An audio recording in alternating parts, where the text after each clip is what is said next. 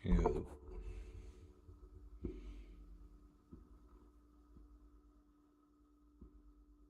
internet, this police officer thought he'd caught her red-handed.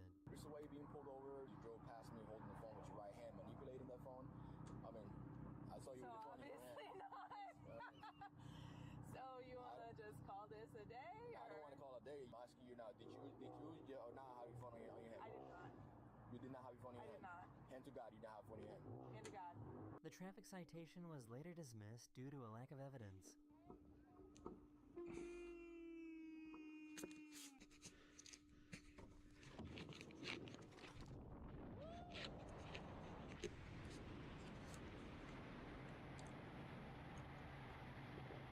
They found a stowaway in their kayak.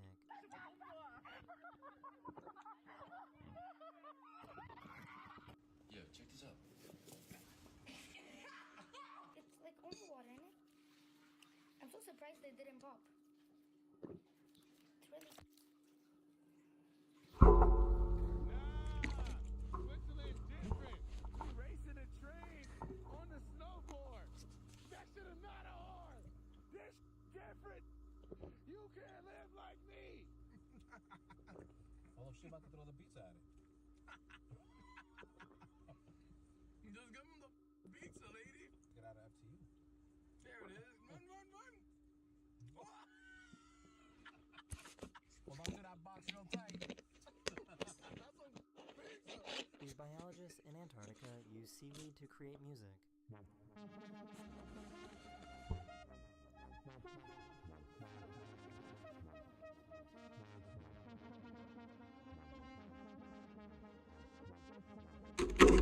Cat. Fucking hell, serious?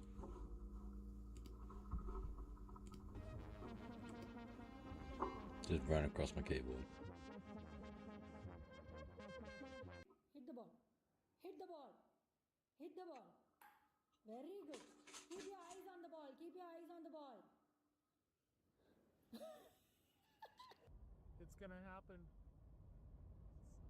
It's gonna happen. It's gonna happen. It's gonna happen. I don't care. This is worth it. It's gonna happen. 6-7, 6-7, 6-7. Oh my God, it's 6-7. This wildlife photographer found herself in a strange situation when these baby elephant seals decided to pile on top of her.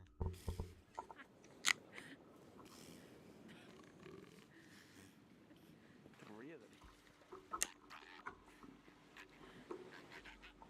My favorite thing about living on my own is that now I can start to work on my cooking skills, and that's why today I decided to prepare 3 toasted dough rounds topped with a tomato puree. Of course, that's going to be finished with a delicately shredded aged dairy, and I'll show you what that looks like. Even the mom followed orders. She made it and she graduated. Echo, you got 2 minutes.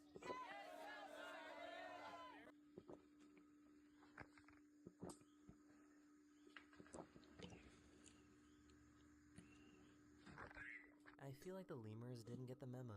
Most important, do not pick up or hold. Okay? Okay, push that door, go through quickly for me.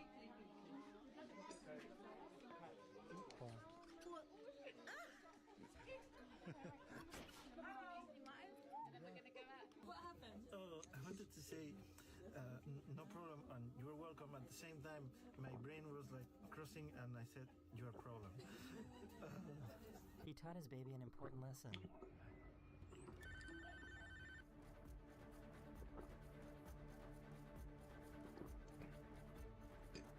Ready?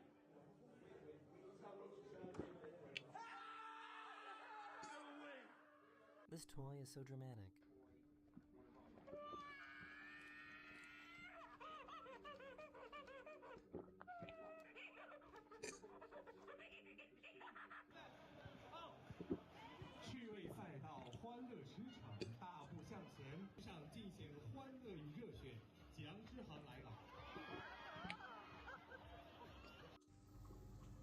I'm looking for directions to Prince Rupert. Hello? That way? Thank you.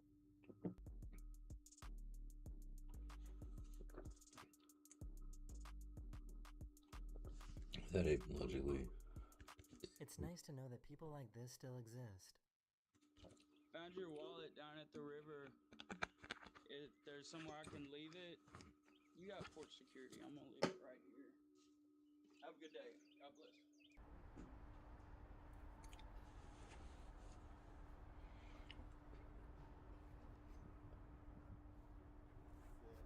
Que isso, hein? Botar duas sacolas nas pernas e ela leva embora. This shark wanted to get a closer look at the camera.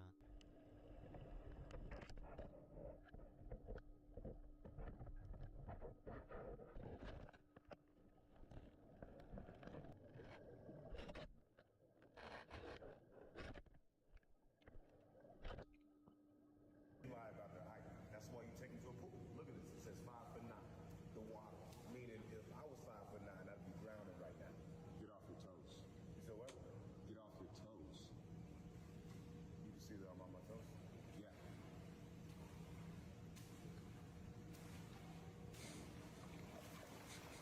So I went to Miami Beach to see an air show and thought it'd be cool to show it to you guys.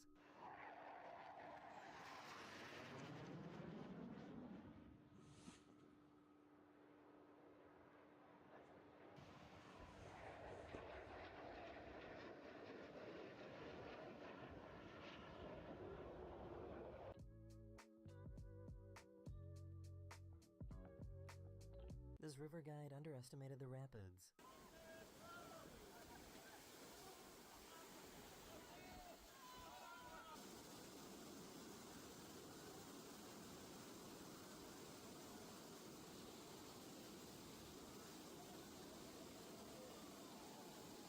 I've never seen one of these videos end well.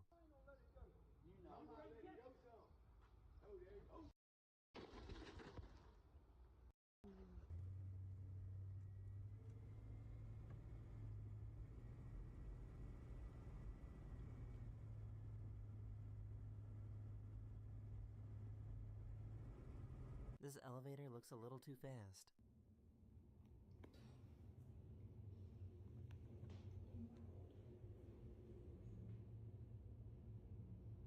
I'm on a run right now, and look what I just found.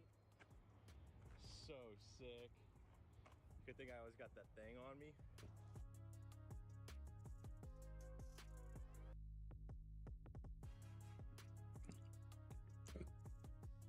Can someone explain to me what this is and where I can buy one?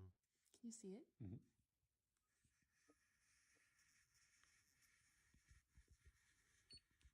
It's invisible when it sprays down. But it comes out so crisp.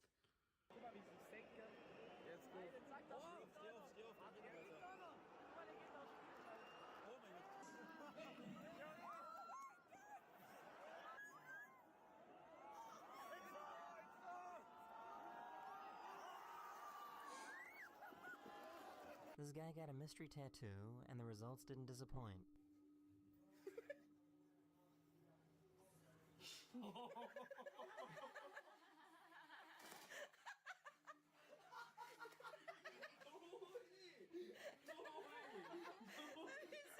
That's so bold.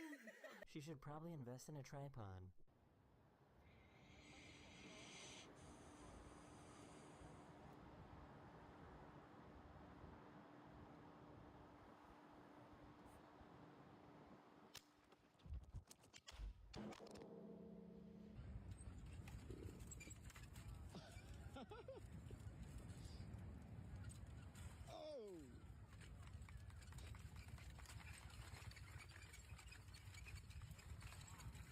If they kept going, would this become a particle accelerator?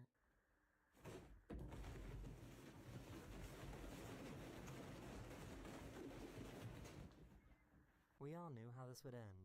You're gonna eat that sauce with your fingers? Okay. Don't get any on your shirt, okay? It's like a brand new... Mm-hmm. These little guys are often called the Pikachu of the sea by divers.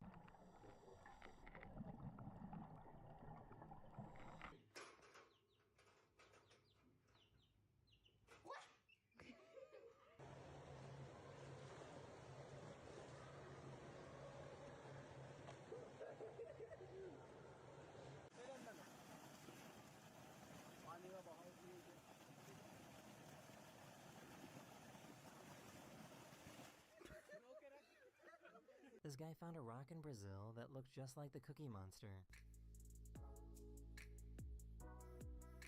What happened? My mom beat the system. Somebody was eating all the Oreos in like 2 days. I mean, they're goated. Like, you can't. This diver managed to capture the moment an octopus buried itself in the sand. Octopuses often hide in the sand to avoid predators and other threats.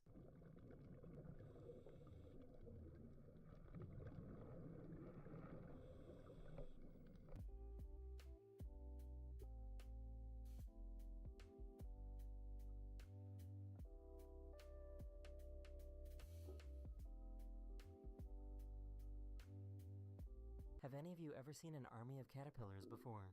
Caterpillars. That's nuts. Oh, wow. Where are they all? Look how slow they're moving. Oh, they're all coming from there. Just got this thing ceramic coated and water don't even stick to it now. Blink and you'll miss it.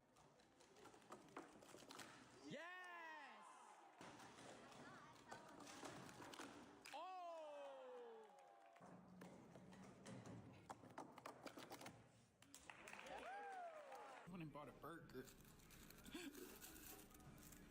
and it keeps...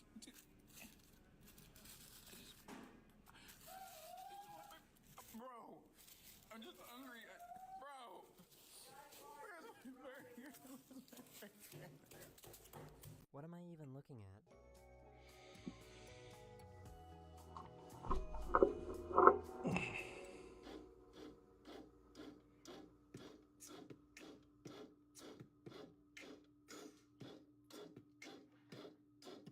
They were trimming this tree when it suddenly started spraying water. But you never seen that before.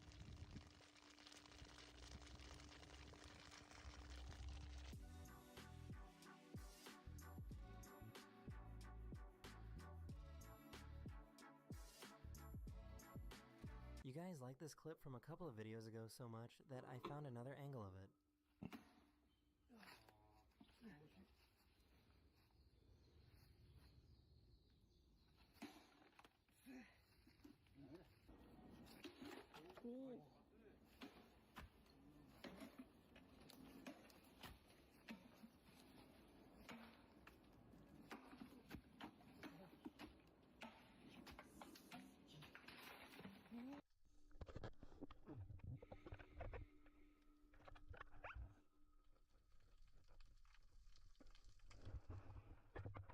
He somehow made a piano using popsicle sticks.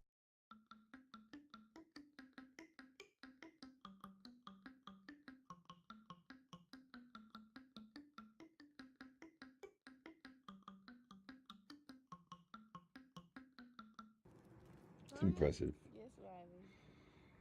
I thought you close your eyes. Okay. Now look. Oh, thank you. This really is the flex he thinks it is.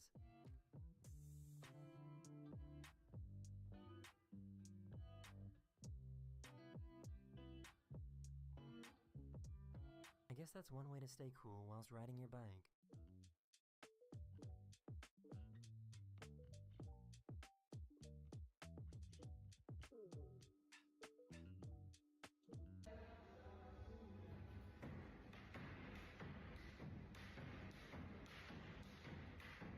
This is taking privacy screens a step too far.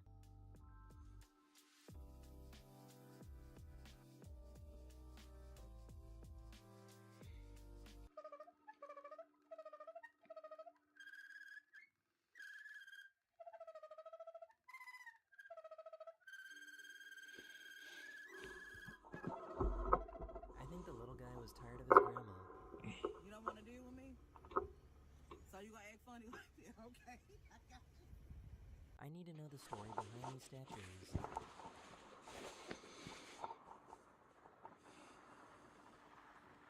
If you like this video, you might like this one as well, where I went through the funniest pet videos from 2025 on my pets channel, and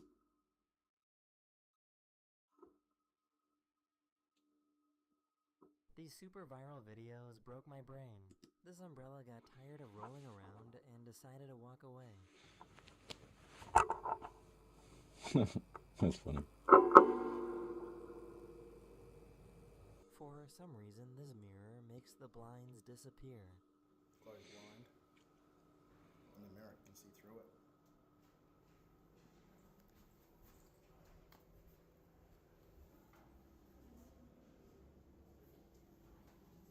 In March 2026, a photographer was trying to get some video footage of a thunderstorm in Texas when a strange green light appeared in the sky.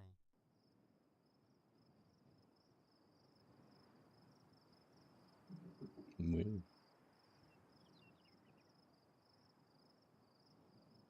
They made a pancake magically appear. ¿Ya le echaste?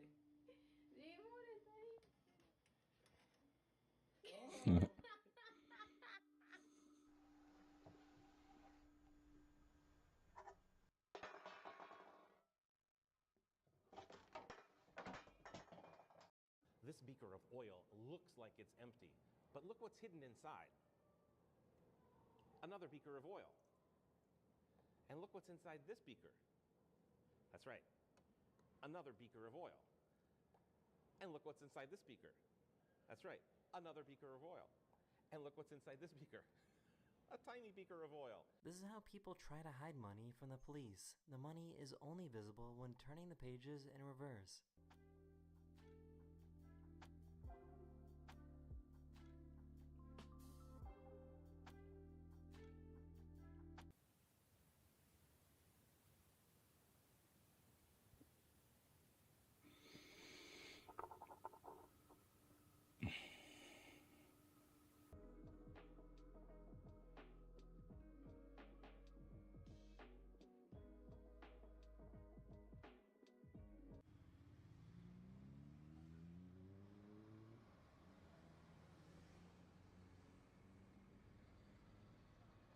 A giant hole opened up on this road, and these people just didn't care. They don't have this blocked off or nothing. Oh, is he gonna go?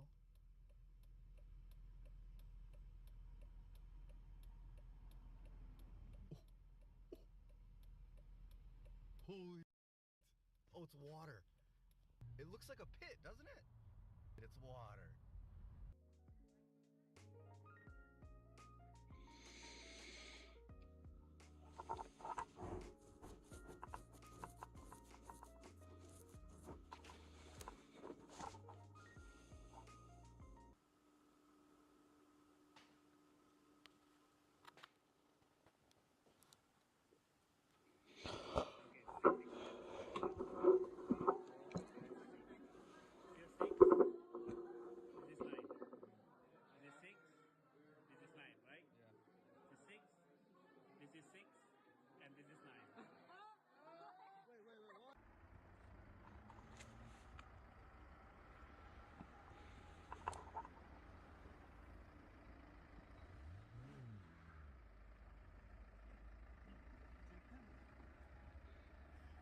This is how you make a perfect circle inside of a bubble.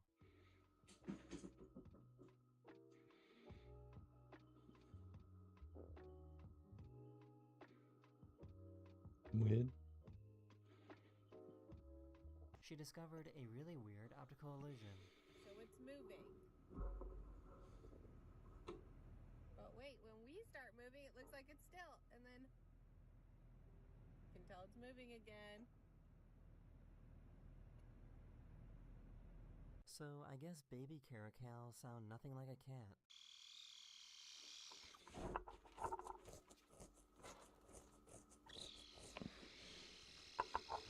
It's cool.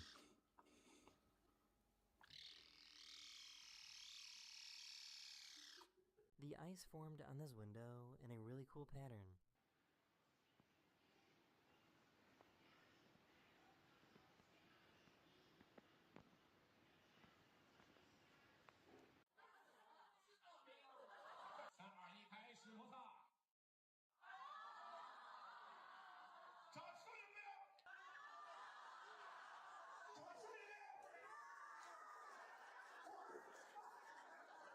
This is one of the craziest magic tricks I have ever seen.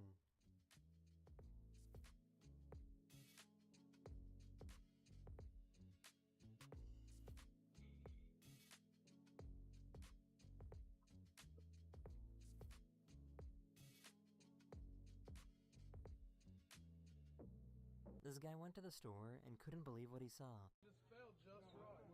Yeah, I've never seen that happen. Just like take a picture, you stand next to it like.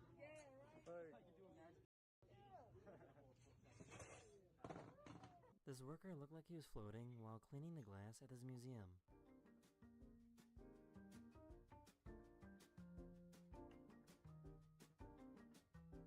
For some reason, the reflection on these plates looks like Sid the Sloth from Ice Age. Doesn't this look like Sid the Sloth from Ice Age?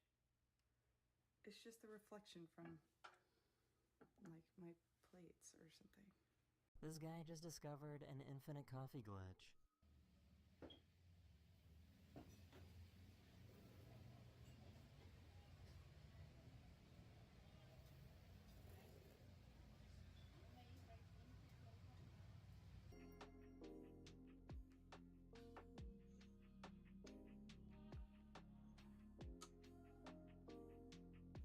It is literally, that's as far as I can go.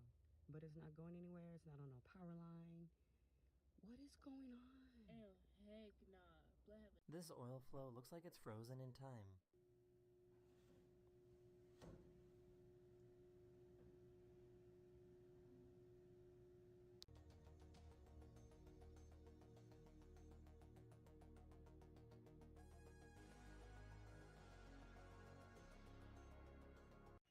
Nothing unusual until you turn your headlights off.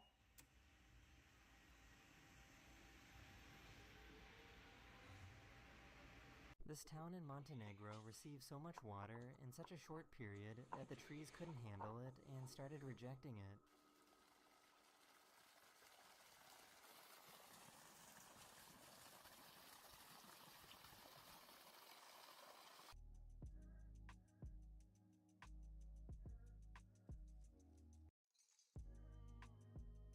This horse is so black that it creates a perfect optical illusion on the snow. You can't tell if the horse is walking towards or away from the camera.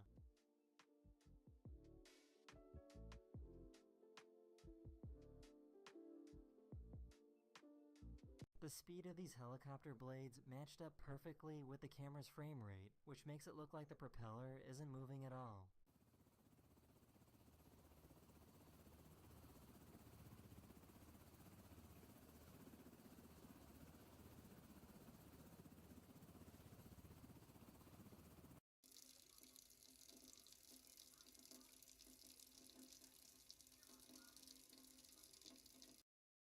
How is something like this even humanly possible?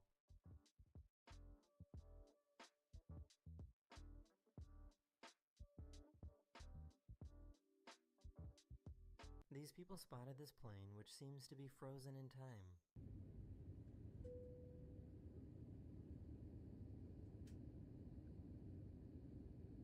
This diver ran into this absolutely massive manta ray.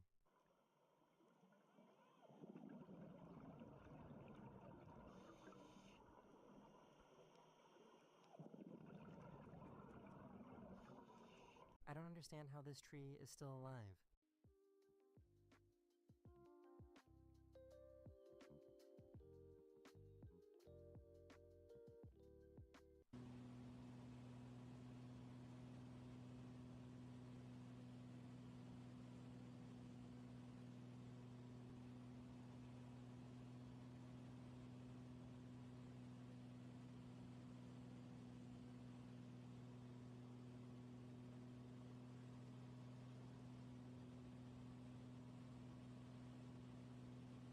There was something wrong with this person's plumbing that caused their faucet to drink water.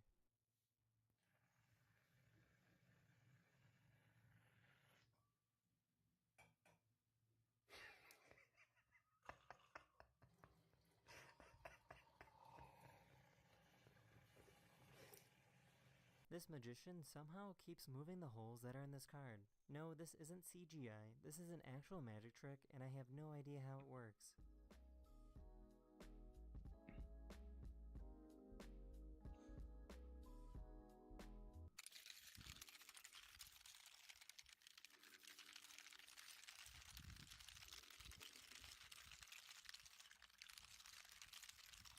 This paperclip is made of a type of metal called nitinol. Nitinol is an alloy consisting of titanium and nickel, and it has the ability to remember its original shape when placed in hot conditions. Well, let's throw it in. Isn't that amazing? It's a paperclip again. Let's put it in there. So apparently moose can run on water.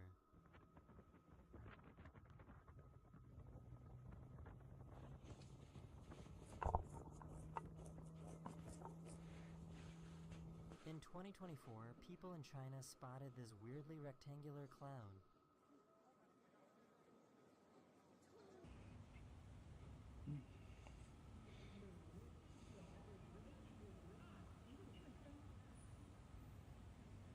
One of my subscribers took compressed air and shoved it into their faucet and found out that it freezes the water.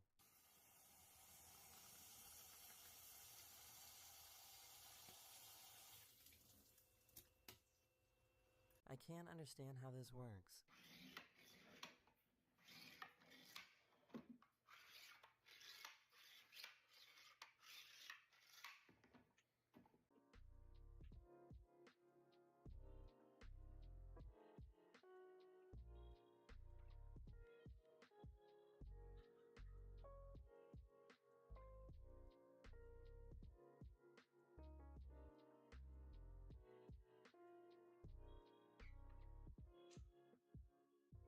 I just found out that armadillos can scream.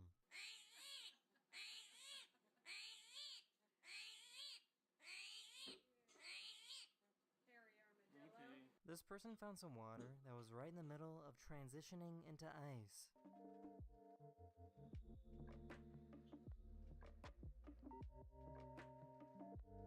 If you swing a magnet at a chunk of copper, it comes to an immediate stop.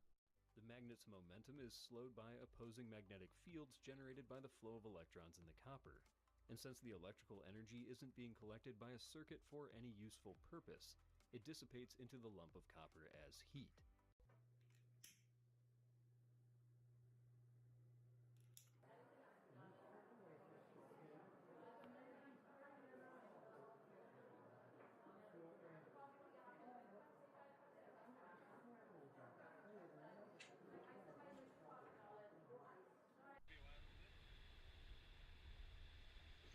I swear I've seen that video multiple times on this first.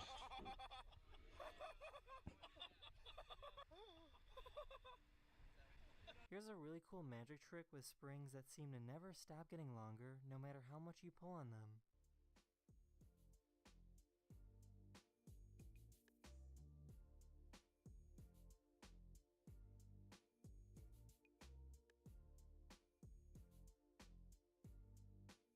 Rock, paper, scissors is actually wrong. Paper can defeat scissors. All it needs to do is spin really, really fast.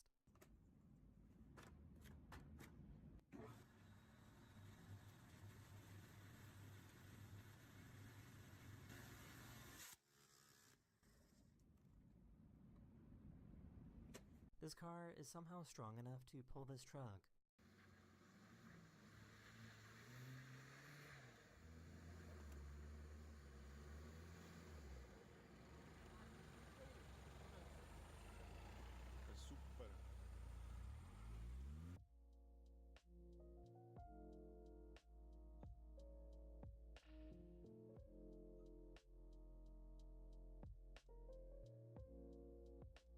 It's pretty crazy how still this water is.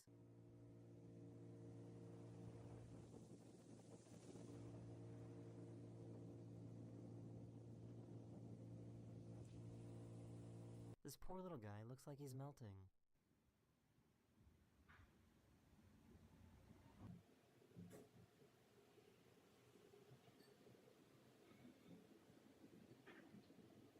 This person found out that they could flash freeze their water bottles.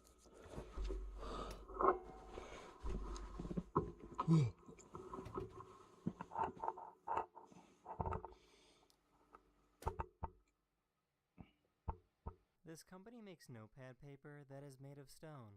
You can pour ink and water on it and it's still usable seconds later.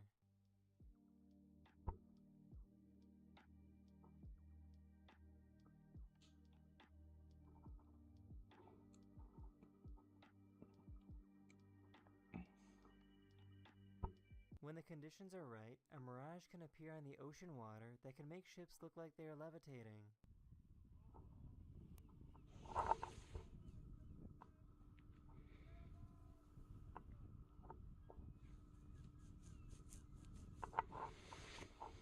So this is really interesting, and I have no explanation for why, but this frog refuses to jump outside of this circle.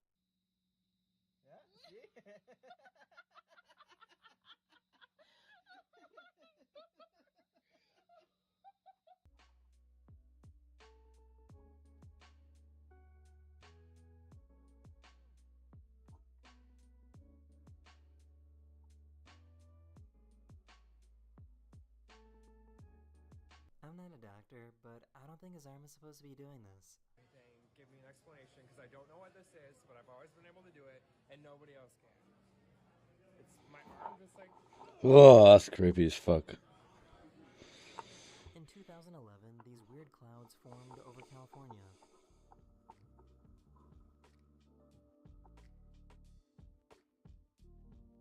This guy turned himself into a real-life cartoon.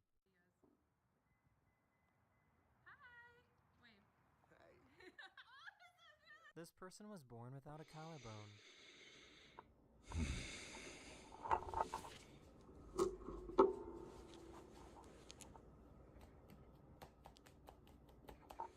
This rock climber has some incredible strength in his fingers. The ledge is only 6 millimeters thick.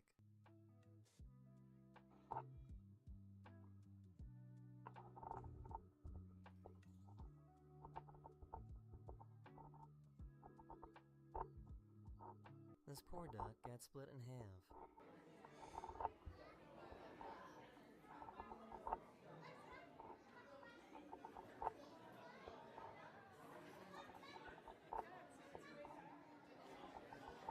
On a bright sunny day in Florida, a random lightning strike hit this tree.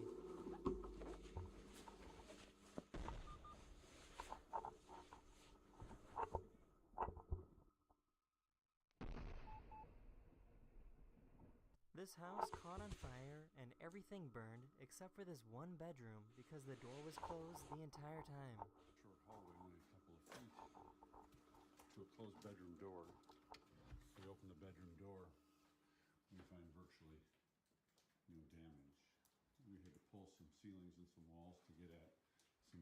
This person designs fidget spinners that present an animation when you spin it.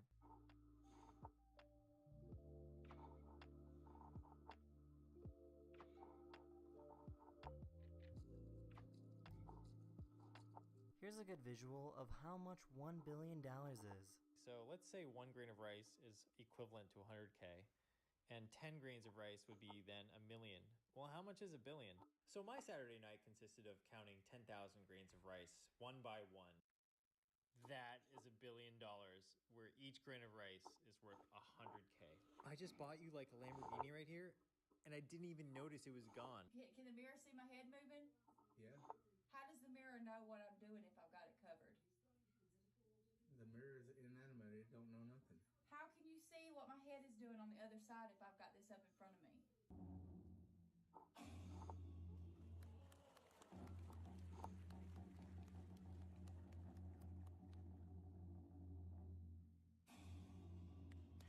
So I was in a museum and saw this really cool optical illusion.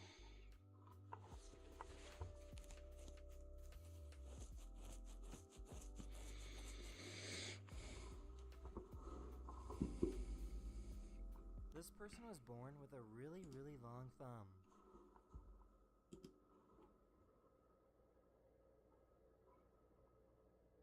I'm gonna make the water disappear, look. Ta-da! Is that impressive? Look. Like that.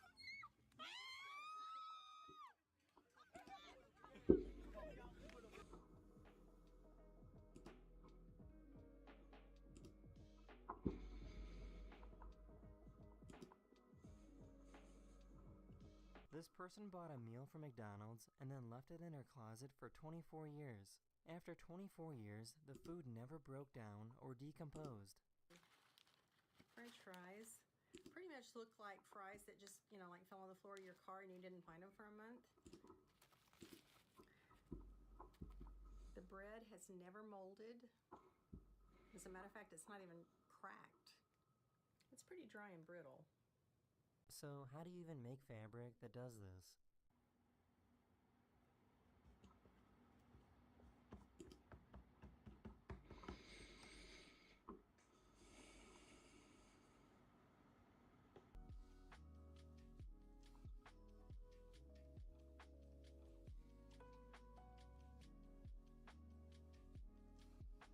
I'm really not sure how this dog is able to balance itself just fine.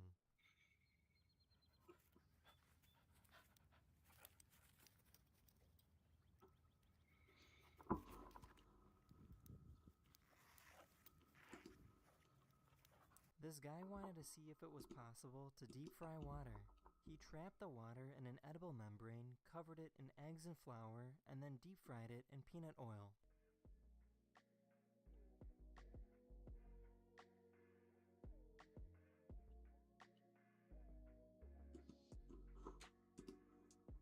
I think you did it. That's not bad. First try. Here we have it. We just deep fried water. This person found this sad-looking crab that somehow lost all of its legs. She has been feeding and taking care of it for the past couple days. In a few That is weeks, pretty the sad. crab will make a full recovery and its legs will grow back. Oh, that's good. I'd be really sad about that. Like, it is like pretty depressing, but This guy was sitting at the base of the St. Louis Arch, hats off to and him. it looked really trippy. Fucking scary, weird. These are called eutherites. They look like regular boring until they're placed underneath an ultraviolet light. Quite a few different flavors. White light back on. And take the UV away.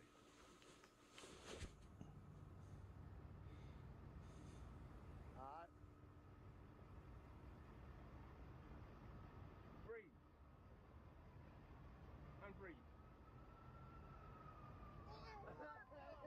So I've watched this video like 17 times, and I can't figure out where this other woman came from.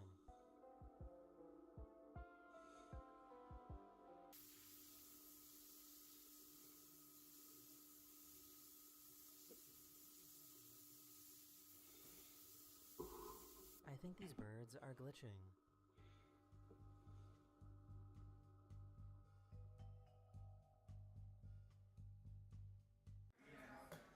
Ready? Ready. Look at that.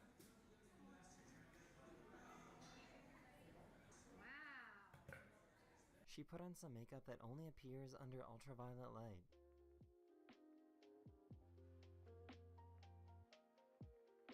Weird. This is called a hydrolamp, and it uses a cool light effect to make it look like water is traveling upwards.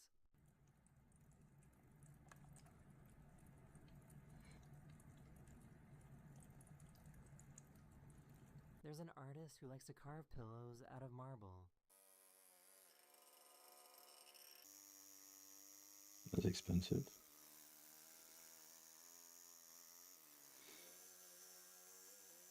Imagine you put it on a bed and someone like quickly gets down and just smashes that on it. Только что инфаркт случился, я подумал, что в тачке горит.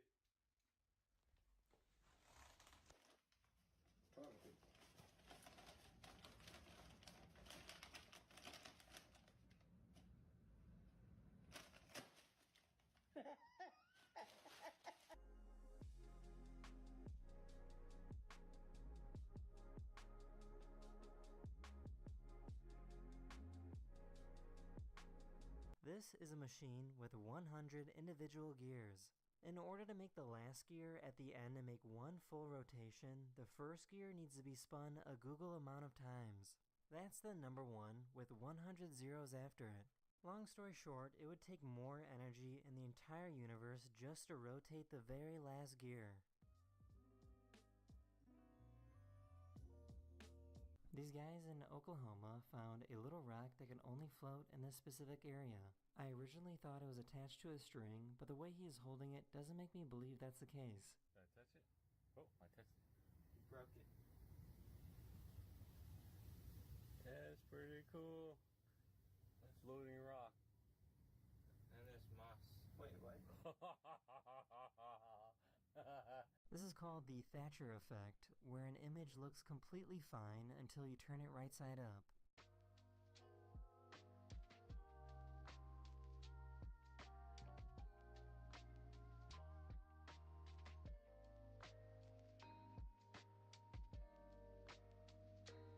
There's a neighborhood in Texas with some interesting street names. You have Same Way, which connects to Right Way. You have Right Way, which connects to My Way.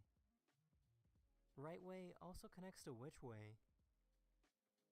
Straight Way also connects to Right Way. And then you have This Way that's connected to That Way. That is the end of this video. I really hope you enjoyed, and I'll see you guys again. Good day. The state of play is today. When did you watch that together? We could. What's the state of play?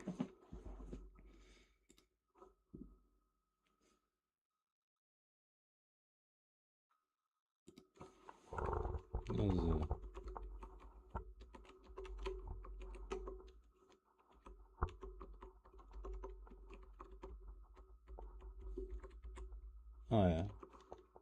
What is that on?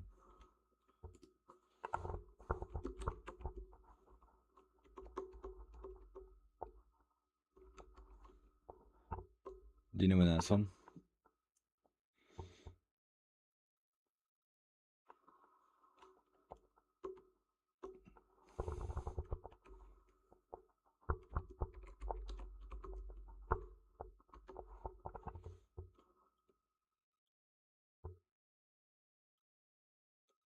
Or is it like already happened?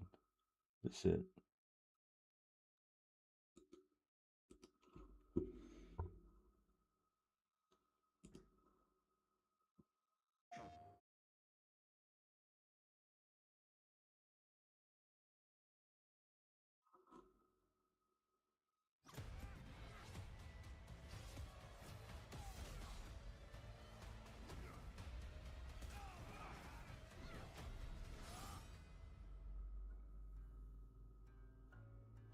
I'm Marcus Smith, Creative Director for Marvel's Wolverine. Today, we're excited to debut a new look at the game. To set the stage, Still want to watch it since it's not live, or? A group of kidnapped mutants before they're shipped off to parts unknown by I don't mind watching it. mercenaries known as the Reapers. However, I get it though. Sometimes people only want to watch stuff if it's live compared to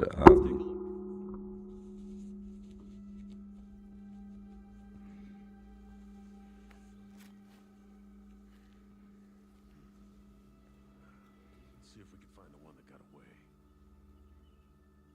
Redhead. Might be our only lead.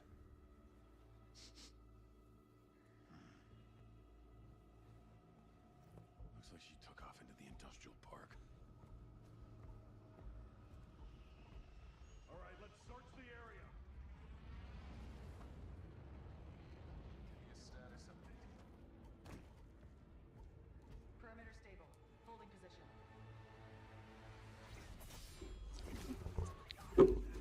I feel like chilling out for a little bit, so.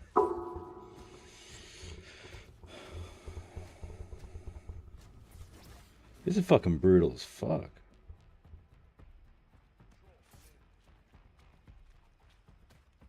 No answer. Stay sharp. I don't like this. Should do another sweep. It's too quiet.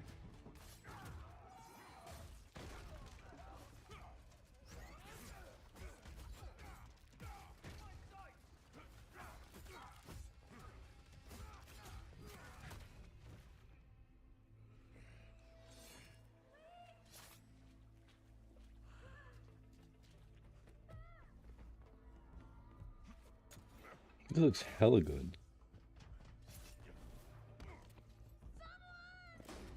Shut it, freak.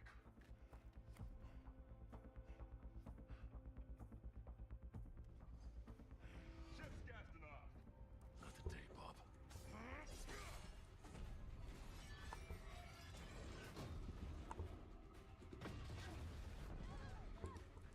The hell?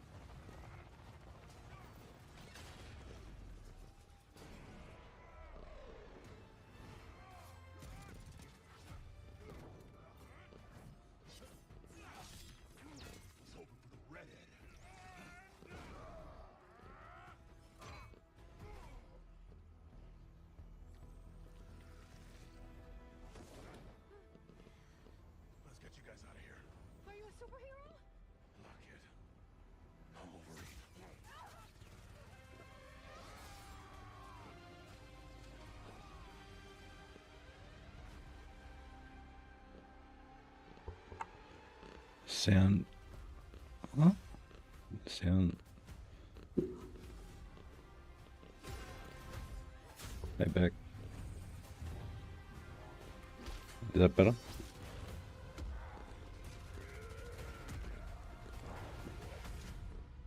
Some folks can't wait to die.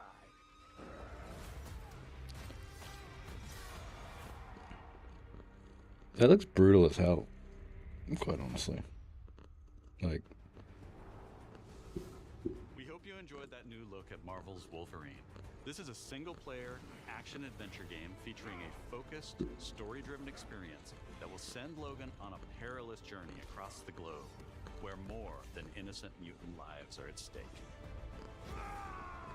In this game, mutants live in hiding, fearful of those who would hunt them down, while most of the world doesn't even know they exist. As you saw, you'll encounter iconic Marvel characters like Jean Grey, Mystique, and Sabretooth. Some folks can't wait to die. We also showed you a glimpse of the brutal combat you'll experience in Marvel's Wolverine. It's fast, fluid, and visceral in the way that only Logan can deliver. Marvel's Wolverine is built to take full advantage of the My PlayStation cat's 5 going into the consoles, mic. and we cannot wait for you to get your hands on it when it launches September 15th, 2026. We're also happy to announce that you can pre-order your copy today at the end of the show in select markets. Check out PlayStation Blog for more information. On behalf of everyone at Insomniac Games, thank you. We'll see you next time.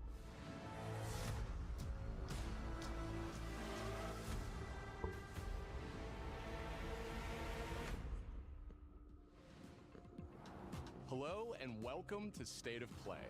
I wanted to start by thanking Marcus and the whole team at Insomniac for that extended look. I don't now. We've got a ton more to share. I lent it to someone and they broke it. But that was an older version. And third-party studios from around the globe.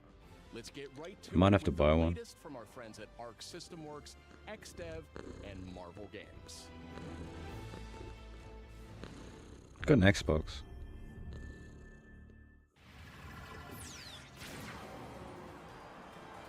Prepare to face the supreme master of the pugilistic art, the Duke of Get Your Dukes Up, Mr. Actions are worth more than any word. And the greatest action is to fight. You have defeated so many. You've defeated whole worlds. But you've never fought Doom. Let me show you why you should kneel. Think you're a genius, Doom? Your works are mere trinkets. My genius is endless. And now my turn. You made promises, Doom, and those promises shall be kept. This violence will solve nothing, Eric. My dearest Aurora, mutant kind shall rise, and I will be the one to lead the way. You'd be talking USD, wouldn't you? Probably like 600 AUD.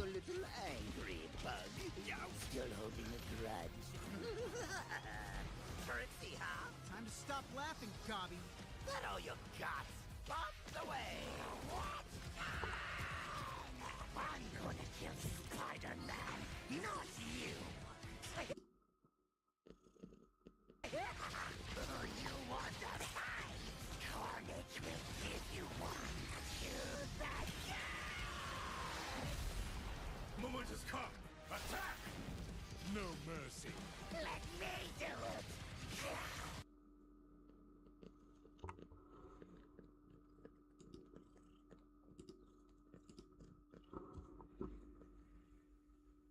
I'll slice you up. Don't be greedy. He's mine. Knights of Doom, destroy them! Feel my wrath! The end is near.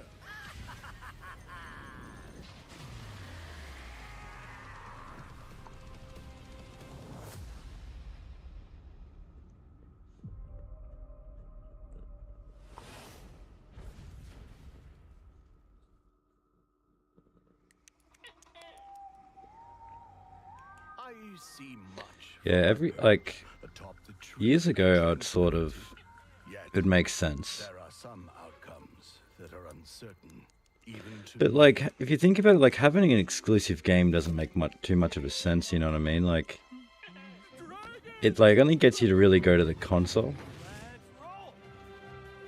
But as like a game developer,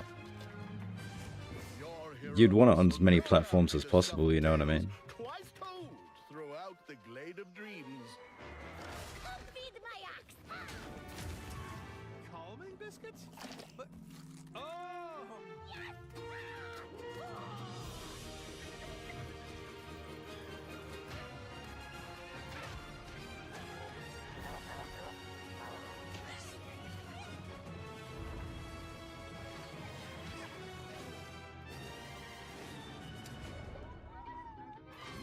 Have you seen that Follow me, brave heroes.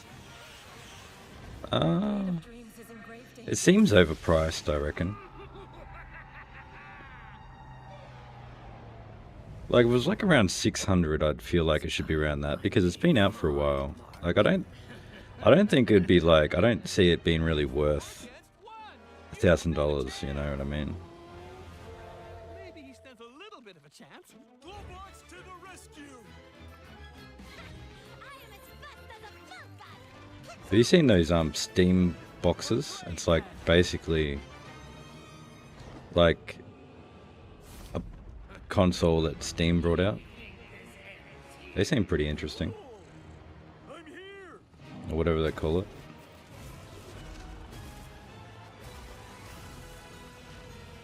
Are you ready for our game, Rayman?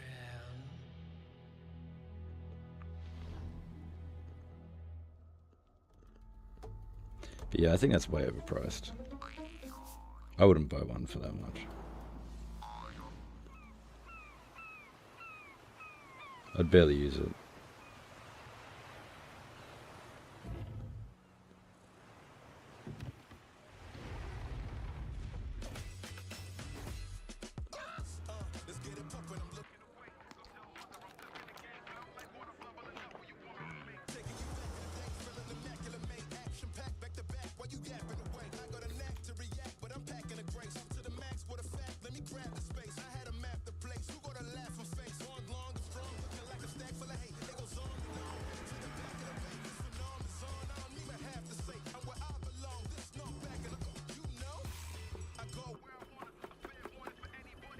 Say. You can't stop me and get Slumpy the bear on them. They try to put me for mad, look at the tears on them. Mishpat. Yeah, so incredible. When you're this good, go let them know. Yeah, so incredible. When you're this good, go let them know. They ain't never hear a man like this. They ain't never seen a man like this. Go let them know. They ain't never hear a man like this. They ain't never seen a man like this. Go let them know.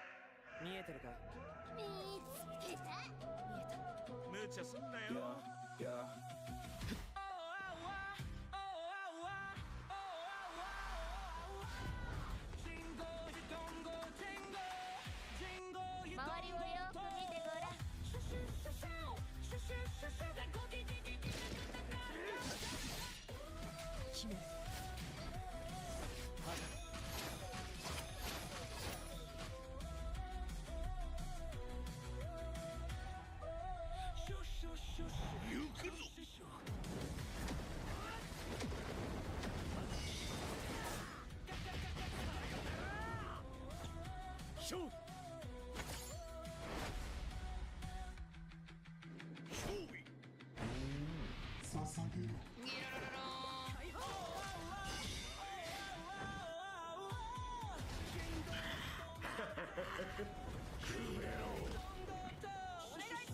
Like, I don't see much point of really buying a console unless you're specifically gonna buy it for a game, but even still, like, how much are you gonna play?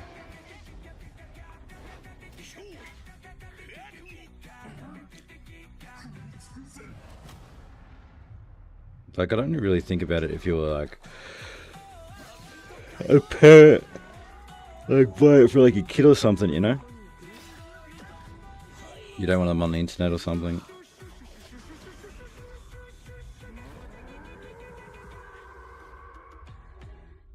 That shit's expensive.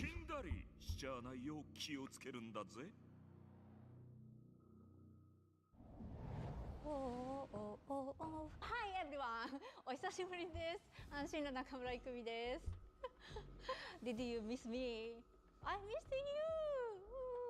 と言っても多分私のことを知らないし忘れてる人もいるかもしれないんですけど、そうだな、見てねお姉さんです。今日皆さんにお届けしたのは妖怪ハンターアクションゲーム煙です。舞台は煙シティ。この世とあの世が混ざってるカオスな街をアジアをベースにいろんなカルチャーが入り混じってます。煙あるところに妖怪ありという言葉がありまして、それを妖怪ハンターが見つけ出します。そこで使うのが妖怪ハンターだけが使えるフォックスウィンドウ、狐の窓です。この窓を介してパラノーマル現象や妖怪を見つけ出して、で可視化してそこに妖怪をハントする。しかし妖怪をただただ集めるわけではありません。私たちのゲームでは妖怪と契約をしなければなりません。頂上をまとい未知を狩る、あなた自身に憑依してもらいます。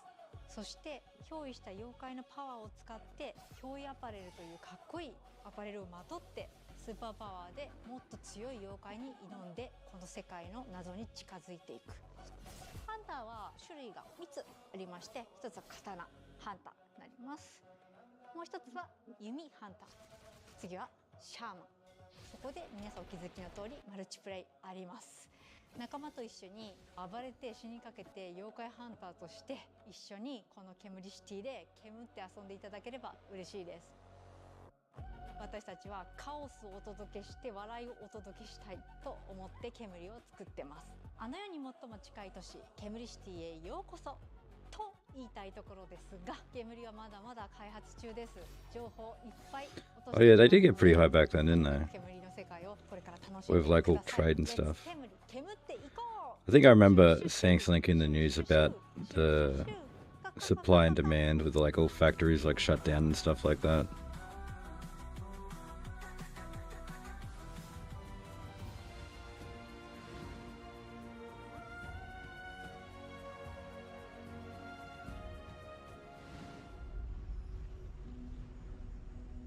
Been halfway across the continent looking for you. Hard woman to track down.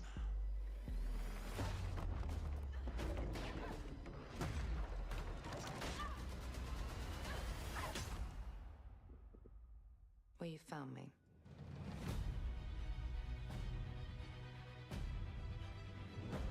Ms. Croft, I hear when it comes to retrieval, you're the one to hire. This isn't about glory or money or making the world a better place. This is a puzzle, buried in centuries of silence. You don't strike me as someone who walks past a locked door without wondering what's behind it. There's a reason I can only trust you with this. Triangle tits.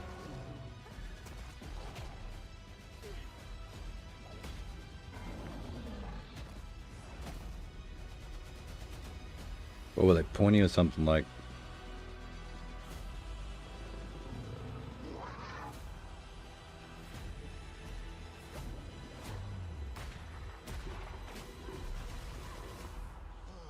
Gotta say, captured your good side.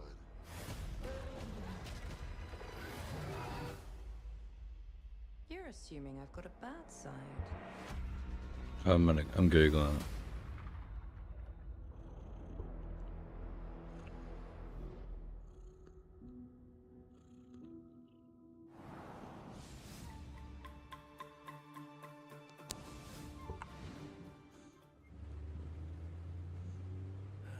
So, what was your favourite from today?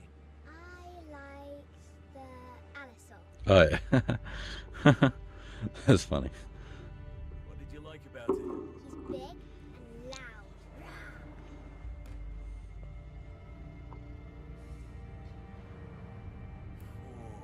I think my favourite. It's almost like these joke about Usually the nipples are pointy, you know what I mean? But oh. Oh.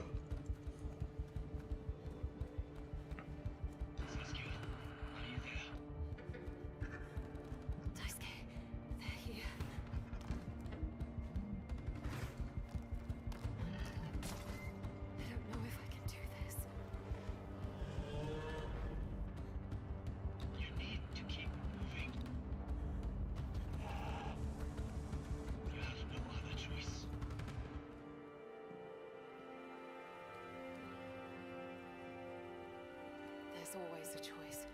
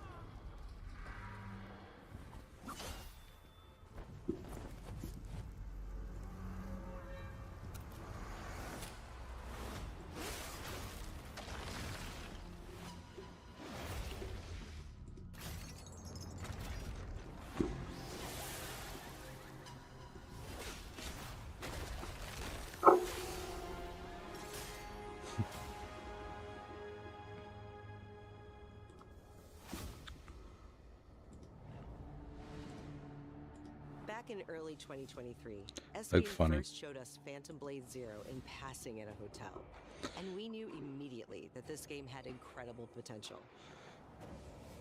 Look forward to more details in a gameplay and story deep dive coming later this summer.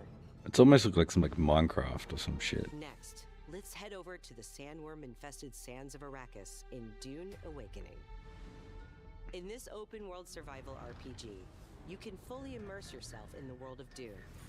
Unravel a Is this the same as that other filled Dune with game? mystery and intrigue, featuring many of the characters from the books and movies. Find the Fremen, wake the Or is this a different Dune game?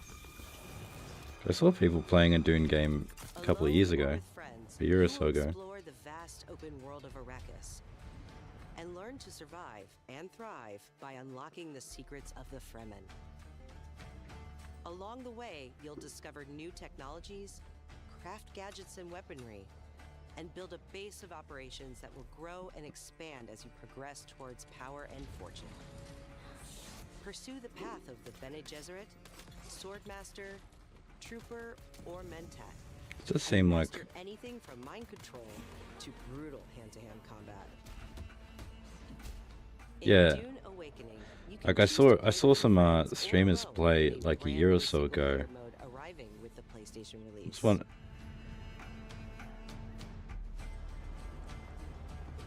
didn't seem too bad. Like that's playing with friends. Dune Awakening arrives on PS5 on September 22nd. Pre-orders start today.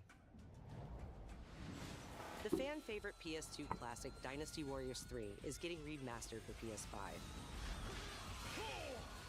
Dynasty Warriors 3 Complete Edition Remastered is a modern revival of the 2001 game that established I played a bit about this. Yeah. Players can Same. become one of over 40 officers and experience intense 1 versus 1,000 skirmishes across vast battlefields. And joining the battle is Zilwan, the protagonist from Dynasty Warriors Origins.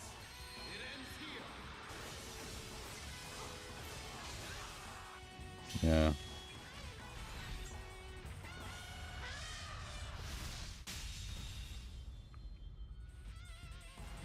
Dynasty Warriors 3 Complete Edition Remastered launches later this year. Pre-orders start today. From the award-winning studio behind the Ori series comes a bold new vision for action RPGs. No Rest for the Wicked is a brutal Souls-like built around skill, consequence, and precision combat. Step into a living hand-painted world you can explore alone or share with friends in your own persistent Hmm. realm.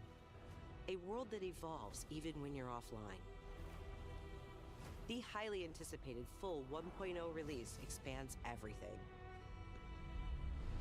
A massive world, a deep class and progression system, and hundreds of hours of content, including endgame, all with full crossplay and cross-save. No Rest for the Wicked launches on PS5 this October and is available to wishlist now. Up next, let's check in with Capcom for an update on Onimusha: Way of the Sword. And with my mic. Doesn't matter. At least isn't far from an Oni, you know. You do well to follow his example. I thought you'd see the appeal, Musashi.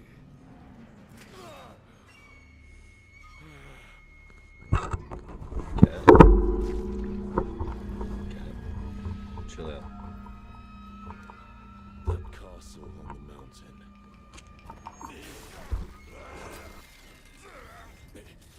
Musashi, I sense Genma. Prepare yourself. No ordinary Genma can move like that. I doubt this area was designed to welcome visitors. The castle's owner must be terribly cautious. I am Suten Tochi. Miyamoto Musashi. The fool who seeks strength yet rejects the power of the Oni. You shame yourself, child. Witness my might! If you live by the sword, fighting is everything. So you've lost. Will you swap the sword for a trowel? Like hell I will. No? What then? Are you going to start taking human souls? If human souls are what it takes. Musashi, if that's the path he walks, I will follow.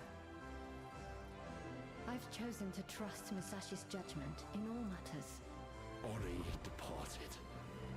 Give me every ounce of power that you have. In return. Then get going, Onimusha.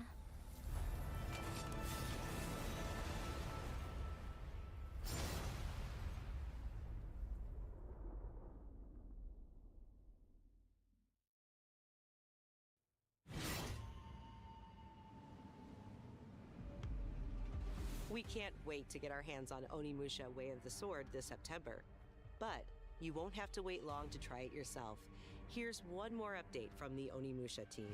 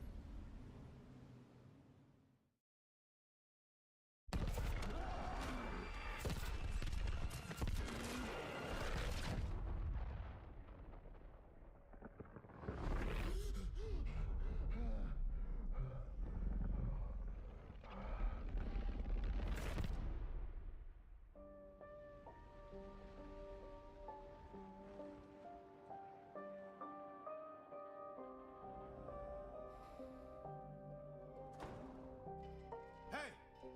Who's there? Simon, are you there?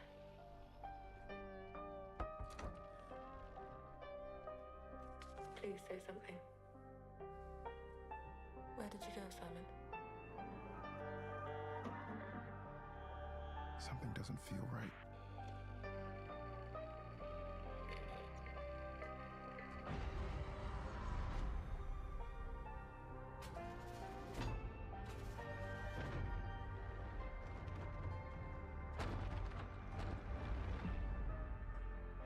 Zoe? I'm sorry, Sorry? What are you doing here?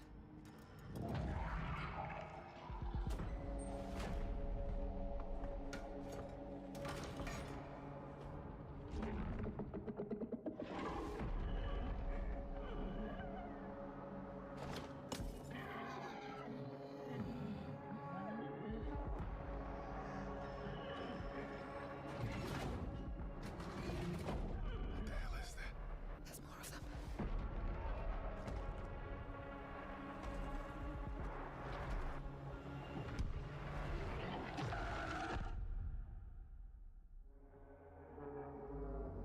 I'm so sorry.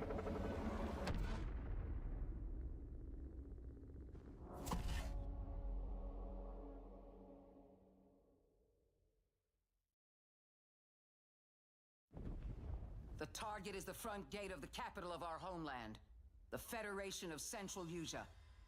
We will storm from the sea and take the capital back from our enemy. So you're the next one? The one whose rear we'll have to cover? The people left behind back on the continent need something to hold on to. Some sort of symbol that inspires hope. We will be in visual range of the land battleship soon.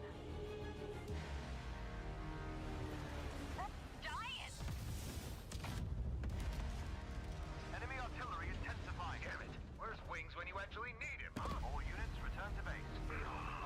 Where are you going, Copter? Cover Tasha, Rex. That's where the Wings of Thief comes in. The legendary savior. Dee Dee wants the legendary savior to get as much publicity as possible. The more exposure, the better. Cannons firing. We're gonna be wiped out. All aircraft, pull out. Sorry, Rex. You stay put, Joker One. Above you flies the Wings of Thieves. No harm will come to you. Hands to the sky, everyone. Hope is within reach. The Terminus fingers. What, the imposter? Sharing information isn't always about telling people the truth. Hope's all we can offer, right, Joker One? It's an ambush. Shadows. Just as planned. We dangled the bait and Wings took it. We'll find out soon enough. Would you please? Green flight, defensive maneuver. We've got a leak. Is it time to run, Ray? Hang on. Joker One, down's an enemy. You never ran away, did you? Here we go, Rex. Come on, Ray. Let's go, Rex. These skies belong to you, Rex. Go take what's yours.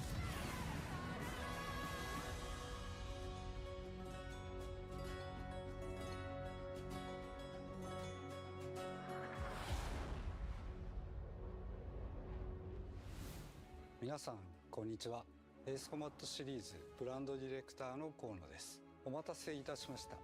エースコンバット8ウィングスオブシーブの発売日は2026年10月2日、アーリーアクセスは9月29日になります。今回の映像では皆さんがエースコンバット8で直面する出来事を一つ一つのカットに意味を持たせて約2分にギュッと詰め込んでいます。自由自在に空を飛び、ドッグファイトの興奮を味わいながらドラマティックな英雄体験ができる。他にはないエースコンバットだけの空はもうすぐそこに広がっています。加えてもう一つお伝えしたいことがあります。こちらの映像をご覧ください。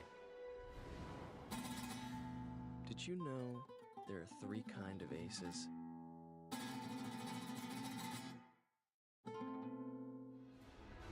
今回エースコンバット8ウィングスオブシーブにはダウンロード版はプレイオーダー特典として、パッケージ版には早期購入特典としてエースコンバット0ザ・ベルカンウォーの移植版がつくことになりました。ぜひ8と世界を同じくするストレンジリアルの世界をもっと深く楽しんでください。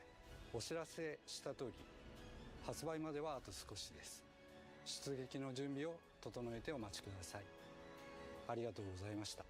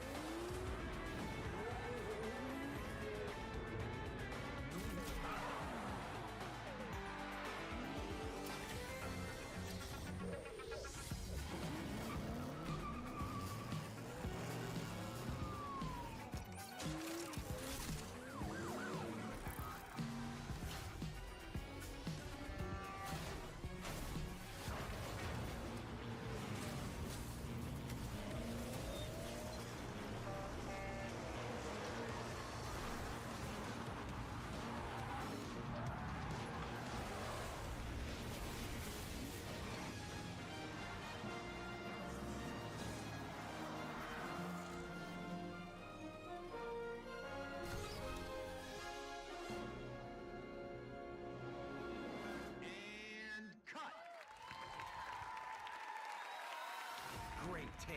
Think we got it. Yep, roll playback.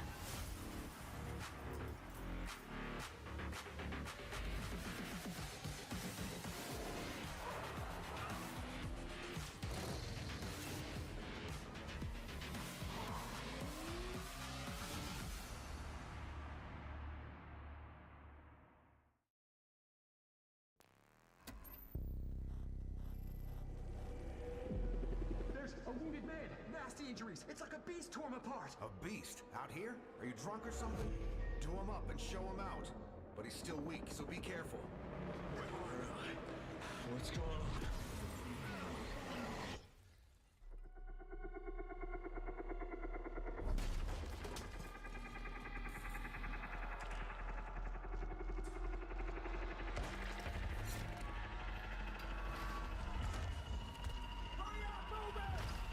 Save your ammo.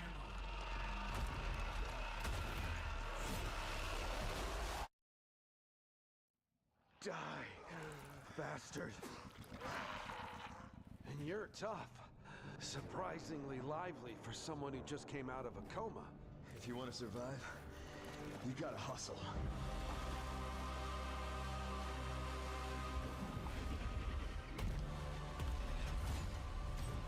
You fell from the moon?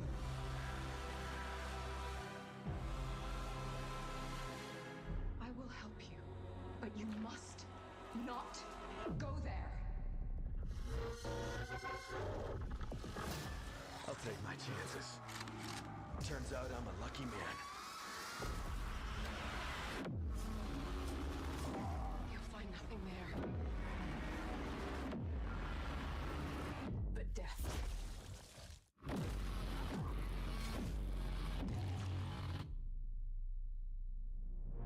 Well, good luck. Keep quiet in there.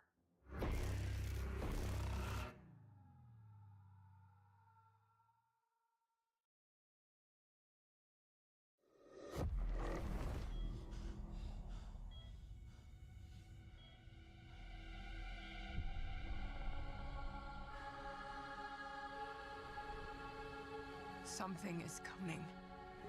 I have to go. It felt like an earthquake. But it was just a paperclip falling off a desk.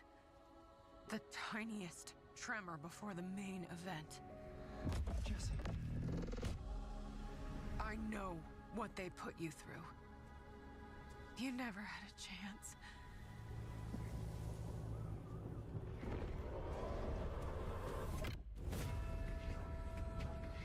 2 days before the lockdown fell, an uncategorized resonance appeared in Manhattan. As things stand right now, Dylan, you're our only shot at survival.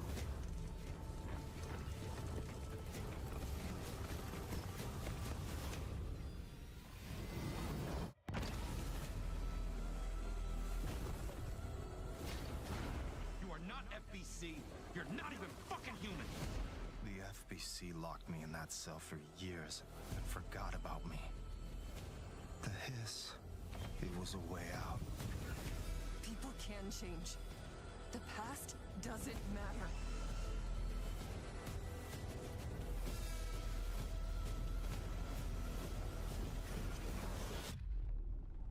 Who are you today?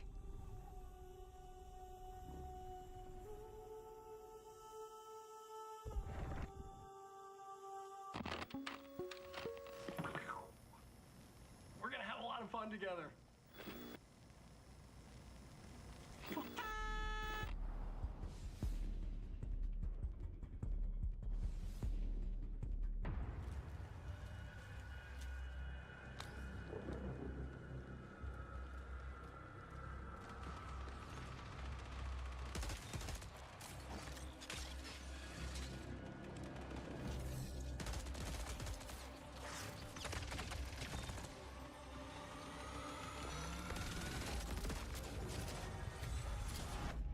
Darkness. For those without eyes to see. The canvas, blank and vast. Secrets buried in shadow. The graves.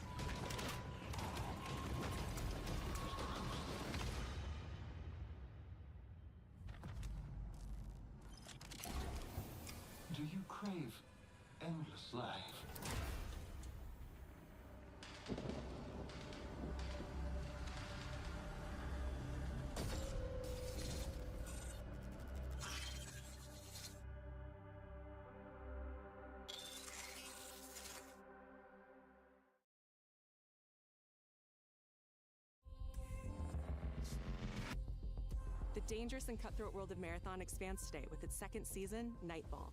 And if you haven't checked out Marathon yet, Bungie announced an open trial period for the launch of Season 2. You'll also be able to pick up Marathon at a discount. Now, let's take a look at what's coming soon to PlayStation Plus. Up first, a beloved fantasy world is finally coming to PlayStation for the first time. RuneScape Dragon Wilds is an open-world survival game where you rise from survivor to dragon slayer.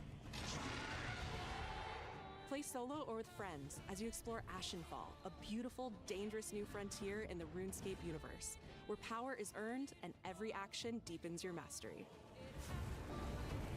With magic at your command, cross deadly terrain, mass forage in seconds, uncover hidden paths, and outmatch brutal monsters. Craft stronger gear, master magic, melee, and ranged combat, and push deeper into uncharted regions of Gielinor. Build a home together, farm the land, and fish the waters. Make it yours. RuneScape Dragon Wilds arrives day one on PlayStation Plus later this year.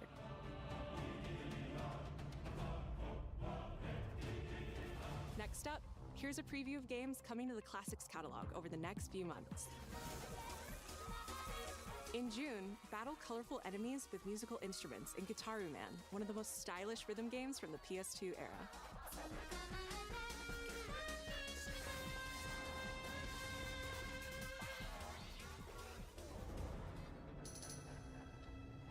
In July, PsyOps: The Mindgate Conspiracy joins the Classics catalog. This PS2 action-adventure mixes run-and-gun gameplay with psychic powers.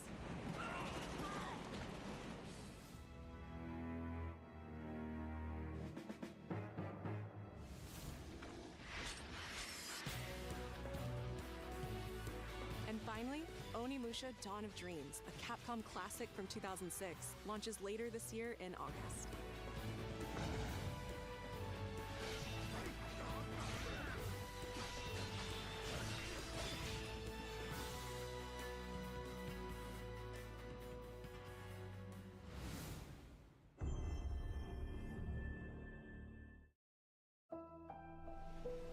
Akashima Island, haunted by dark stories. Our goal, confront the evil corrupting paradise. This is Dead True International. Thanks. Come on, let's get a photo together.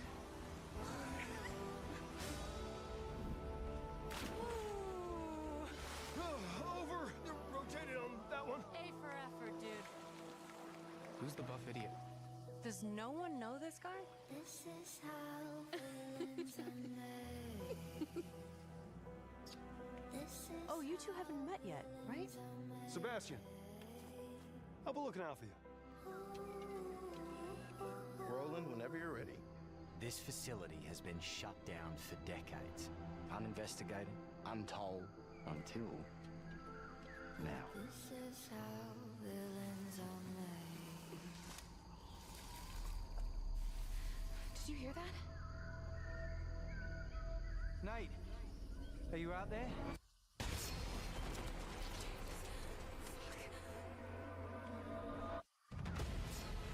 We gotta go. Right! I have a bad feeling. Let's get rid of it. Grip it tight. No! He's coming! Through there! Take a deep breath. Fuck! Which way? Steady the mind. We're gonna have to jump! There's rocks down there! Go! Go!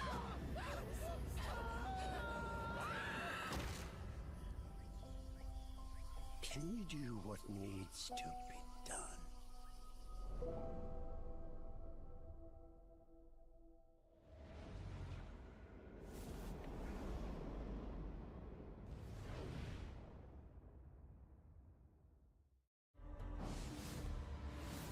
Hi, I'm Stu Tilley, Creative Director at Firesprite Games, and I hope you enjoyed the first look at our brand new installment of Until Dawn. In Until Dawn 2, a successful crew of ghost hunters who fake all their best content come face to face with real horrors for the very first time. Whenever you're ready. Having just signed a deal with a major TV network, they visit an abandoned tropical island. But beneath that beautiful surface lies dreadful, heartbreaking secrets, centuries old and hungry for vengeance. We're looking forward to sharing more details about this very soon, ahead of release in 2027. Thank you.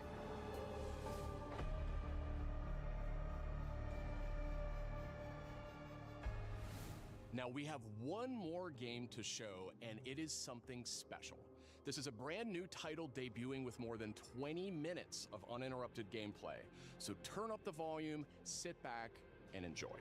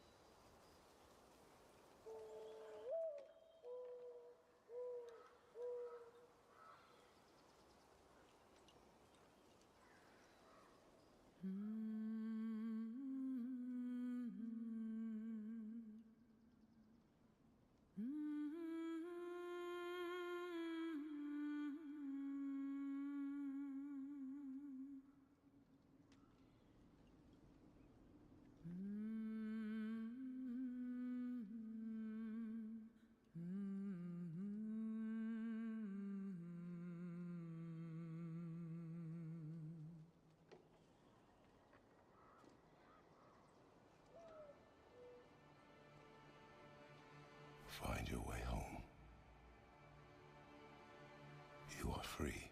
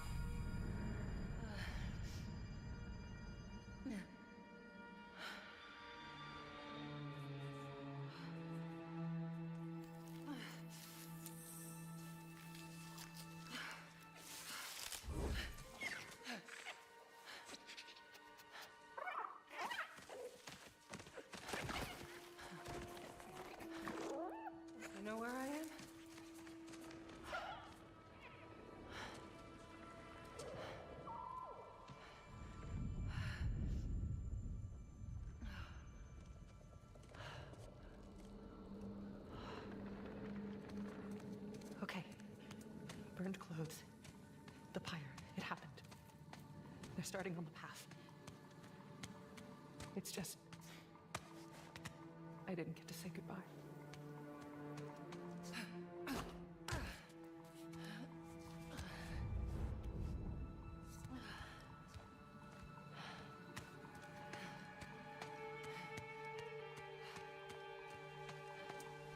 This definitely isn't the light of Alfheim.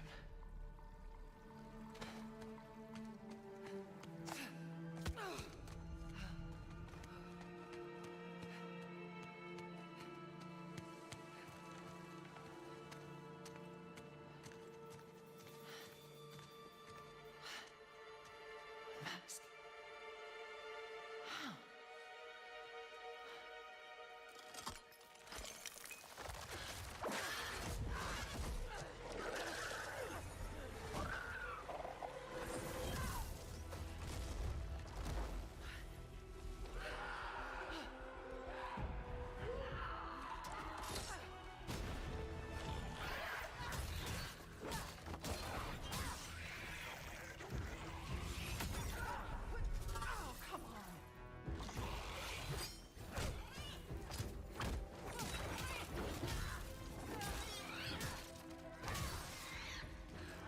Shouldn't have been that difficult.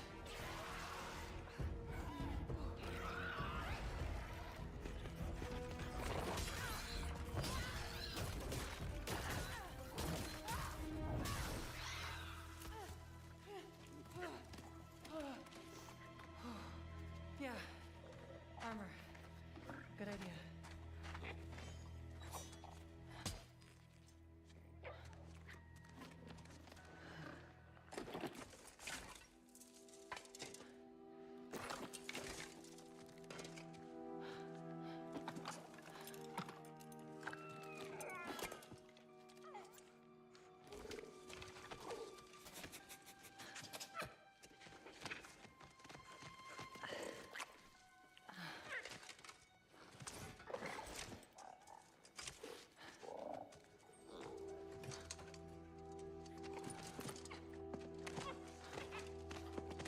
Now, how about a way out?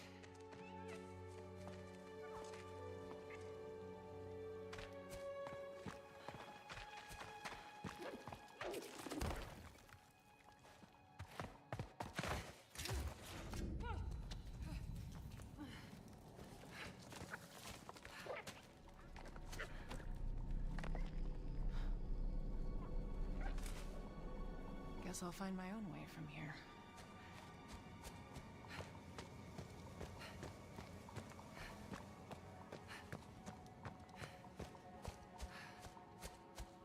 Mask. No, it can't be. It's not possible.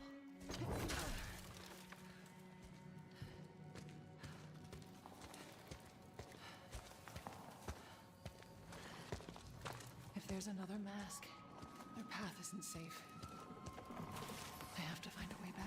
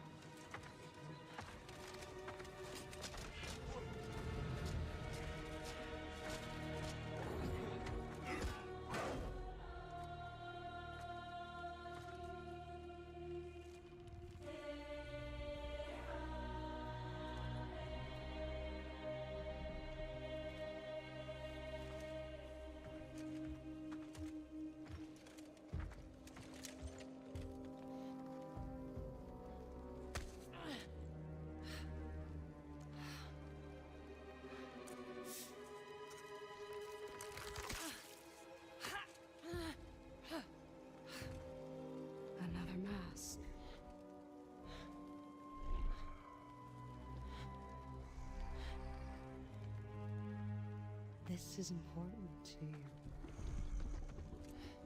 I wonder,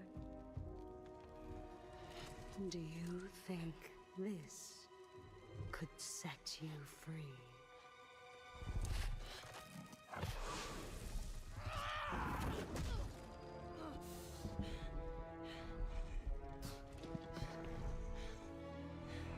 You touch me again, and I swear, I will kill you.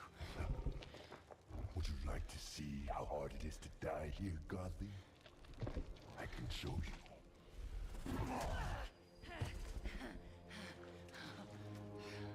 You can't keep me here. The gateway is closed. There is no escape.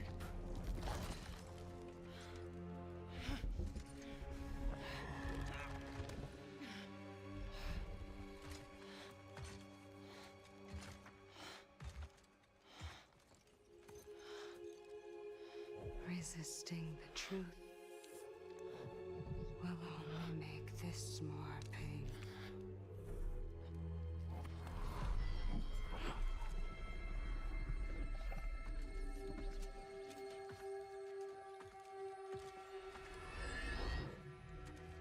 Segment. No, Betsy. I will handle that problem. You deal with our new pet.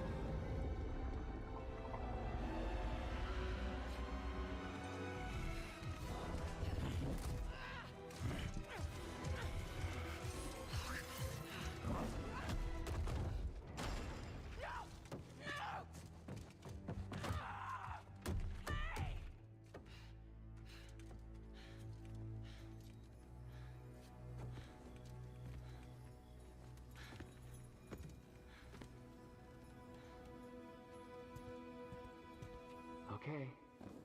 I think they're gone. Just be careful. Fresh air. Oh, you're different. You're a cube. Talking. You know what? It doesn't matter. How do we get out of here? Yeah, we've tried. There's no way out. And you're a talking sword. I'm not the sword. I'm the ribbons, obviously. And my name is Rue. The cube is Frank. I'm Faye. There has to be a way out of here. A way out? But you're not even all here. Of course I'm not here. I'm dead. You have to be dead to come through the gateway. It's like you're holding something back. This isn't working.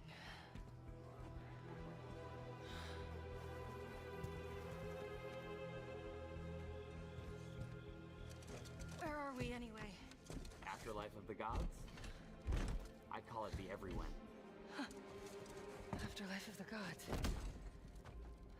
Great. So, what's the plan, boss? Not your boss, Frank. That cask. That's why you're trapped. Yeah. Wait, you made that big explosion happen, right? Could you do that again? My magic, it's wrong here. I feel wrong here. You want out, right? I think we all want that. We definitely do. Faye, you need to accept it. All of it. You're dead. How? How do I accept that? Simple. Focus. You're here. Be here.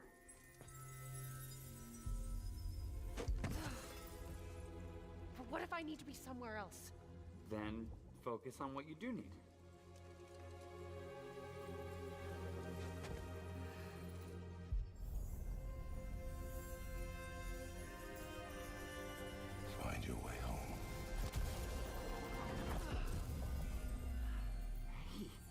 That's it?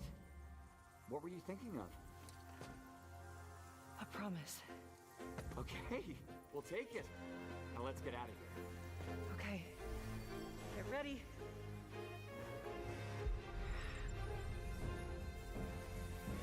Wait! Not a good idea! Bad idea!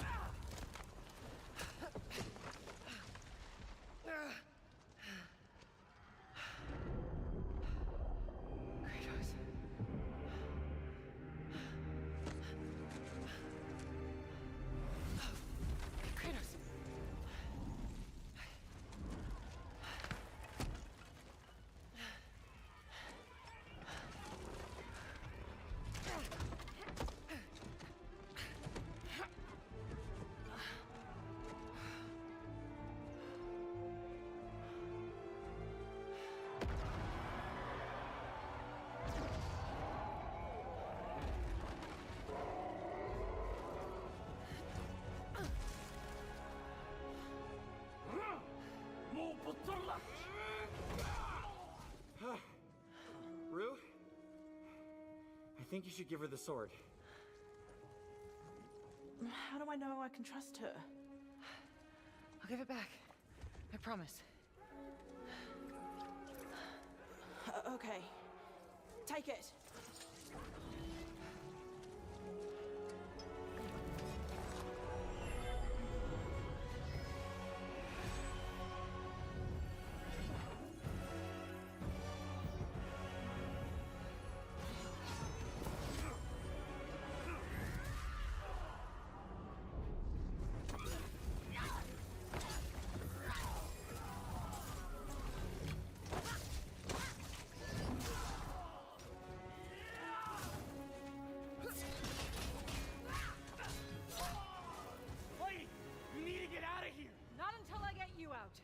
I don't need help. Here we go, coming up behind.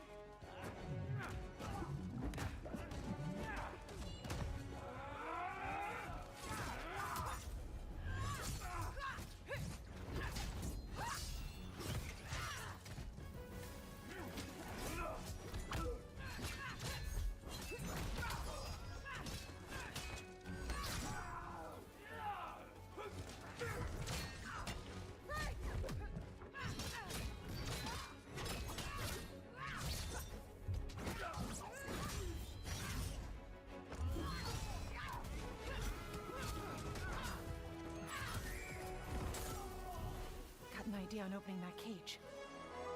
Hey kids, get ready! Come on! No, I got a promise to keep. Fine, but lady, that sword, it's more than you think it is.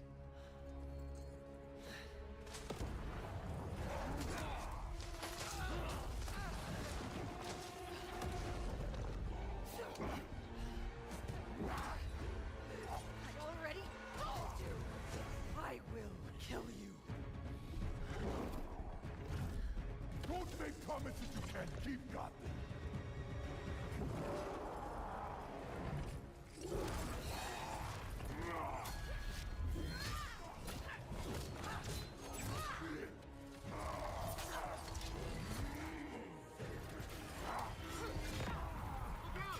Try again! Faye, focus! Prayer! I will wrench you thread by thread! You don't know what you wield. What is it?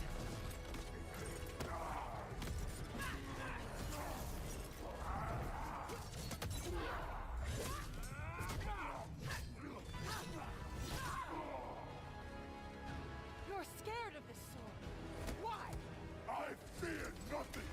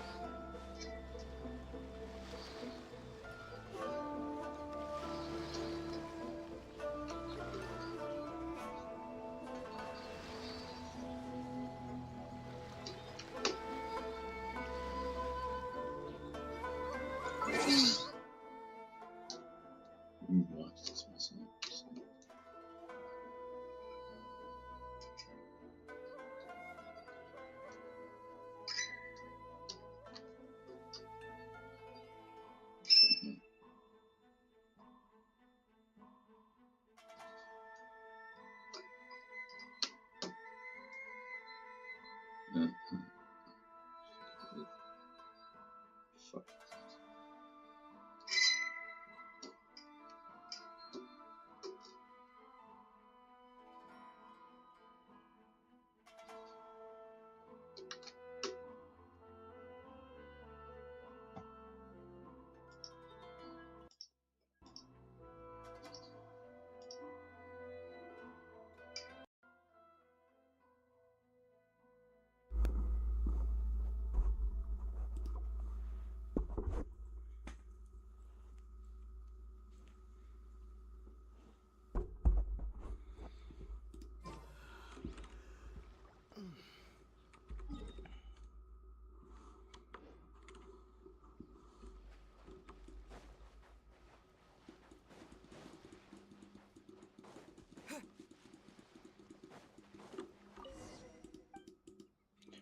Set to joke mission. Training partner.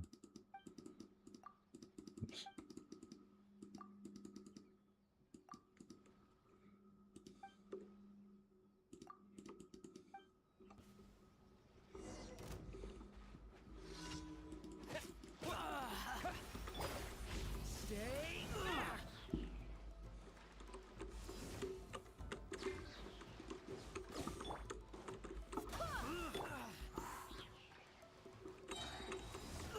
Power that ended Haishan!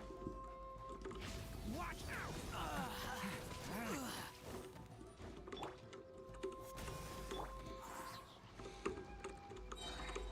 Decay!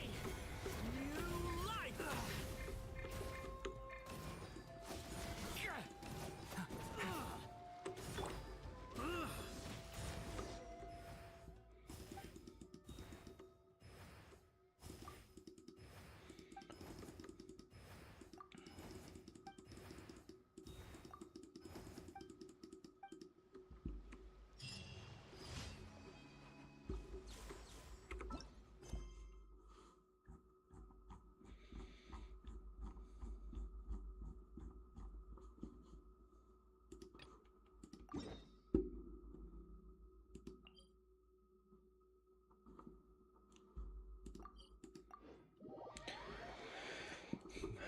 Stuck on a deserted island, rain is a precious source of drinking water.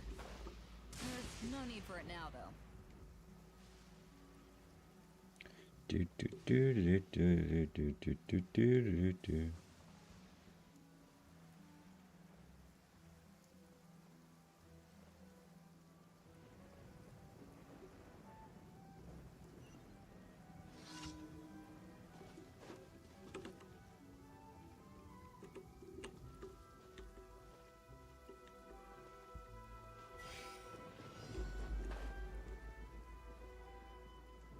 What's the location? Oh shit.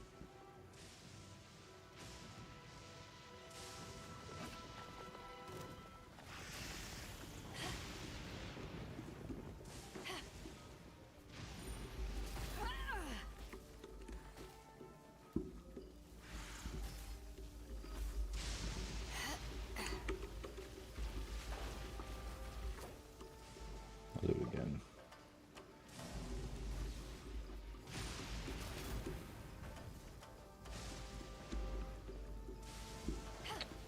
Dun dun dun dun.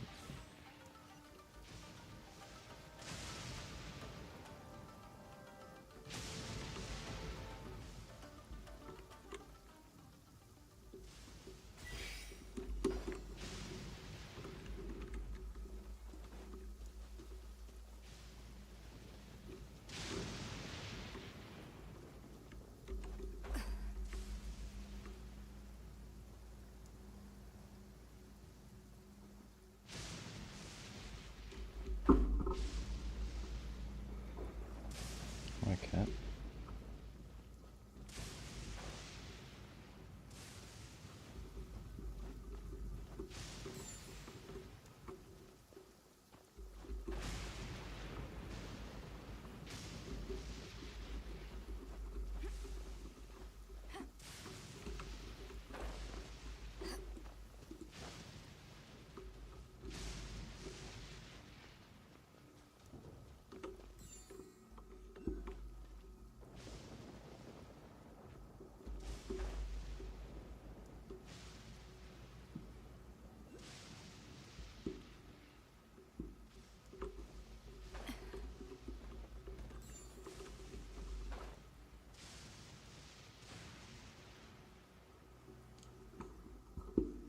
Damn.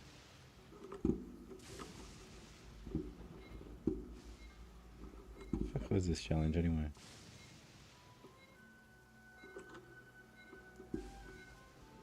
No worries.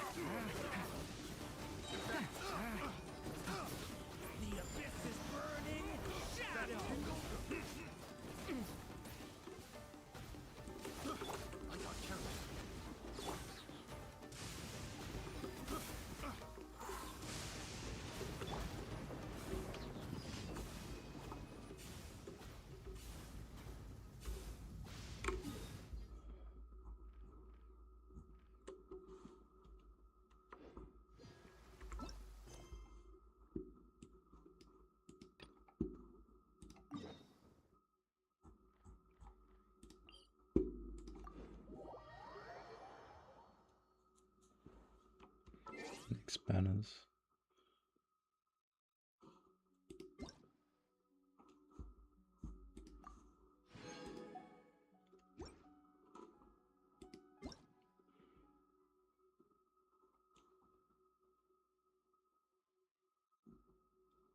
Nicole, Lohan, Fern.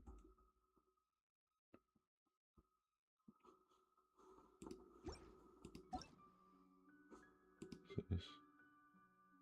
Traveler.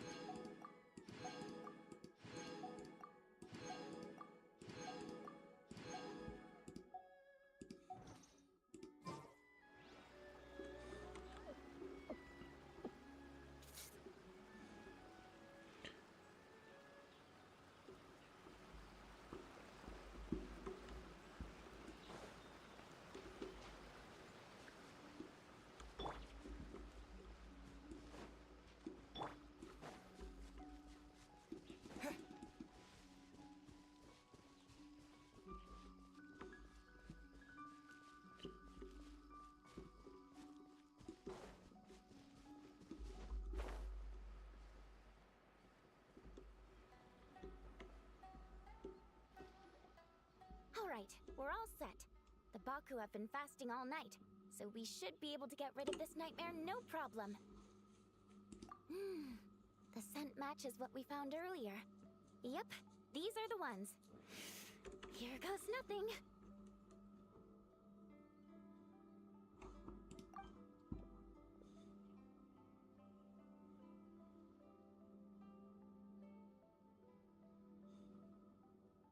Hey! Looks like popcorn is back to normal. Finally, I don't feel so dizzy anymore. I remember now. I remember everything! Thank you for keeping me company these past few days, and helping Homura overcome her nightmare. Our pleasure. How did you get separated from Homura anyway? Aren't imaginary friends supposed to live inside kids' heads? Well, actually, Homura is all grown up now. Her work has been so busy and stressful, she can't even sleep most nights. And when she finally found some time to relax out in nature, she had a nightmare the minute she tried to take a nap. I just wanted to give her a chance to rest, so I tried to get rid of the nightmare by going inside of it and beating up all the things tormenting her.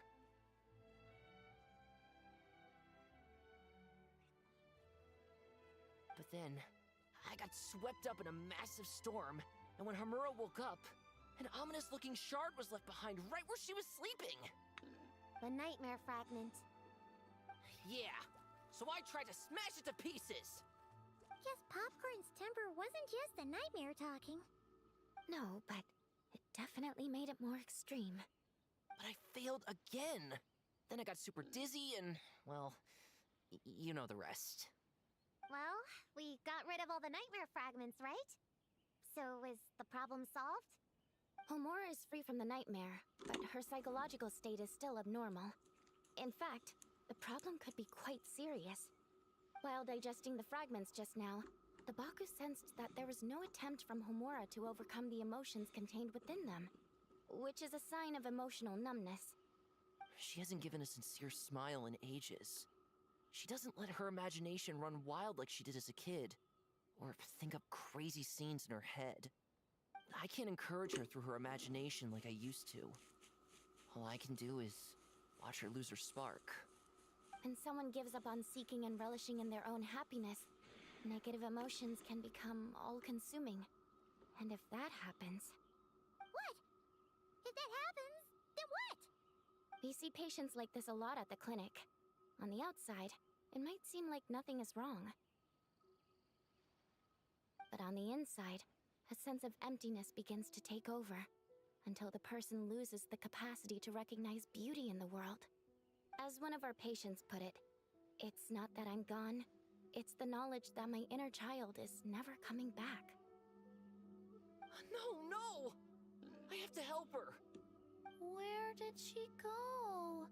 Will she be back for dinner? No, Chi-Chi. That was just a metaphor. Or, personification? One of the two. Who says she can't come back? Sometimes, after I get let out of confinement, I dash off so fast even Master Jean can't catch me. But then, Dodoko reminds me that that's a surefire way to get sent back to confinement, so I turn around and go back. Well, there's a more literal take, but Paimon thinks the logic still applies. Yeah, I think so too. If anyone has a chance of getting through to her, it'd be Popcorn, right? He is her imaginary friend after all. She has to listen to him. True. I'd hate for her to get to the point of needing professional help. If she can work through these problems on her own, even better. But Popcorn said Homura hasn't thought about him in ages. She's not gonna be able to hear him or talk to him. Which is why our first priority is to get her to remember him. I have to find Homura. I have to help her. Wait, don't just run off! The little Hexen Circle wants to help too.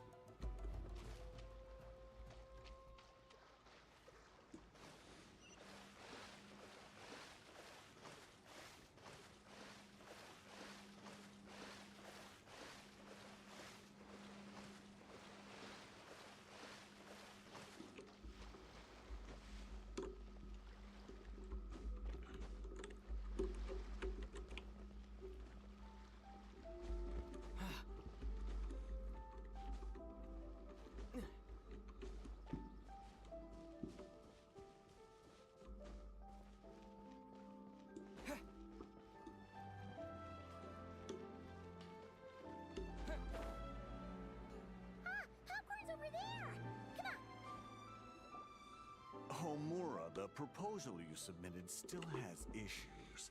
It needs to be more creative. It needs that spark. Back to the drawing board.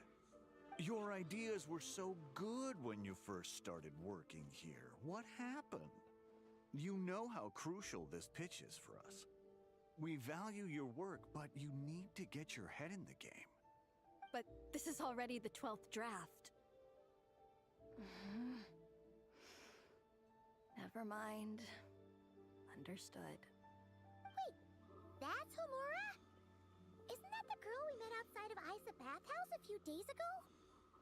That person Popcorn keeps ramming into must be her boss.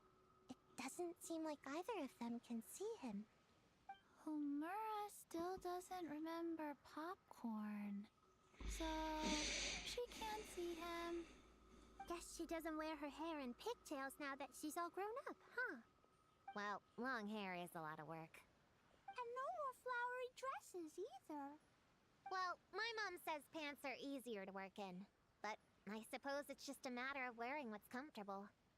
There's an exhibition being held in a few days. You need to find some time and show the client around. Take good care of him, all right?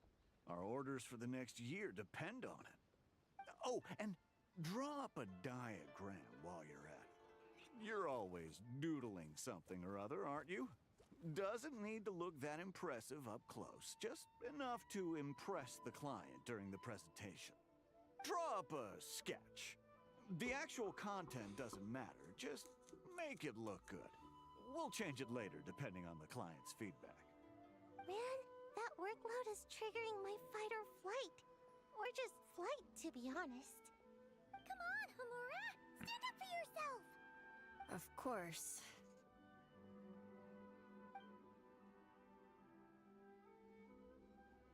Oh, come on! Where's that explosive temper you had as a kid? Like in that poem you wrote. Wait, that's it. The poem! We can use that to remind her of her childhood and get her to remember Popcorn! Bring on the tear bugs! Bring on the booger beasts! Mean or nasty or in your face, one punch sends them to outer space. Give them one great monstrous whack! Wait, what comes next? Sayu? Shoot. I think I dozed off during that part. Give him one great monstrous whack. Then... Stuff him in a big old sack! Yeah! I've got a sack with your name on it! Hey! Wait! What is it? Confused about something? I think you're the one who's confused. Your feedback changes from one moment to the next. You don't even know what you want, but somehow you expect me to read your mind? Maybe if you actually thought things through, we wouldn't have to redo them. You want me to make the decisions? Fine. Then don't micromanage me. You nitpick everything I do just to complain again when I change it. You talk about a lack of creativity, but I don't see you coughing up ideas. You say the company values me? Really? Because I work myself into the ground every day, and do I even get a free cup of coffee to keep myself awake? No! I buy it myself! Of course, we plan to reward our hard workers with several levels. I'm not done. You want to talk about rewards? Because it seems like you just reward us with more work. Half the work I do is outside my job description. I'm not a machine. You can't just wind me up and keep me running forever. I'm overworked. I don't get enough sleep. I can't keep going on like this. You're my boss. If I can't have your mentorship and guidance, the least you could do is create a suitable working environment. Oh, and drawing is what I do for fun. Not another thing you get to use to order me around, so just... shut up! Okay, you're upset. I see that, and you're right. I put too much on your plate. I'm sorry. Oh no. You should take some time to relax and recharge. How about a 3-month Sounds pretty good, actually. vacation? Huh? Ah, of course. Put my Mora where my mouth is, right? I'll add on a 3-month. That doesn't sound bad. How does that sound? A 3-month bonus. 3 months bonus. 3 months bonus. 3 months bonus.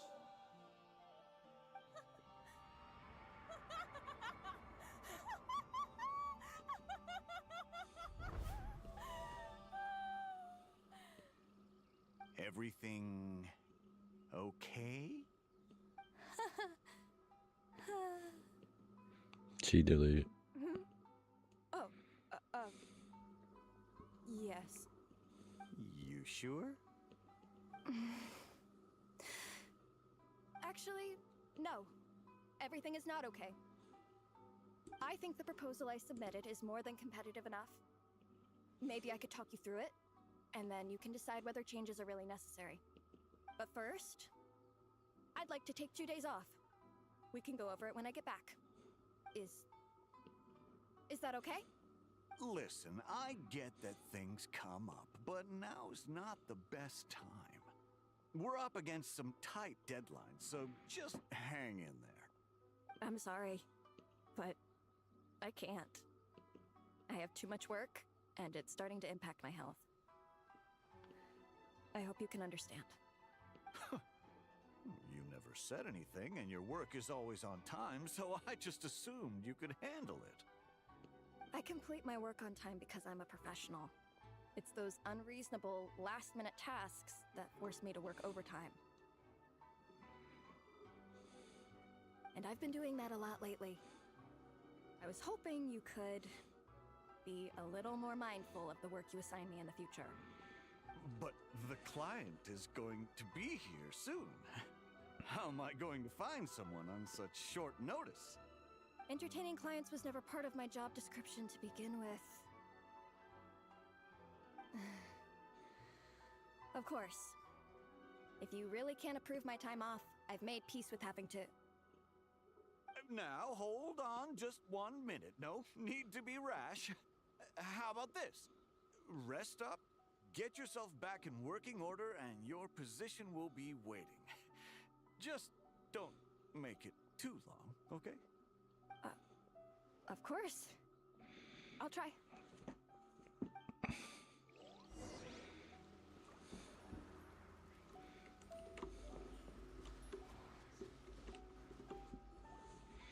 Whoa. That was close. I was about to say I'd made peace with having to meet the client. Popcorn! It's really you! Oh, and you're not alone. Hello, Miss Homura. We're Popcorn's friends. Wait, so my imaginary friend has real-world friends besides me? This isn't also in my imagination, is it? I see. Thanks for doing that. I haven't been doing so hot lately, so I've been having nightmares. Sorry you had to go through all that trouble. Don't worry. The nightmare's been devoured, so you should be able to get a good night's sleep from now on. But the Dough King said you still have mental issues. Wait, no.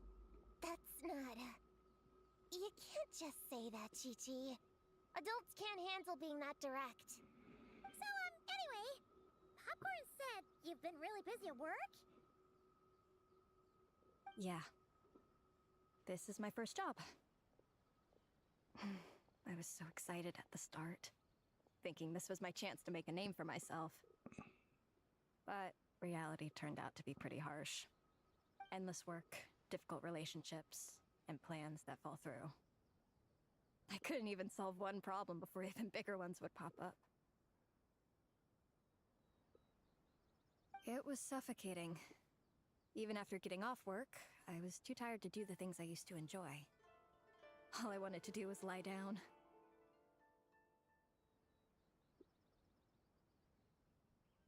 I know exactly what you mean. The adult world is a cold and cruel place. How in the... You're not even an adult! Huh? I don't get it at all. We all live in the same world, right? Mom said grown-ups are just big kids in grown-up clothes. Huh? Not a bad tank. Yeah, I've gathered a lot of intel about this.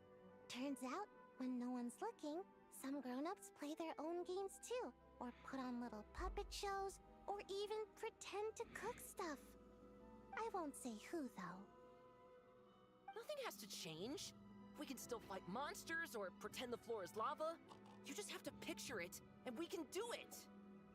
Kinda like how I imagined going on that rant just now. Even though it wasn't real, just picturing it felt pretty cathartic. That's not enough, though. Children are innocent. Their fantasies become real to them, so make-believe gives them genuine happiness. But adults know it isn't real, so imagination becomes a form of self-deception. It's called a mental escapade. Oh, right! Yes, that! Oh, shoot. I memorized it wrong. The point is, you can't just fantasize about the things that make you happy. You have to take action. That goes for work and life. Whether it's something or someone that's getting you down, you never have to accept the status quo. Just like earlier, saying no is the first step. And if it continues to stand in your way, just give it the old deer bug and booger beast treatment. Yeah. Yeah, you tell him, Paimon. Goes wrong, I guess the worst case scenario is you just find a new job. Yeah, that's... actually, not sure if that'd be something to celebrate. Are you disappointed in me, Popcorn? All those dreams I had as a kid, and I haven't achieved a single one. I grew up to be a pathetic adult, huh? Can you eat as much tempura as you want, day in and day out? Well, I guess. Can you buy your favorite light novels and manga without having to ask an adult? Yeah. I make my own mora, so I can buy whatever I want. Then you're an amazing little adult in my book.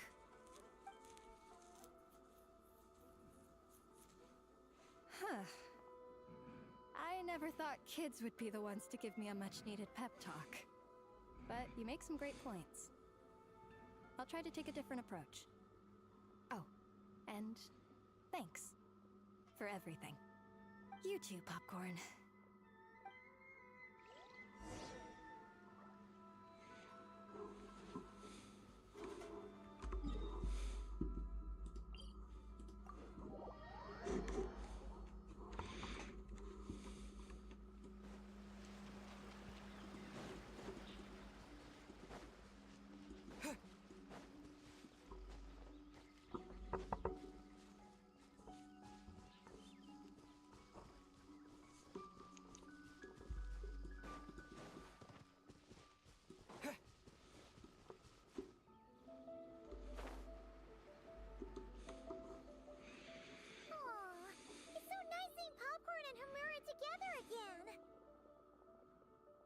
Yeah. Makes me think about Descartes.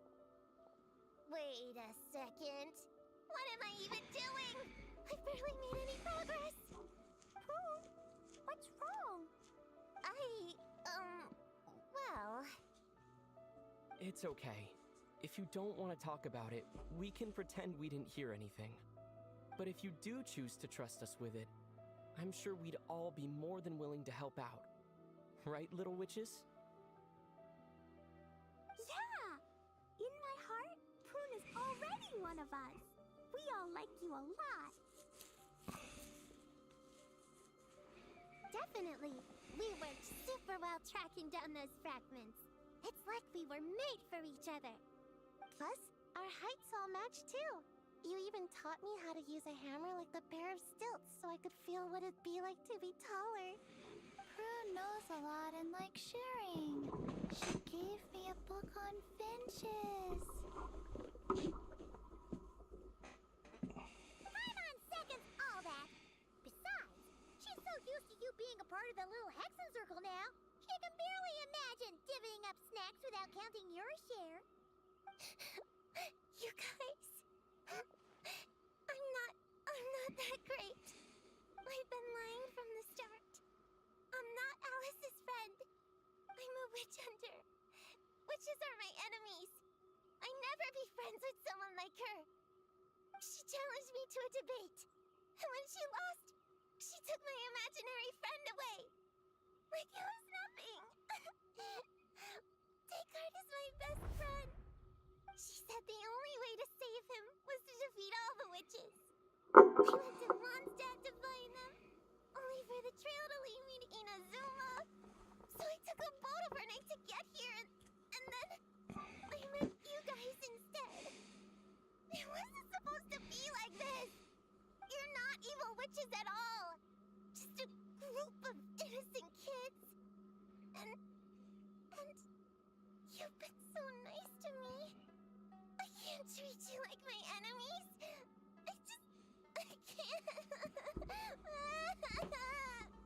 It's okay, it's okay. Just let it out.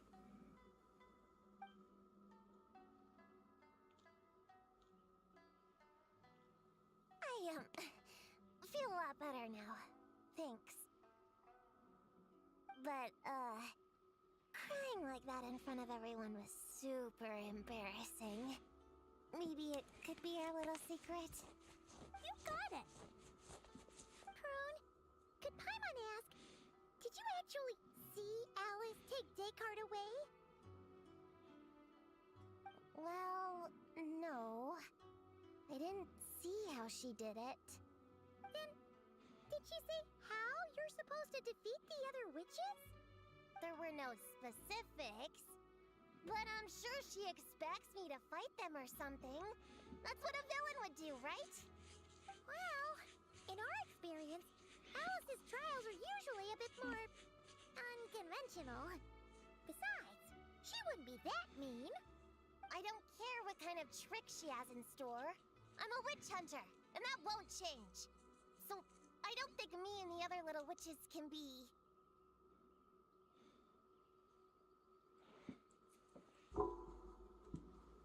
What? Yeah! The little Hexen Circle didn't exist when Alice issued that challenge. You can join for sure! The little Hexen Circle can band together to defeat the big witches and save your imaginary friend. But... Clea's Alice's daughter. I'm kind of confused about the details, but I bet it's supposed to be a big fun game. 'Cause Mom always says I'm gonna beat her one day and become the bestest witch in the whole wide world. Catching the big witches sounds like a fun game to me. I want to play for sure. Sounds like a chance to get in some good training. Count me in. I'm trying to become an even stronger ninja than my sensei too. That way, I can sleep as much as I want and nobody can say a thing. Master said that's called when the branch grows higher than the tree. We all want that, right, Chi-Chi? Chi-Chi likes trees. Plus, Paimon and the Traveler have been around the block with all this witch stuff. With us around, we can defeat whatever great, big, powerful, impressive mages we want. You guys are a really awesome group of kids. You know that? Just give me your hand, and you'll be an official member of the Little Hexen Circle. I guess I can do kid things with all of you. To go along with the group, I mean. All right, I'll join. Come on, do the thing! No, I'm not that much of a kid.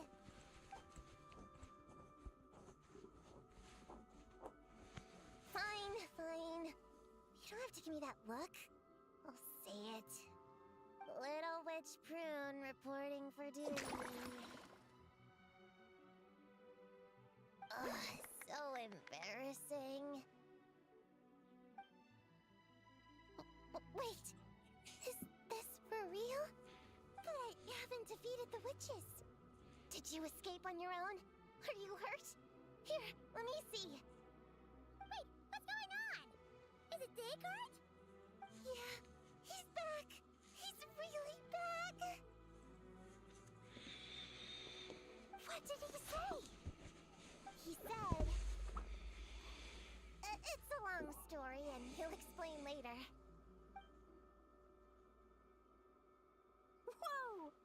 weird-looking dog. What do you mean, weird? He's adorable. Hold on. You can see him? Wait, are these your imaginary friends? How come I can see them? Wow, look at all of them. Tuan flew away. She wants to go play over there. Come on! Let's go! All the imaginary friends can play together. Wait, what? Wait for me! Did you see that? Everyone's imaginary friends are here! In the real world! Let's catch up and see what's happening!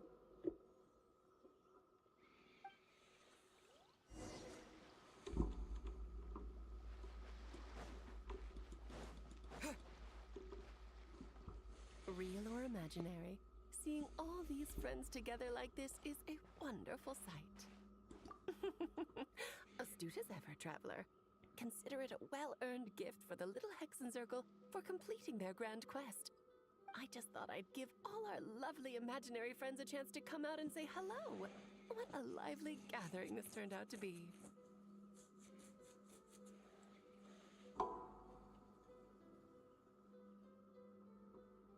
Oh, right! After fixing the whole nightmare situation, Popcorn should have gone back to being a normal imaginary friend. We shouldn't be able to see him. Unless...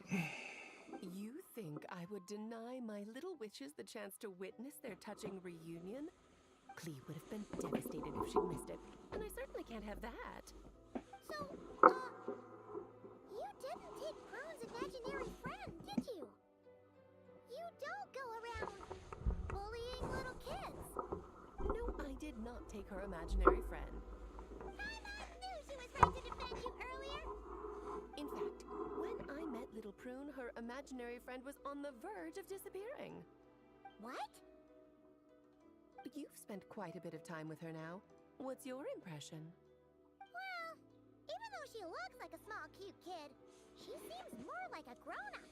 She's smart, mature, and super reliable.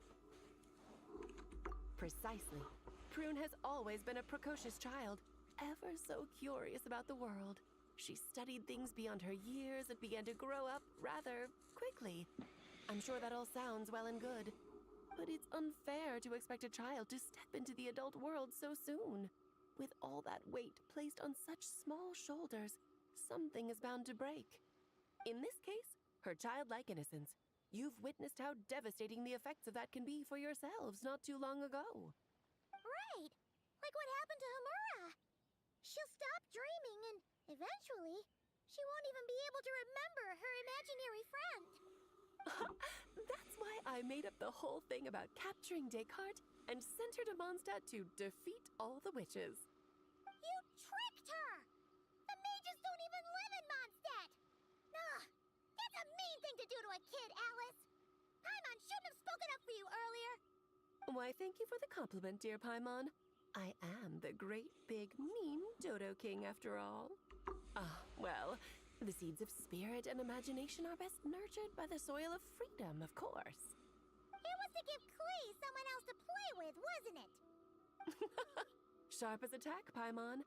The witches of the Little Hexen Circle do not disappoint. In any case, all's well that ends well, right? After spending time with the little witches, she regained her childlike innocence and was able to reunite with her imaginary friend. Quite the amazing feat the little witches pulled off, huh? The most amazing one of all is my cute little Klee, of course. Founding the Little Hexen Circle at such a young age, making her own decisions, accomplishing things all by herself. Don't be shy on the compliments now, okay? Honorary Knight, Paimon, come here, quick! Wegway's teaching Descartes how to do somersaults! No matter how precious the moment, it can never last forever. You should head over before the materialization spell wears off, or you might miss the chance to meet everyone's imaginary friends. Huh? Why didn't you say so sooner? Come on, let's go play!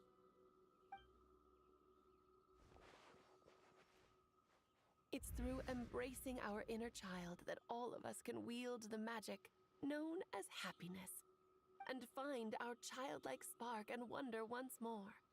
So whether you're a little kid or a kid at heart, set your worries aside for a moment, forget about what's coming next, and allow yourself to have fun, if only just for the here and now.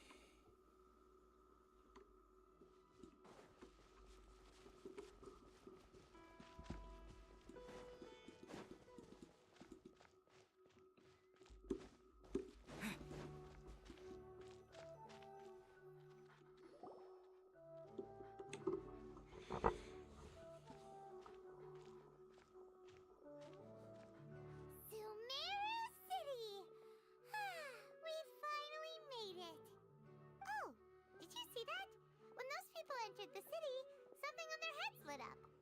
One moment, please, you two. It appears this is your first time visiting Sumeru City. Oh, yeah, that's right. But how did you know that? Because there's currently no information on either of you in the Akasha. But no need to worry, that won't prevent you from entering the city. In fact, the Academia conveniently provides each traveler to Sumeru City with a device. Perhaps you two have heard of the Akasha before. It's our beloved Greater Lord Rukkhadevata's lasting legacy, a treasure trove of collected knowledge.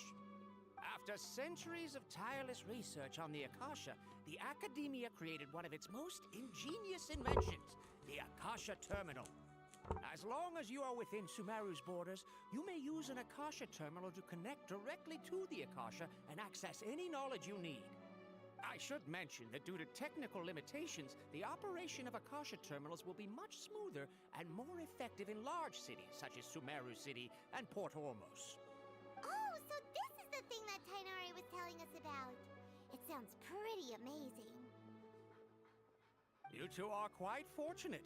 Until recently, it was standard practice to only issue Akasha terminals to outlanders who spent an extended amount of time in Sumeru. However, this policy was recently changed, and now all travelers are issued one upon arrival. Here are your Akasha terminals. Please handle them with care. It kinda looks like a leaf. To activate it, simply hold it in your hand and say the following phrase to yourself.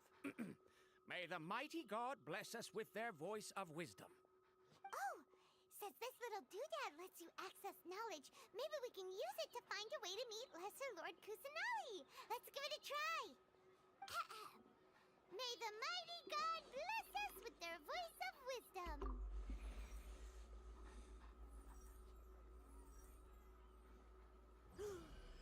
Whoa. Just now, something clicked, and Paimon suddenly knew how to use this thing.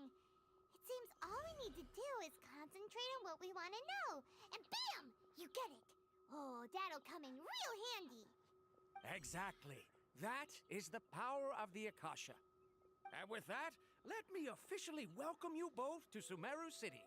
May the wisdom of the Dendro Archon always be your guide. Okay, now that we're in, We can check the Akasha about Lesser Lord Kusanali. Let Paimon try. 500 years ago, the sages found a newly born deity from within some scorched ruins. The deity now resides in the sanctuary of Surasthana. Seems pretty similar to what Kali was telling us. Okay, next, let's concentrate on asking how to meet her.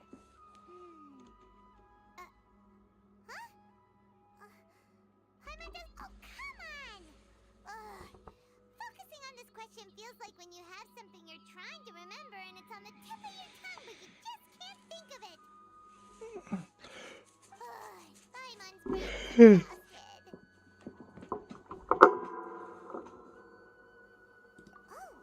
Smart idea.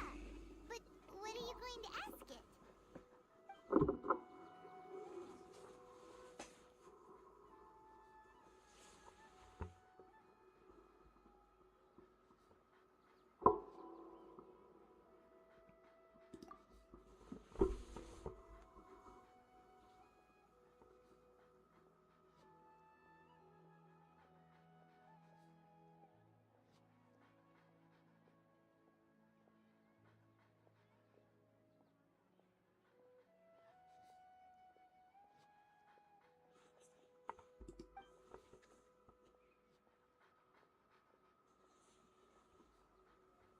Uh-oh.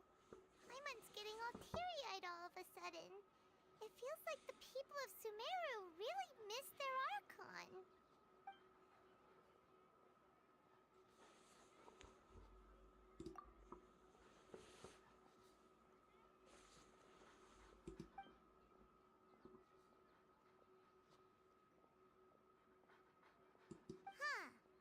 Could it be because we're Outlanders and we've only just arrived in Sumeru? You know, maybe we're not qualified to receive an answer to this sort of question or something.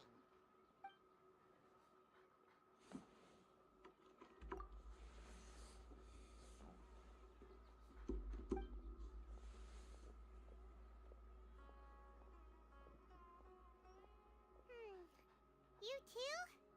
Well, glad it's not just Paimon. Well, seems no matter which way we try, we can't find anything that'll lead us to Lesser Lord Kusanali. Guess our only choice now is to try meeting with the researcher that Tainari recommended. He's from Sumeru and even has a position in the Academia. Maybe he'll be able to access more info from the Akasha. Let's see. Tainari wrote an address on the letter's envelope. Oh, it's not far from the city's gate. Let's head over and have a look. Hopefully he's at home. Watch out for pickpockets. Hello, are you Rohawi? Yes, that's me. Can I help you? Great! You see, Tainari sent us here and... What? Tainari? Please, there's no need to say anything, really. Sure, I admit that the article I published last month wasn't my best work, and maybe the data didn't produce the most convincing results, but... Here! This is a letter from Tainari! Oh, let me see... Oh! Ooh, what a relief. You two nearly scared the life out of me. So, you two just have some questions for me? Seems even Tainari acknowledges my innate ability for procuring information. So, what is it you two would like to know? We want to meet with Lesser Lord Kusanali. Do you know a way we can do that? You mean you want to meet the Dendro Archon herself? This isn't exactly my area of expertise, but let me see what I can find in the Akasha.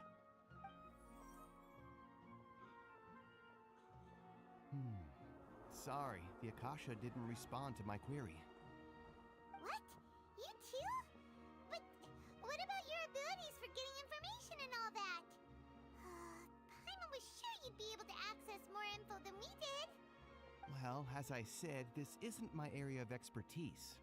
I am but a lowly researcher, so the Akasha doesn't see a need for me to know more about the Dendro Archon. All I know is that ever since Lesser Lord Kusanali returned to Sumeru, she's never left the sanctuary of Surasthana or made a public appearance. expect her to be such a mysterious figure? The Dendro Archon is somewhat of a recluse. Perhaps she just doesn't want to entertain visitors, which would explain the lack of information in the Akasha. Aw, but then what can we do? No need to worry just yet. I'm only hypothesizing here. You could certainly try asking around and see if anyone else has ideas. And besides, you two should consider the bright side of things. Not being able to see Lesser Lord Kusanali may not be a bad thing. In this world, there will always be information you cannot obtain from the Akasha and things you can never accomplish. Knowing when to yield is a form of wisdom. Take me, for example. It's a miracle if my brain cells can spit out one paper every 3 years. But Tainari? That guy can publish 3 papers in just a single year. Okay. Thanks for your advice. Don't mention it. If you two ever want information about things like who's been promoted within the academia or relations between the 6 great sages, come find me. Hey, come on! This is a survival skill at the academia. Oh, Paimon's expectations were pretty low, but this is so low it's like digging holes in the dirt.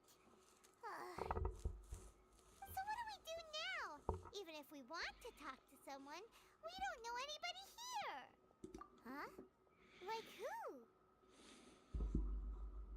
Oh, you're right! Catherine! The Adventurers Guild has its own intel network. Let's hurry and find her.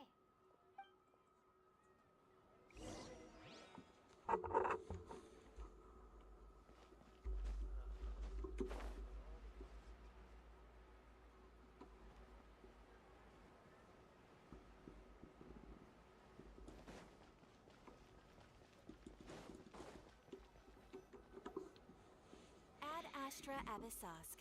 Hello, Traveler and Paimon. Catherine, we need your help with something. Understood. The Adventurers Guild is always ready to serve you. With what do you require assistance? We want to meet with Lesser Lord Kusanali. Do you know a way we can do that? You two wish to meet with Sumeru's Archon. Understood. Please wait.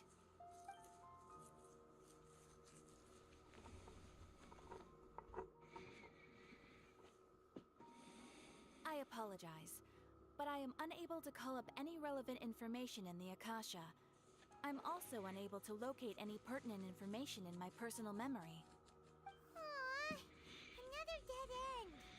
Well, if Catherine can't help us, then we really don't know anyone else to ask now. Please do not worry. I may know of someone who can help you two. In Sumeru, the Adventurers Guild does not serve as the vanguard of information. Rather, there are numerous active mercenary groups collectively known as the Eremites. They take on various contracts and work all across Sumeru, so they naturally accrue intelligence. An Eremite brigade called the Corps of 30 is in charge of Sumeru City's defenses. Not only are they the oldest brigade, but they are responsible for managing and coordinating the affairs of all other mercenary brigades. Corps of 30? What a weird name. Supposedly, they are named as such because their ranks numbered 30 at their inception. Asfand, an advisor with the Corps of 30, maintains good relations with the Adventurers Guild. Though he's already retired, he and his words carry great weight within mercenary circles. If you'd like to get in contact with him, you can find him at the Corps of 30's headquarters, the Citadel of Rexar. You're welcome. I wish you two the best of luck. We look forward to your exploits in Sumeru. All right, off to the Citadel of Rexar we go!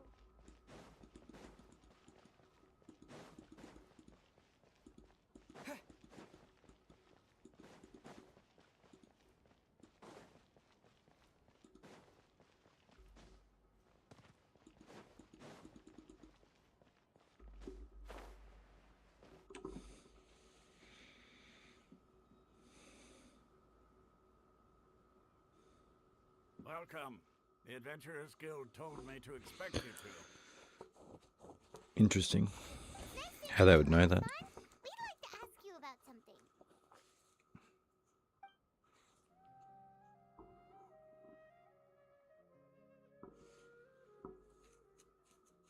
I see.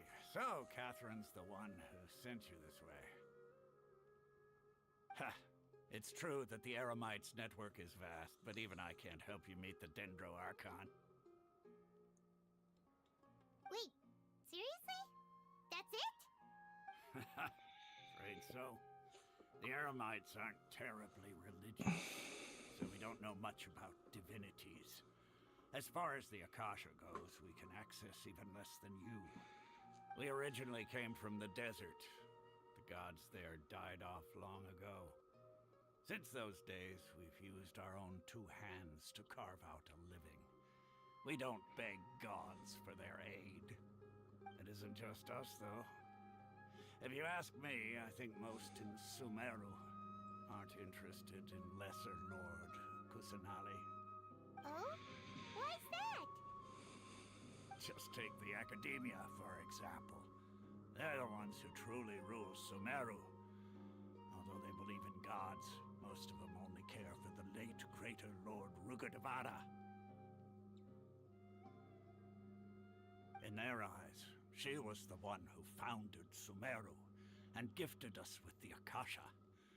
Lesser Lord Kusanali just happened to inherit her legacy. Because of the Academia's influence, most citizens are more familiar with Greater Lord Rugadavada and hold her in greater esteem. Not to mention that Lesser Lord Kusanali never makes an appearance, and the Academia never announces anything about her. As far as the people of Sumeru are concerned, she's just a god that exists. And that's all. Really? Aw. After hearing all of that, Paimon sort of feels bad for Lesser Lord Kusanali. Ha! But who knows? We're all just guessing when it comes down to it. Besides, I'm sure the God of Wisdom doesn't worry about her reputation among people like us. All right. Well, thanks for the info, Osfond. No problem. Always happy to help out the Adventurers Guild.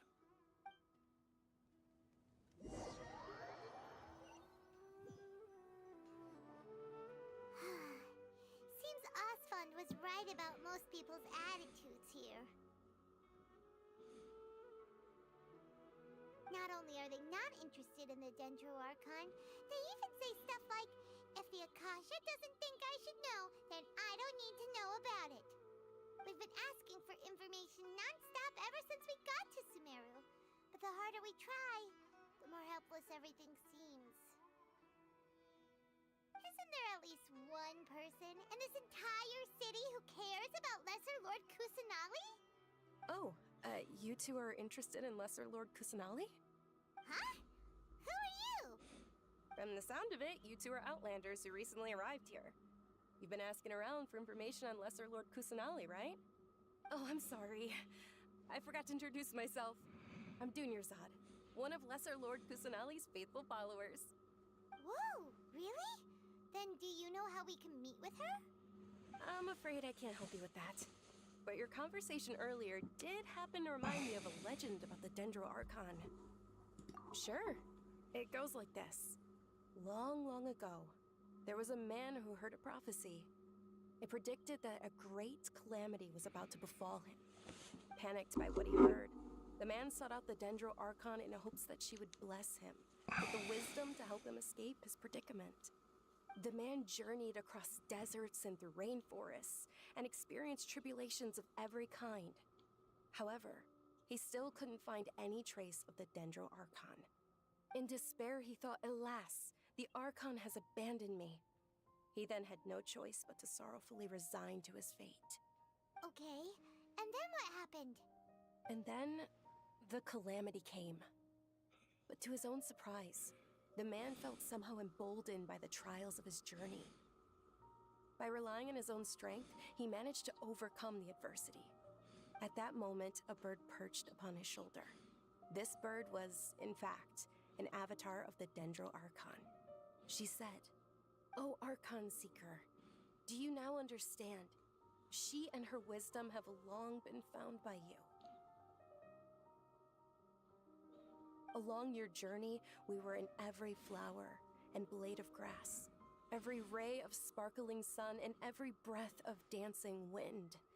So long as you continue to think and ponder, we'll be wherever you go. Yeah, thanks for the story! Paimon feels all warm and fuzzy inside after that. In a way. It seems like this story is also one of the Dendro Archon's avatars. Dunyarzad, since you worship Lesser Lord Kusanali, can you tell us anything else about her? Of course. So did you two know that, I'm terribly sorry, but it seems something's come up now. Let's chat another day.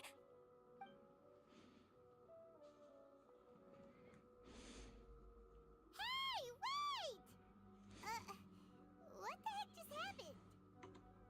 It looks like they're searching for someone.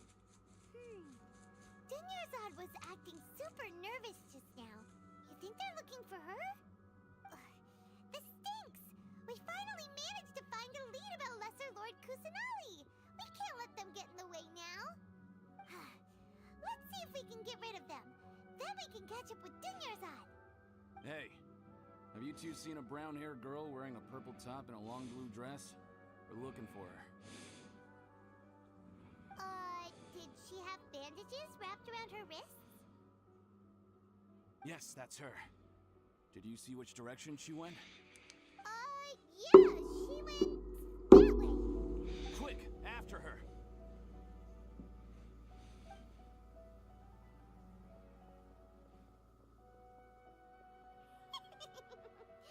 That should keep him busy for a while. Let's hurry and find Dunyarzad.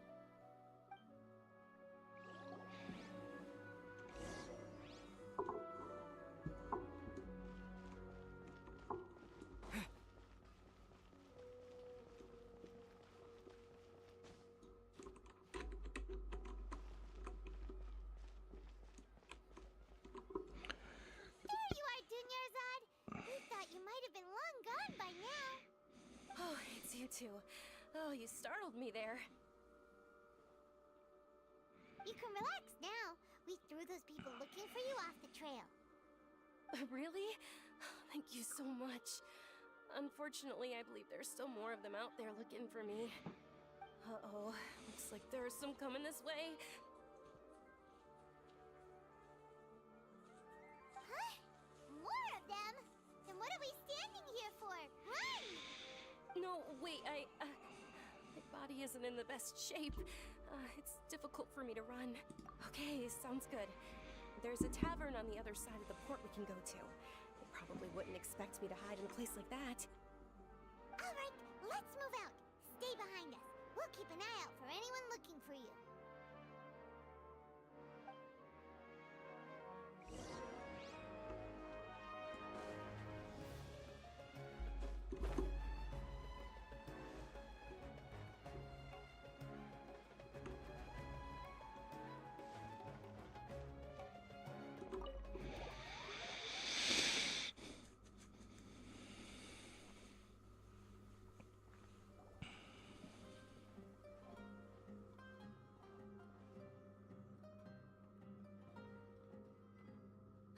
We made it.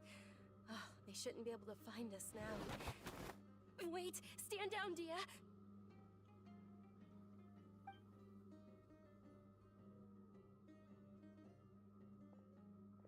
My lady, who are these two? They're travelers that I met on the street just a moment ago. They happened to notice that you were all searching for me, so they helped me hide. I see. In that case, you two should scram. There's nothing here for you. Wait a sec! Who the heck are you? And why are you shooing us away? I'm Miss Dunyarzad's bodyguard, here to see that she returns home safe and sound. My lady, let's get going. You've been gone for so long that your parents are worrying themselves sick. And if I refuse to go with you? It'd be easier for the both of us if you cooperated. But if you insist on not going, then I'll have to carry you like a sack of potatoes. Hey! Dunyarzad already said she doesn't want to go back. Why are you still pushing her? Stay Stay out of this. You don't understand the situation. Sorry, my lady. Even though I'm your bodyguard, your parents are my employers. I have to answer to them. How much? Wait, what? How much more do I have to pay you to become your employer? So you never listen to my parents ever again. Double? A triple? Give me some time and I'll get that much. My lady, this isn't about Mora. I don't know what you think of us Eremites, but let me say this. I like Mora, but I'll never go against my principles. That's why I'm here looking for you. Sure, it's an order from my employer, but my conscience was also telling me it's the right thing to do. And knowing your health, carelessly running around like this is gonna hurt ya. For the sake of those who love you, don't be stubborn. No, you're wrong. I'm aware of my limits and I know what I'm doing. Honestly, the only people being stubborn right now are my parents. And they know perfectly well that it makes no difference if I'm at home or not. They still won't accept reality. And every time I bring this up, they just change the subject. Dia, you've been living with us a long time already. This should be old news to you. Dia, I know it hasn't been easy for Mother and Father, and I'm grateful for everything they've done for me. But there's someone else in this world I'm also grateful to. Because she saved me. The love I have for her is the same I have for my parents. This is my life and my last chance. So I want to do something meaningful.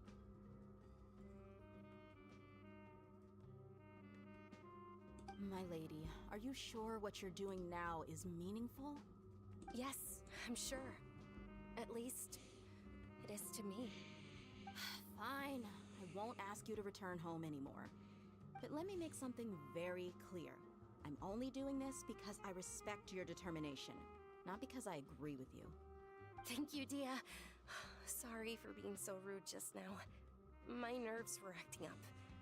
And I even brought up your payment in such an offensive way. Don't worry about it, my lady. I did say that I like Mora. Besides, that's our next topic of conversation. Today's little excursion caused such a ruckus that every single bodyguard at the estate was deployed. It wouldn't be easy to hide things from your old man. Since this definitely won't be your last escapade, here's a little tip. You should at least make it look like your room and things are still in order when you leave. Also, you'll need someone to cover you for when you're out and about. So, I'll let you hire me, my lady. This way, everyone wins. As for the pay, let's say half of what your father pays me. We can settle the bill when we return to the estate. Okay, deal. Yay! Looks like they've reached an understanding.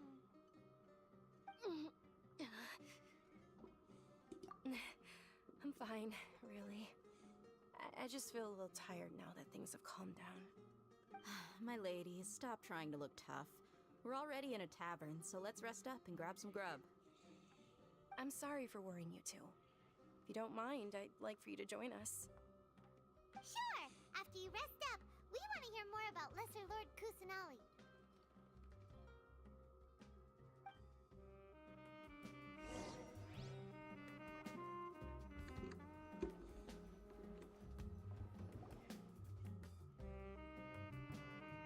Ha! Well, if it isn't Dia. Haven't seen you in nearly half a year. Word on the street is that you're a bodyguard for the Homayani family now. Ha! Don't you find that kind of work boring? Nah, you get used to it. How about a menu over here? You got it, huh? Isn't this little Miss Homayani herself? We don't get to serve personages like you very often. We'll be sure to prepare our very best. Thank you, sir, but there's no need. I don't have a lot of Mora on me, and I really ought to save as much as I can. But please bring these two the best food you have. They're my new friends, so I want to be a good host for them.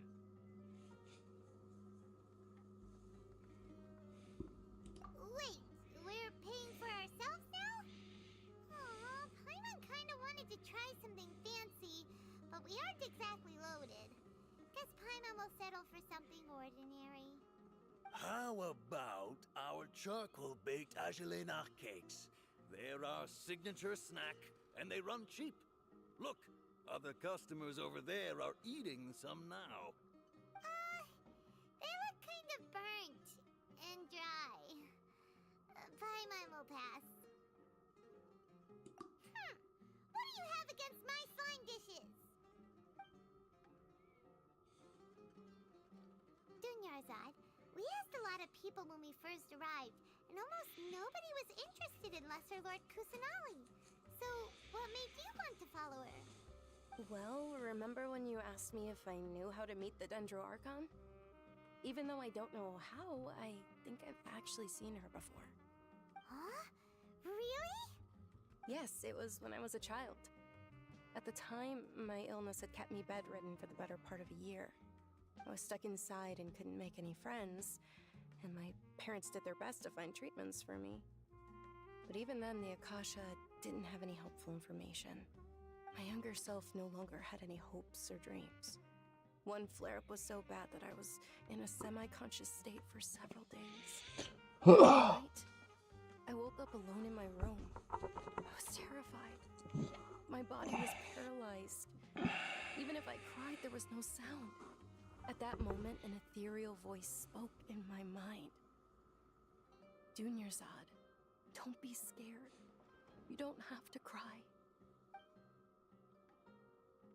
Dunyarzad, don't be scared.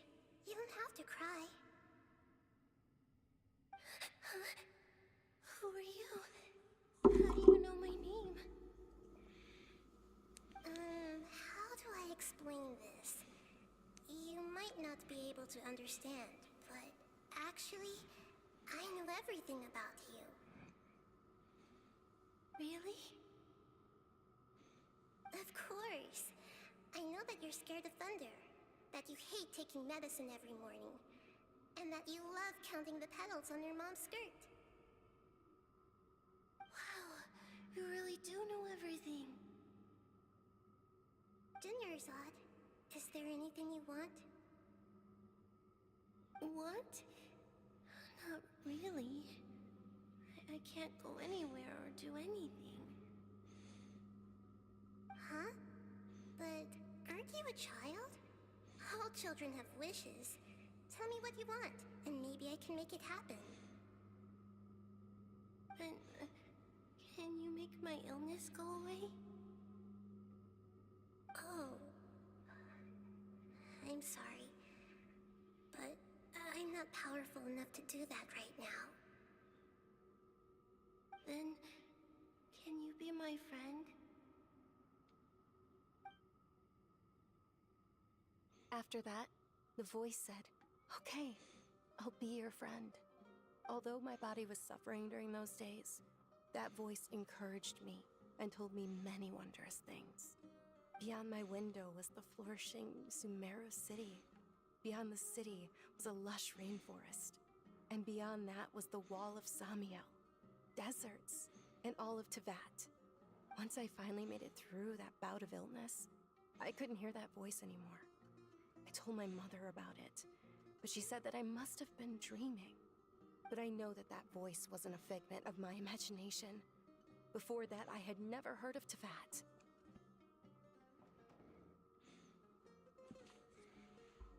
Yes, for sure. If it weren't for that voice, I would have never grown curious about the outside world, nor would I have learned how to read and enjoy so many books. That voice sparked a desire for wisdom. It had to have been the Dendro Archon. I've been hoping for a chance to repay her kindness. In fact, I was running around today to help prepare the Sub-Zerus festival for her. What's the Sub-Zerus festival? It's Lesser Lord Kusanali's birthday, which was the day that she was found by the sages. It's actually an old holiday that originally celebrated Greater Lord Rukkhadevata's birthday. When she passed away, the holiday eventually became a celebration of the Lesser Lord's birthday. I heard everyone was overjoyed when they welcomed her back to Sumeru. In those days, the festival was a huge deal. But because of the Academia's influence, people have gradually lost interest in the festival. The Academia actively participates in Sumeru's many holidays dedicated to Greater Lord Rukkhadevata. But when it comes to the Sub-Zerus festival, forget any funding. They practically act like it doesn't exist. Maybe they see Lesser Lord Kusanali's birth as confirmation of Greater Lord Rukkhadevata's death, so they're reluctant to celebrate it. Aw, but that's awful. It is. It's absolutely terrible. Sure, the Greater Lord founded Sumeru, but hasn't Lesser Lord Kusanali been the one quietly protecting us for the past few hundred years? Just remember that we're still out in public. Don't get too carried away now. I know that people over by the Grand Bazaar still hold the Sub-Zero's festival to this day, but I hadn't met any of them before, so I was never able to contribute. But recently, I made a friend there who also follows Lesser Lord Kusanali. I gave her my savings because I want her to throw a wonderful festival this year. That's the least I could do for Lesser Lord Kusanali. Hold on, my lady. Does this friend happen to be Nilu, the one who sends flowers to the estate? Yes, that's her. I saw her leaving the other day with a nervous look on her face. It seemed like she was hiding something in her arms. Did you give her something? Yes. Initially, I didn't have much more prepared, so I had Nilu sell one of my skirts. I've agreed with Nilu to meet up at the Grand Bazaar today, and see how things are coming along. Dia, would you accompany me? Sure. That's quite the trip, though. I'll carry you. No, that would be too much, even for you. You might as well just accept the lift. If I let you walk, who knows how long it'll take us. And if anything happens to you, then I'd really never hear the end of it from your father. But of course! Nilu will be thrilled to hear there are more people interested in Lesser Lord Kusanali.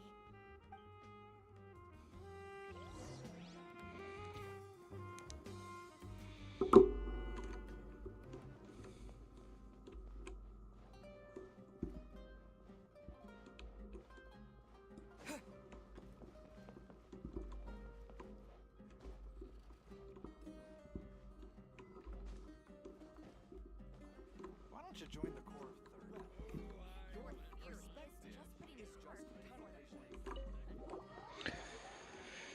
Dun, dun, dun, dun, dun, dun, dun.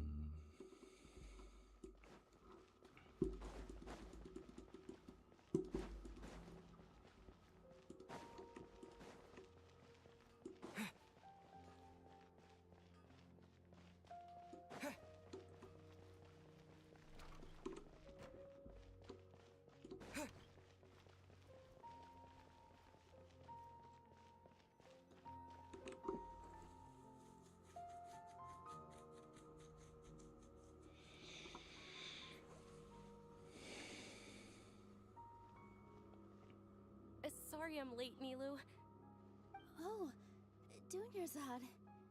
It was taking you so long that I assumed you got trapped at home, but you made it in the end. Uh-oh. But if Dia's here, that means you got caught, right? You could say that, but everything worked out. She's on our side now. Not completely. Oh, and who are these two? Oh, meet the Traveler and Paimon, my two newest friends. They're visitors who just arrived at Sumeru City and are looking for information on Lesser Lord Kusanali. So you're followers from another land?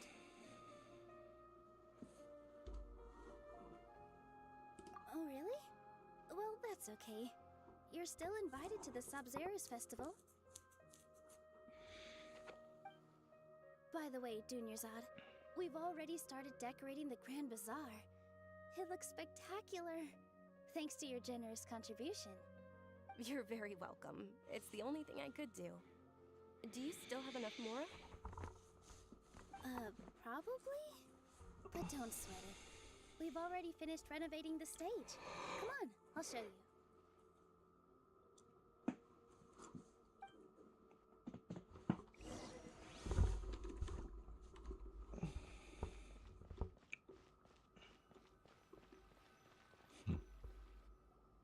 Wow! This place is amazing! Not bad. Last time I was here, the stairs were full of holes. The stairs were nothing. A little while ago, we discovered that the tree above the stage had a huge chunk of bark ready to fall off. Mr. Zubair was worried sick. We reported it to the academia many times, but they never sent anyone to deal with it. we didn't want anything bad happening, so we were going to cancel all the stage performances. Oh, probably because it was the theater asking. The Academia looks down on performers like us. They probably think it would be best if the theater closed down completely. We can't let that happen, though. Not only would everyone involved in the theater go hungry, but then we wouldn't be able to hold the Sub-Zero's festival anymore. Thank the Dendro Archon for Dunyarzad. But the more she gave us, we hired someone to patch up the tree, and we also gave the stage a much-needed makeover. The stage is going to be even prettier when it's festival time. I can't wait for you to see it. And I can't wait to see you on the stage. You've been practicing so long already. It's almost time for your dream to become reality. It's our dream. I'll do my best for the two of us. Nilu, what are you gonna be doing at the festival? She'll be dancing the dance of Sub-Zeros, the most important performance at the Sub-Zeros festival. Dunyarzad, have you told him the origin of this holiday? I only told them about the Greater Lord and Lesser Lord so far. Okay, then I'll tell you two about how this holiday came to be. According to legend, the Sub-Zeros festival was originally the Goddess of Flowers' birthday celebration for the Greater Lord. A long, long time ago, on one of Greater Lord Rukkhadevata's birthdays, her friends threw her a celebratory banquet. Some of the gods got drunk. One started playing music, and the Greater Lord started singing, so the Goddess of Flowers began to dance. As she danced upon the grass, countless beautiful Parisaras began to bloom wherever she stepped. Those brilliant purple flowers became her dazzling stage. All the gods clamored, "Oh, if only time could stop at this very moment." Of course they did. When people mention the gods, they always think of the Archon War. But Sumeru's gods also had happy times. Although they aren't around anymore, they're preserved in our tradition of dance. This outfit I'm wearing is apparently based on how the Goddess of Flowers looked. Though we're just tiny people compared to the divine, we still have to do our best to make sure that the birthday girl feels loved on her special day. Nilu, you of all people will definitely be able to convey our well wishes to the Dendro Archon. I also noticed that you went the extra mile and scattered Parisaras around the stage. They symbolize the Goddess of Flowers, after all. It's just a shame that all the real Parisaras went extinct after her death. Yeah. The Greater Lord brought forth Parisaras in memory of the Goddess of Flowers, but she ultimately could never truly replicate that beautiful purple. Thinking about the Goddess of Flowers dance makes me wish I could have seen it. If my stage were anything like that, I'd be thrilled if I had just two real Parisaras on the stage. So, Traveler and Paimon, what do you think? Interested in the Sub-Zeros festival? Will you two be coming? All of Lesser Lord Kusanali's followers will be there for her birthday. It'll be a good opportunity for you to learn more about it. Ooh, Paimon thinks that's a great idea! Hey, come on! There's nothing wrong with enjoying a festival.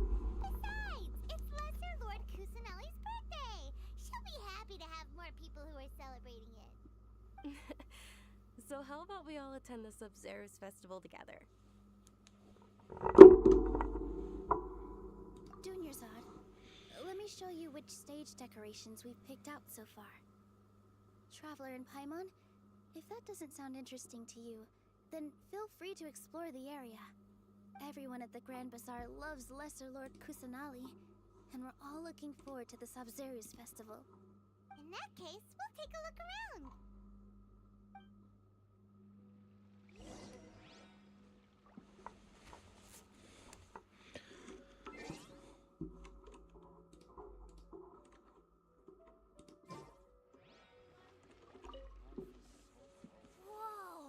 What's with your yellow hair? And why do your clothes look so funny? Are you an Outlander? Did you know that the Sub-Zeros festival is about to happen? There'll be loads of fun things to do at the festival. But the best part is when Ferris, the Knight of Flowers, passes out candy to everyone. Sounds good. Sounds good. Damn, there's a lot of people to talk about. Huh. Revamping the stage for the festival couldn't have been easy, that's for sure. I bet this year's festival will be one to remember. I don't know much about the Grand Bazaar, but I do know that the residents here have a penchant for song and dance. Two things that the academia doesn't particularly approve of. Oh, and the perfume sold around here is a lot better than what you'll find elsewhere. The fragrances are longer lasting and they're gentler on your skin and... I mean, that's what I've heard at least.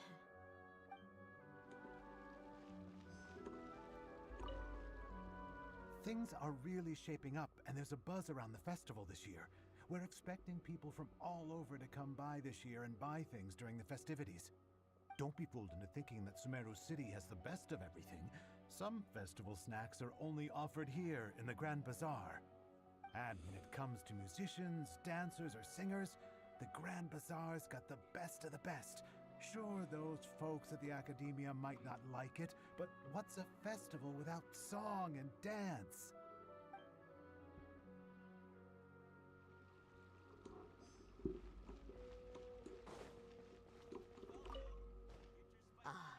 Dancing at the Sub-Zero's festival. You know, I also danced when I was younger. As a child, I even asked my grandmother why we performed the dance for the Lesser Lord when it was originally done to honor the Greater Lord. My grandmother said that Greater Lord Rukkhadevata is a beloved deity and honored by all. And Lesser Lord Kusanali is too. If the goddess of flowers ever knew Lesser Lord Kusanali, then she would certainly have wished to be her friend and hold celebrations for her too. The Sub-Zero's festival has been losing its appeal over the years. That is, until a wealthy benefactor stepped in this year and brought the festival back to life. I heard she forked out a lot of mora to make it all happen.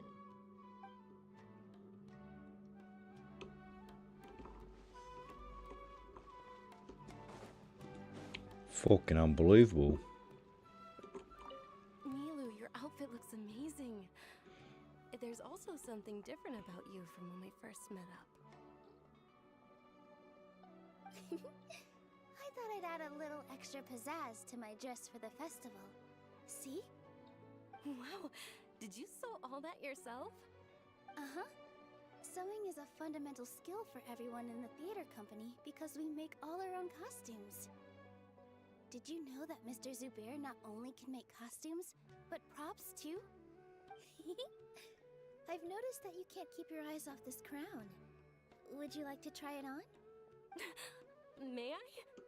Of course. The legends say that the goddess of flowers had beautiful horns on her head, so this crown was made to reflect that. Dunyarzad, you look absolutely stunning with it on. It's like I'm looking at the goddess of flowers herself.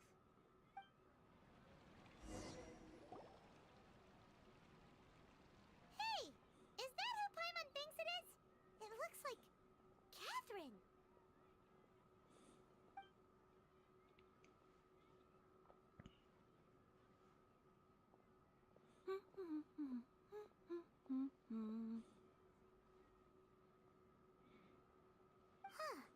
Come to think of it, Paimon's only ever seen her behind the counter at the Adventurers Guild.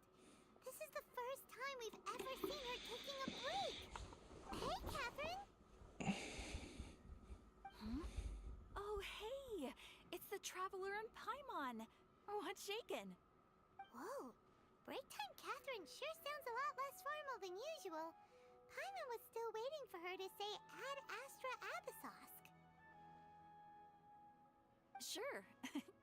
Standing behind the counter at the Adventurers Guild doesn't require any complicated functions. But saying and doing the same old things over and over again can get pretty monotonous.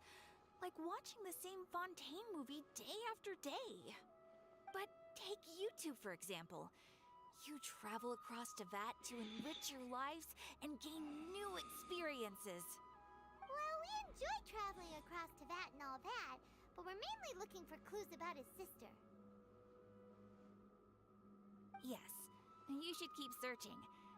Sometimes the answers we're looking for aren't necessarily at our intended destination. Instead, they're found along the way. Huh. Haven't we heard someone say something pretty similar recently? Anyways, what brings you out here, Catherine? No, not particularly. I guess you could say that I'm loving the recent atmosphere here. If festivals bring happiness to everyone, then that's where their true value lies. Oh, it looks like it's about time for me to be heading back now. Alright, we'll see you next time at the Adventurers Guild. Oh, by the way, thanks for connecting us with the Eremites. We've already made some great friends in Sumeru City thanks to you. I'm sure you two will get along well with the people here. You've already been blessed by the element of Dendro after all. See you around.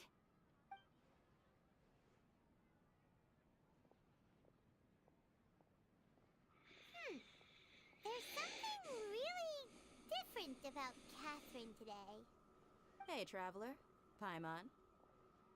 Oh, hey, Dia. What's going on? I've got something to tell ya. My lady knows you're looking for ways to meet Lesser Lord Kusanali, and she's been trying to come up with a way to help you. Well, I have an idea that might help. Are you serious?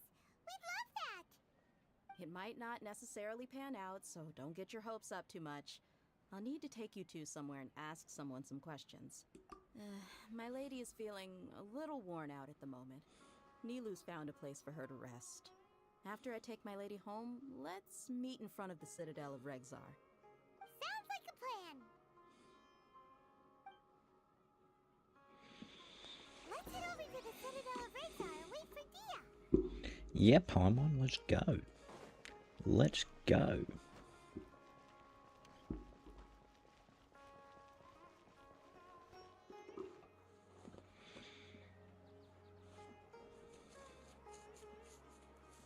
Sorry, I'm late. It took some convincing for the master and mistress to believe that Miss Dunyarzad was only sitting in the port for a while because she was in a bad mood. Anyway, I guess I should be thanking you. I haven't seen Miss Dunyarzad that happy in a long time.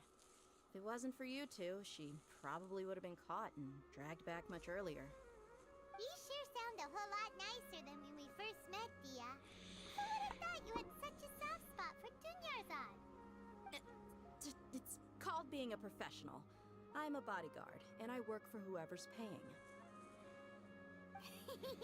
Look, Dia's blushing. Listen, you two. I don't expect to be working for Miss Dunyarzad very long, but I hope to finish things on a positive note if possible. Let's cut the chit-chat and head into the Citadel. We'll see if the person I know has a way for you two to meet with the Lesser Lord.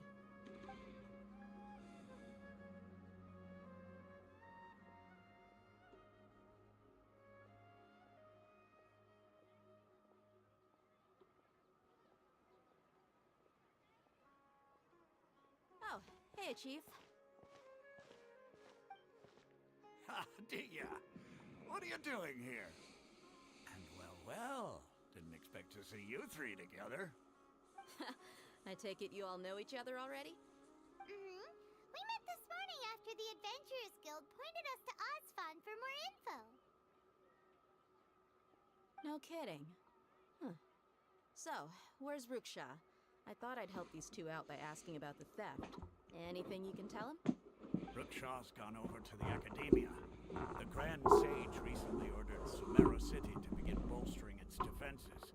So people from all over have been called back to the city. Since you've already mentioned the theft, I suppose I might as well tell him what we know. Appreciate it, Chief. Theft? Sorry, what theft are you guys talking about? Just recently, the Academia lost something, and there's a chance the item is connected with the Dendro Archon. This case might just somehow help you in meeting her. I suppose that's one way to look at it. But if you ask me, the case is more about the Academia than anything else. Let me fill you in. The Academia recently sent a convoy to pick up an important package from Aru village. Word got out, and the convoy was robbed on its way back. The Grand Sage took the whole matter very seriously. Not only did he dispatch the Matra, but also enlisted our help in the search for leads. All we know so far is that whatever was stolen is currently in Port Ormos. You two have heard of Port Ormos, haven't you? It's the largest commercial port in all of Sumeru. You can travel there by leaving Sumeru City and heading south along the river. The Academia's grip isn't long enough to reach all the way to Port Ormos, so the city's a little more laid back, meaning the population's also a mixed bag. You never know who you'll meet there. Apparently what was lost has a great deal to do with the Akasha, knowledge, and even the gods. I'm afraid I don't have any other details for you, though. If you're interested, maybe you can head to Port Ormos and ask around yourselves. If you want... Are you serious, Chief? All the Academia students are in Sumeru City, you know.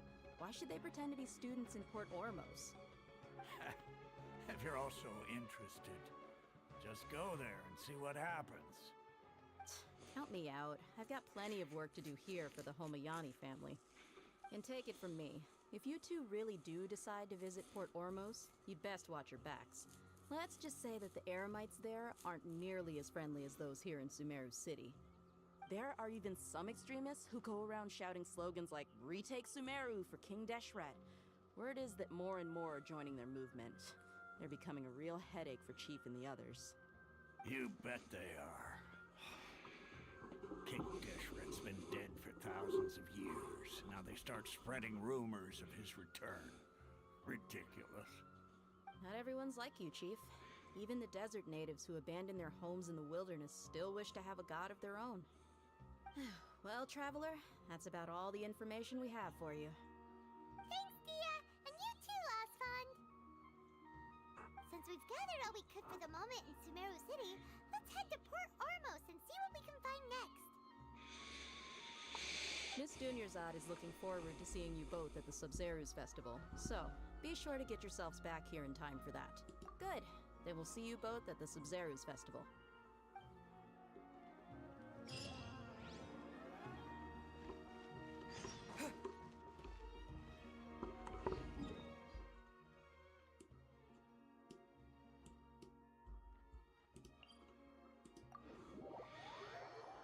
Bam, bam, bam.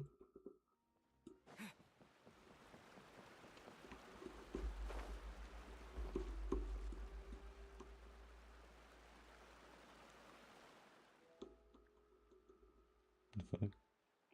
I'm back, Grandpa Amadaya. Right now, you know the job of Forest Watcher is important, but you should come around more often. Yeah, I know.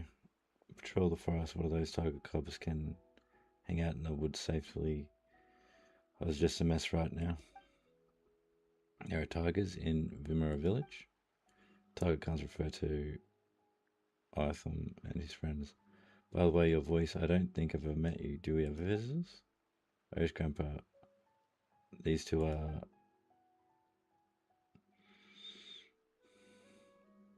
Ah, I see. Welcome to Vimera village and thanks to helping run her out.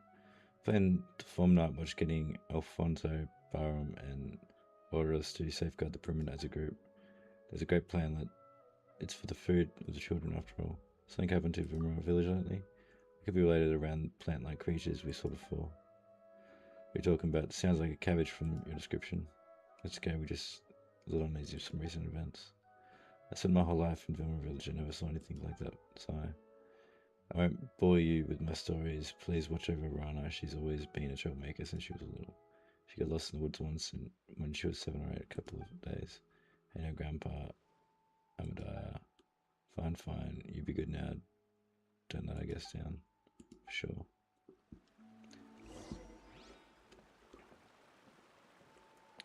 So.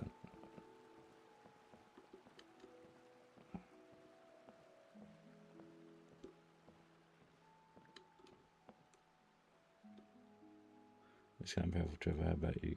Got anything?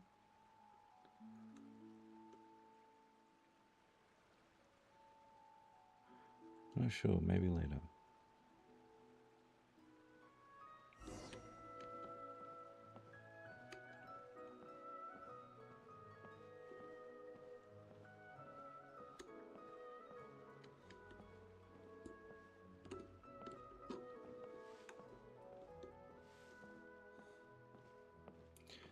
Welcome back, Alfonso.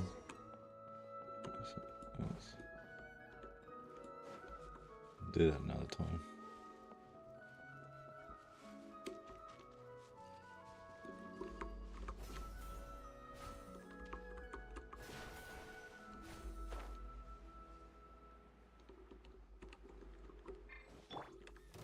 Power that ended Haishan! Devouring claw!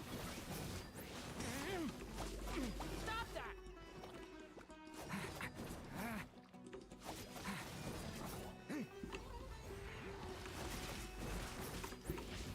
Thunder! The abyss is burning! Shaft!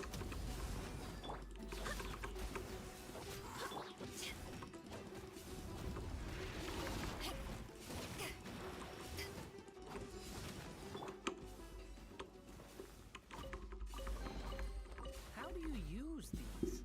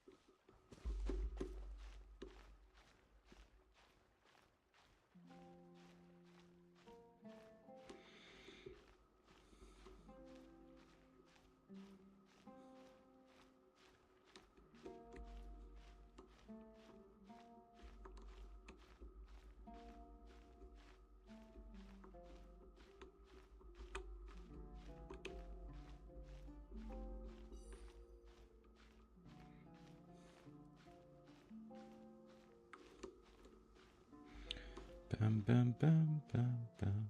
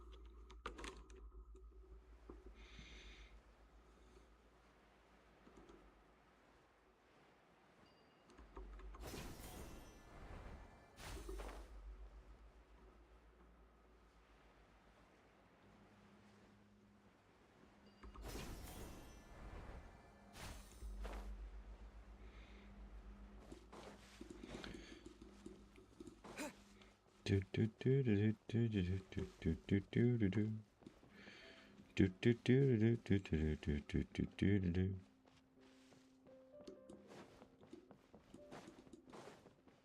Do do do do do.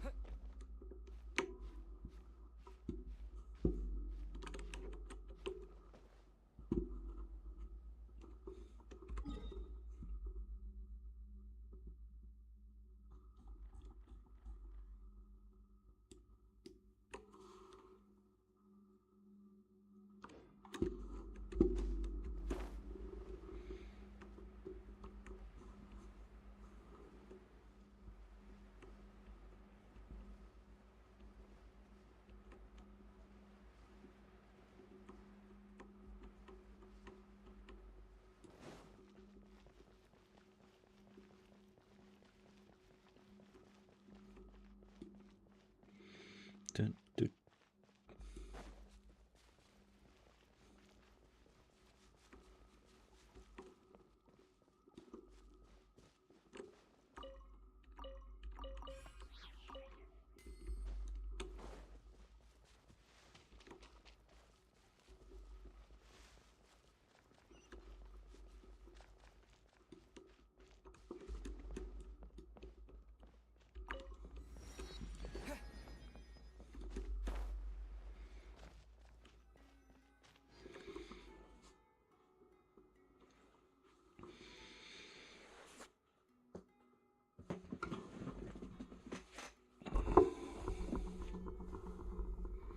Come and have a good look yourself.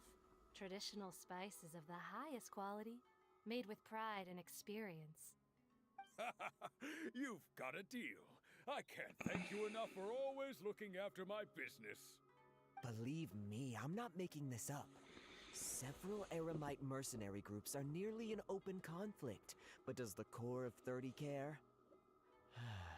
And that's not all. Did you know that... Wow! Talk about hurly-burly! This place is busy! Guess that's only to be expected for the largest port in Sumeru. It's because of what Dia told us earlier, but Paimon can't seem to shake the feeling that there's also danger lurking in these crowds. Ooh. Let's get our bearings so we can start looking for leads. We know that whatever the Academia lost is related to the gods. But other than that, we don't have much else to go on. Osvan told us to try posing as Academia students while asking around. Paimon checked the Akasha on the way here, and the Academia doesn't seem to have any research facilities in Port Ormos. Paimon doesn't get it. Won't we look even more suspicious going around saying we're Academia students and asking about the stolen item?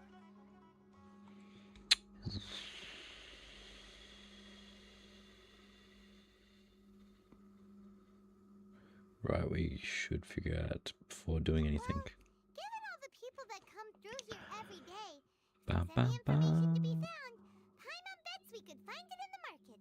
Let's ask around and see what we come up with.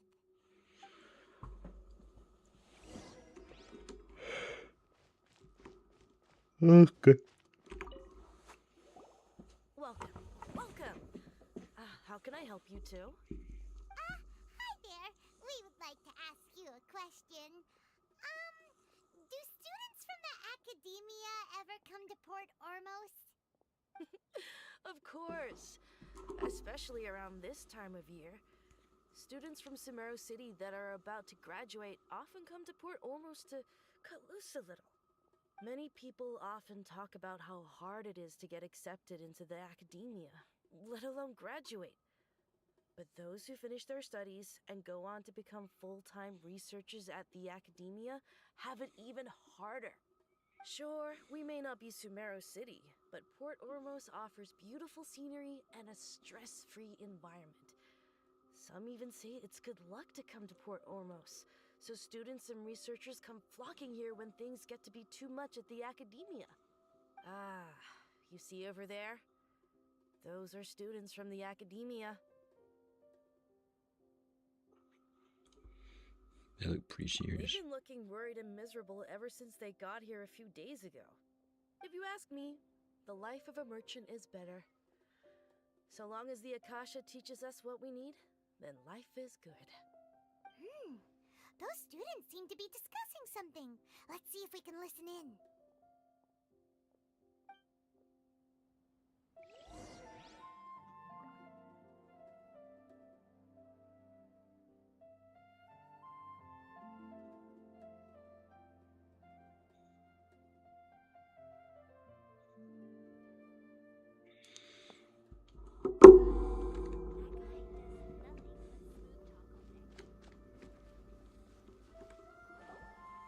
It's no good. I've tried asking around, but I haven't been able to learn anything useful. Not to mention that a bunch of scary-looking Eremite mercenaries have been posted along the streets now. There's been a lot of fighting between the different Eremite factions in Port Ormos. If we choose to move on our own, then it would be wise to steer clear of them. Especially the group that's constantly shouting some stuff about King Deshret and some resurrection. I've even heard that the Citadel of Regzar is starting to get fed up with them. What was that group called again? Ein something or other? They're called Ein El Akhmar. Today, I heard that the thing we're after might be in their possession at the moment. Wait, come again? Don't you see? Many of the Eremites in Port Ormos deal with trading this kind of thing. They're usually pretty wary of outsiders, but not so with students of the Academia. It's because the kind of goods that students are looking for aren't the kind of goods that Eremites are after. As long as they know you're a student, then deals can be made. I've heard that Ein El Hakmar likes to set up shop at the Jafar Tavern. Supposedly, if you're willing to part with 500,000 Mora, they'll give you info on anything. Wait, did you say 500,000? If information alone costs that much, then how could we ever afford to buy what we're looking for? I guess we might as well give up on trying to graduate this way. I wouldn't worry too much. Our field of research is very niche. Who else could possibly be after that kind of shady knowledge? I bet it's practically worthless to anyone aside from us. Well, I guess that makes sense. Then the only thing left for us now is to find a way in. Why don't we all just pool our money together and pay for the information? Whoa! Did you hear that? A niche field of research and shady knowledge? It all sounds pretty suspicious to Paimon. Is knowledge something people just buy and sell like that?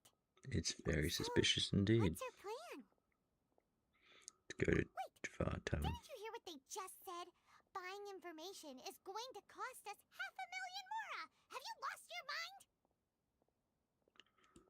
Oh, alright. Paimon never thought she'd agree to parting with that kind of Mora. But if you know what you're doing, then we should give it a shot.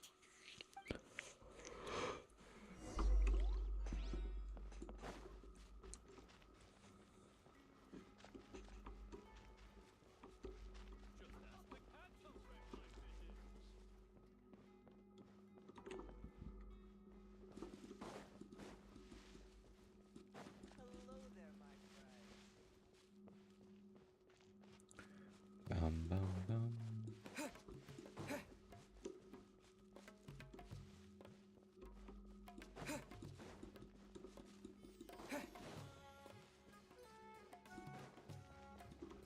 This is the place we heard those students talking about.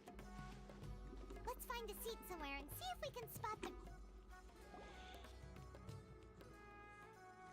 Oh, you've arrived. Please, take a seat. So, they think that they can go toe-to-toe with the boss? Ha! Once we reclaim the power of King Deshret, they'll be the first that the boss punishes. They're nothing to be afraid of. Our main rival now is the Caracal Battalion. They've also amassed a significant amount of Mora this time, so we mustn't underestimate them. How can the Caracal Battalion compete with the boss when they're nothing but a bunch of money-grubbing opportunists out for a quick Mora? Yeah, with Boss's fervent devotion, he'll be able to use this power to bring our god back this time. Huh. All these guys talk about is King Deshret, so they're probably the ones we're looking for. Greater Lord Ruka Devata. That traitor and her followers must not be spared. The day will come when King Deshret exacts vengeance on Sumeru, and all of them shall be punished.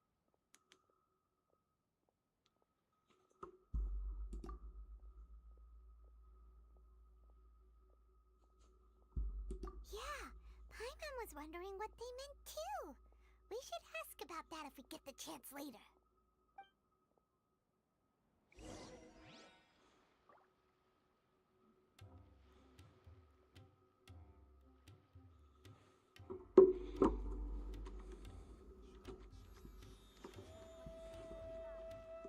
So then, what happened next? Huh? Who are you? What do you want? A traveler? Now's probably not the time to talk about that. Didn't the students say Eremites are wary of outsiders? A student? Huh. What's a student from Sumeru City doing in Port Ormos? Ah, well, if it's info you want, you've come to the right place. The question is, can you afford it? Huh? What is this, some kind of joke? Oh! Sorry! He must have grabbed the wrong amount! Hey, what do you think you're doing? Oh, Paimon can't stand to see so much more go. But there's no other choice right now. Here, this is the merchant's address. Whatever you're looking for, you'll find it there. Hmm? Well, what are you waiting for? Oh, that's right! We heard you mention King Deshret just now. We're actually interested to know more because we're, archaeology students! Fine.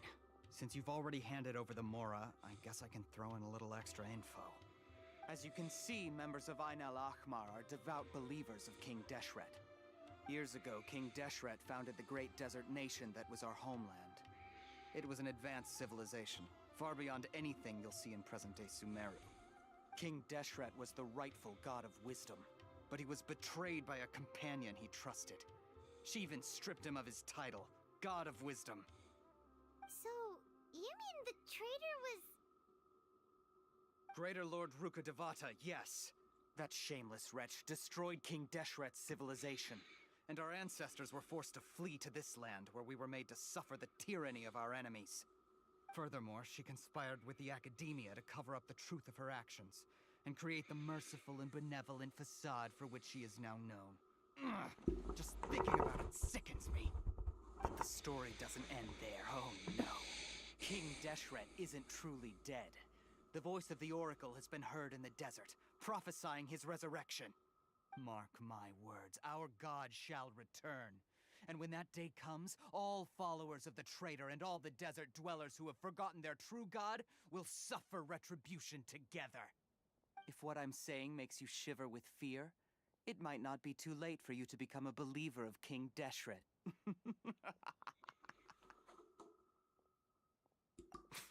I don't have anything to say to you Academia people about that. I think this conversation has reached its end. Not just yet. This man is a fraud. Huh? You again? Deranged Academia lunatic. Yes, it's me again. I already warned you that if you weren't willing to sit and discuss things with me, I'd take measures to make things uncomfortable for you. Listen to me. That address he gave you is fake. Or at least, you won't find a merchant waiting for you there. This group has been boasting all around that they can provide information on a certain item as a means of luring people into their territory. Once you show up, they keep up the act until they have hard evidence that you want to purchase said item. Then they use that to squeeze you for all the more you're worth. Hey! Shut it all, Hatham! What are you playing at, trying to ruin our business like this, hmm? I told you the other day. I wish to discuss my terms with your boss. Ha! The boss made it perfectly clear that he won't negotiate with you. Yes, and in no uncertain terms. But that was then. It does not preclude him from changing his mind in the future. I'm warning you, don't push us, or this could get ugly. We don't usually get rough with people from the Academia because it just complicates things. For a lunatic like you, though, we might just have to make an exception. If you're suggesting that we escalate this from a verbal exchange to a physical one, I accept. After all, even the Archons used war to negotiate the ownership of Teyvat. If, on the other hand, we can't agree on any means of negotiation at all, then I'm afraid my next course of action will sting a little more than the mere falling through of a few business deals. I will jeopardize the Eremite's reputation, which I know you value above all else. I am quite confident that if I began to take such action, your boss would willingly approach me himself. However, I fear that by then, some things will have happened that cannot be undone. Also, a word of advice. I suggest you tell your boss exactly what happened here today. Otherwise, he might blame you for not telling him in the future. What did you say? Consider this. Have I ever failed to follow through on my word in the past? This guy is really out of his mind. Okay, then. If you really have a death wish, let's meet a week from today. The pier in front of the Pharos Lighthouse, 4 o'clock in the afternoon, sharp. Don't expect us to hold back. Not so fast. First, you return the 500,000 mora to them.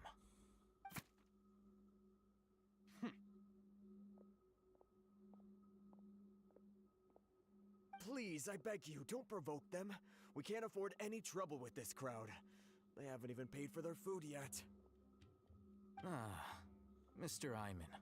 There appears to be fewer staff in the restaurant recently. This wouldn't happen to be because they're all busy spreading the word to the students, would it? Well... Someone who chooses to do business with a group like that really can't afford to get so flustered the instant someone confronts them about it. Consider the meal compensation for our silence. I'd say you're getting an excellent deal. Whoa, did you see that? He not only got us our Mora back, but sent the Amorites running too! Plus, he seems to know a lot about what's going on around here. Let's catch up with him and ask some questions! He went that way! After him!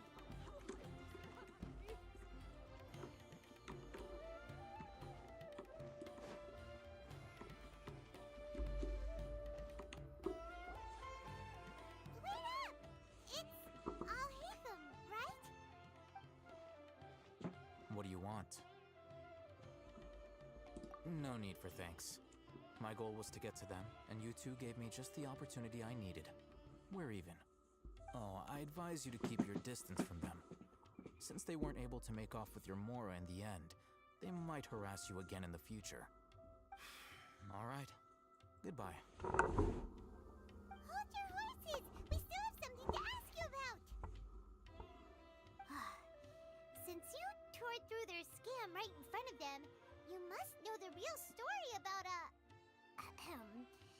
certain something, no? Who exactly are you two? And why are you inquiring about that? A student. Right. Look, you should know that those thugs conducting business with you had nothing to do with your lie. Huh? Oh, yeah!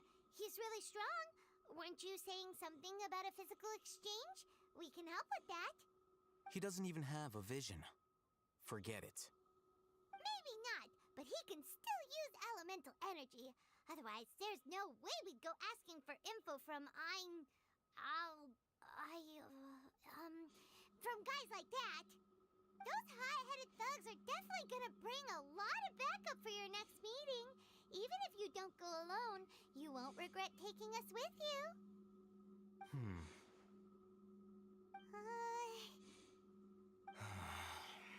All right, I accept. Got a pen and paper? If you're searching for someone who sells that kind of merchandise, I'll give you one of their addresses, and you can try your luck. We'll reconvene at the appointed time by the pier. It doesn't matter if you show up or not. So, since you were happy to give us this merchant's information, does that mean you can tell us exactly what we're after?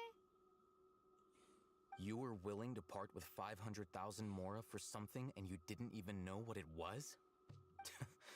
Okay. Well, if you truly are as skilled as you claim, then you can beat the answer out of them when they become hostile.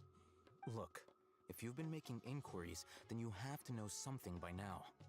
Tell me what you know so far, so I don't waste time repeating information. We know it's connected to the Academia somehow, and that not only do the Eremites deal in it, but some students want to get a hold of it too. What else? You know almost everything there is to know, but you're unable to compile this information because you've never seen the object before. This is what you've been looking for. Huh? Paimon can't tell what it is. It looks like some kind of ornament. This is a knowledge capsule. To put it simply, it's a vessel that can store a fixed quantity of canned knowledge. It's like a miniature Akasha. Anyone who links it to their personal Akasha terminal instantly becomes privy to its contents. Correct. Anyone. Unlike the Akasha, which heavily regulates who can access what information, knowledge capsules confer their contents without any requisites. That's amazing! It's essentially a convenient and harmless vestibule for knowledge. Unfortunately, it's illegal in Sumeru to privately possess or trade them. They were created as a means for scholars to transfer knowledge gained from Irminsul into the Akasha, and are intended to be destroyed immediately after use. But despite strict regulations, some of these knowledge capsules will always escape destruction. After all, there will always be those in this world who are dissatisfied with life as designed for them by the Akasha and wish to change their fate. Over the past century, a wide variety of canned knowledge has been leaked from the academia. Now, in Port Ormos, the valuable ones are a means to Mora for the Eremites. Meanwhile, those which the Eremites deem to be useless to them occasionally prove useful to the common citizens and hapless academia students. Well, I think that about sums it up. Ah, so that's your true objective. With our current arrangement, I don't believe I can offer an answer. You're still resolved. Fine. Let's talk somewhere with fewer people.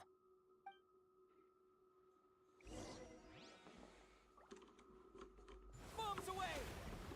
Oops.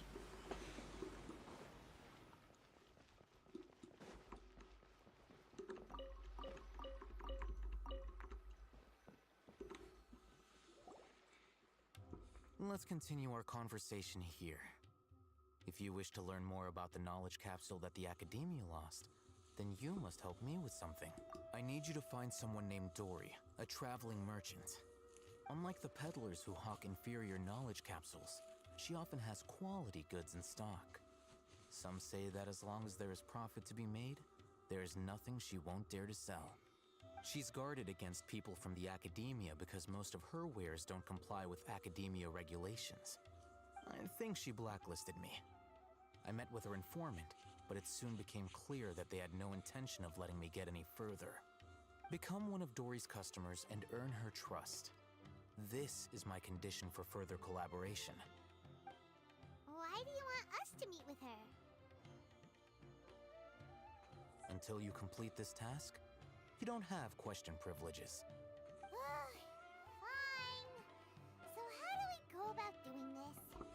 You two are outlanders who haven't been here for long, so Dory should view you as safe clients. I'll give you the informant's address and their contact password. Beyond the password, though, I have no way of knowing what other tricks she might have up her sleeve. You'll have to improvise. This is kind of nerve-wracking. The true challenge begins after you meet her. She has a keen nose for Mora and a shrewd eye for wares, and she only likes customers who she deems to have good taste. I'll prepare some funds for you. Buy her highest quality wares and earn her approval. But we only just saw a knowledge capsule for the first time. We don't know how to tell which ones are good and which ones are bad.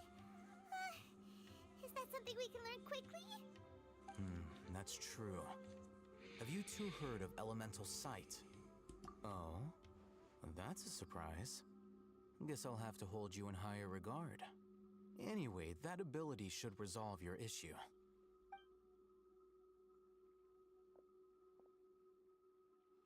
Here are 2 knowledge capsules.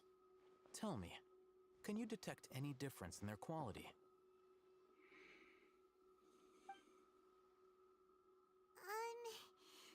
They look the same to Paimon. Try inspecting them with elemental sight. How'd it go? Did you see anything? Rumor has it that higher quality knowledge capsules generally appear brighter when viewed through elemental sight. That's because knowledge originates from Irminsul, the root of Dendro power itself. The more powerful the knowledge, the richer it is in Dendro energy. However, some canned knowledge with a high concentration of elemental energy is of little use in contemporary times, so those capsules are of little value. Using elemental sight is merely a stopgap measure, but it should suffice for earning Dory's trust. That sounds pretty impressive. Here's a sheet with the informant's location and contact password, and here is the mora for purchasing canned knowledge. Don't be cheap. You'll need to spend to catch Dory's eye. If there's any mora left over, just keep it. Oh, and be sure to exercise some caution. There have been Matra present in Port Ormos lately. Your efforts will be for naught if they catch you. Matra?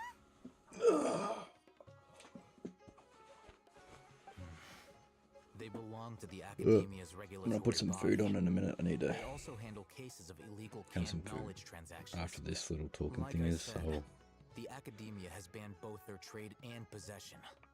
The Matra Be are right back. razor sharp.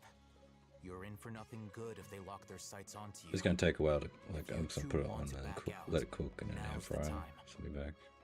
Okay, then we have a deal. If you succeed in your dealings with Dory, come find me at the Wikella Funduk. We'll have an open discussion then. Looking at what Al Haytham wrote, Won't be too long. So chuck it on and come back. Some fucking chips and some chicken strips.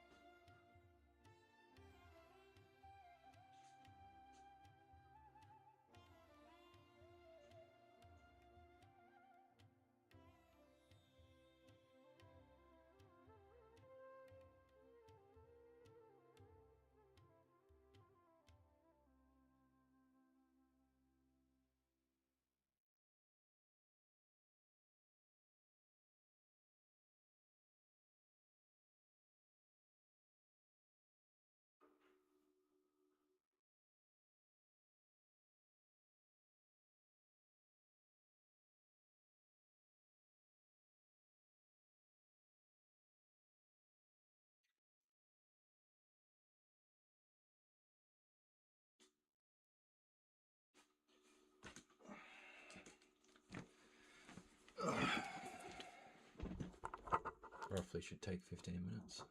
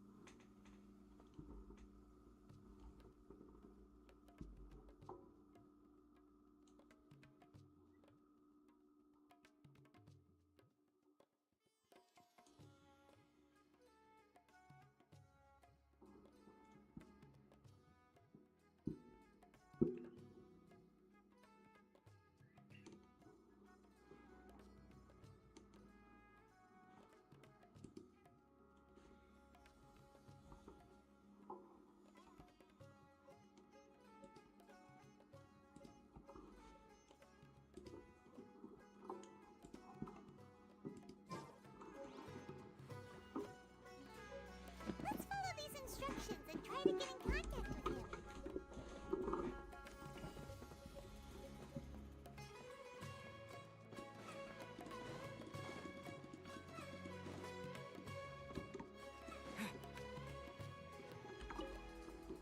Hello. What are you two looking to buy? Wait, are you sure you're remembering that right? Hyman doesn't think it was that on the paper. What a unique palette. We have unripe horror fruits, but we usually keep them in the back. I'll have someone escort you. Following the paper got us past the first round. Ronak, these two want to buy unripe horror fruits. Show them to the warehouse. Got it. You two, please follow me. You two have a fascinating fashion sense. We haven't seen a customer wearing a Sumeru rose for quite some time. Hold on. Let me think. Sumeru Rose means common merch. No, look again. We're obviously wearing morning flowers. Ah, my mistake. I do apologize. Whew. That pop quiz sure was scary. The warehouse is up ahead. Please follow me.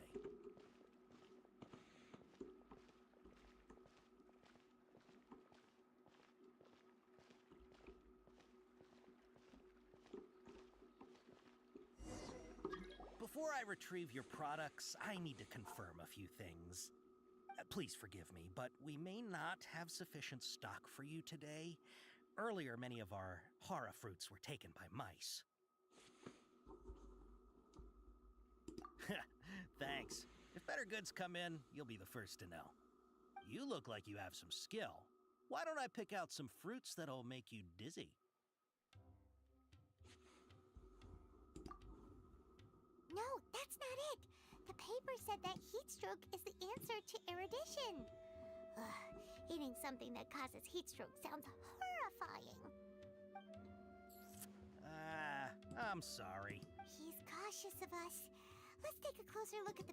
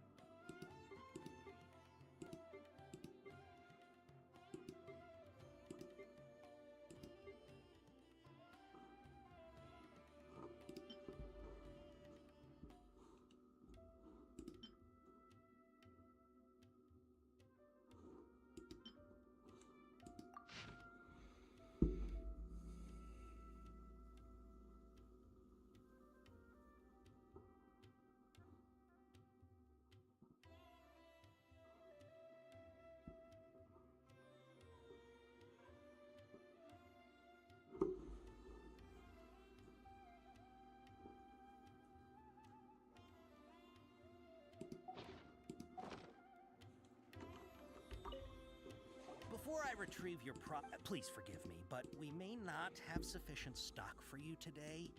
Earlier, many of our hara fruits were taken by mice. Thanks. You look like you have some skill.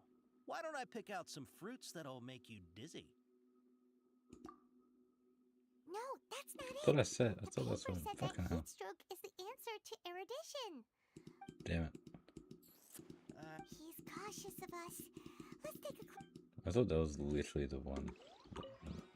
Before I retrieve... please forgive me, but we may not have sufficient stock for you today. Earlier, many of our hara fruits were taken by mice. Thanks. If better goods come in, you'll be the first to know. You look like you have some skill. Why don't I pick out some fruits that'll make you dizzy? Yep, that's the right answer. But eating hara fruit that makes your head and ears ring sounds like a bad life decision. Would you like your hara fruits to be packaged in the Sumeru City or Port Ormos style? I'm guessing that you're going for a more traditional packaging since this is your first time here. Wait a sec. Sumeru City style means we're only buying a few things. He won't take us to see Dory if we do that. He's cautious Fine, of I'm us. getting. Let's take a quick... Check out it again.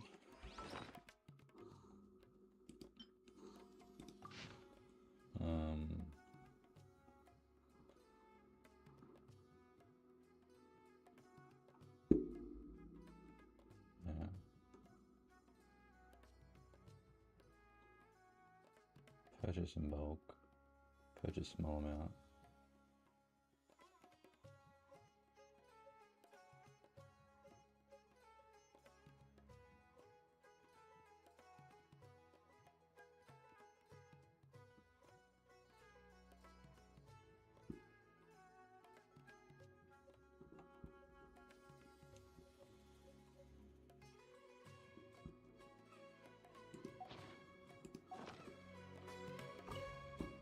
Before I retrieve your please forgive me, but we may not have sufficient stock for you today.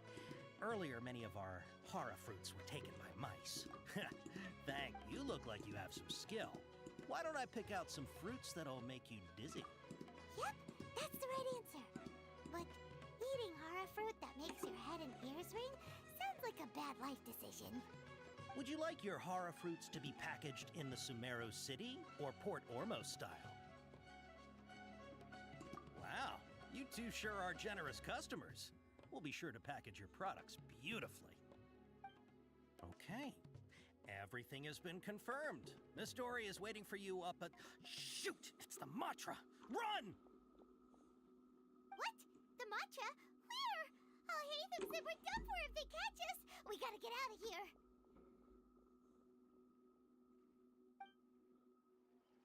We don't know this area, so let's follow that informant.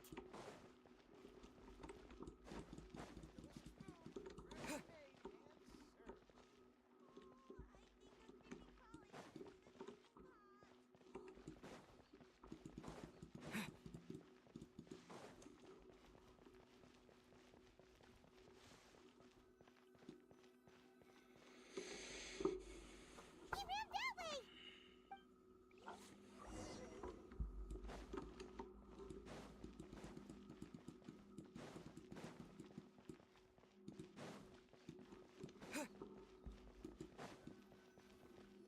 Look, he's over there!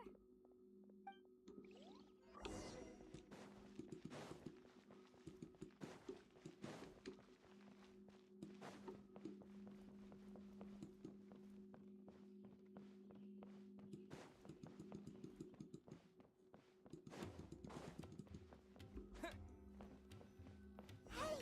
If you're hiding from the Rishbaland tiger, come this way! Another password!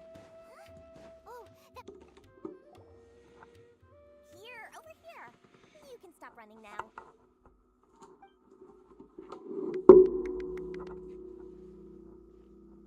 So you were the one who was calling out to us just now. But, are we definitely gonna be safe here?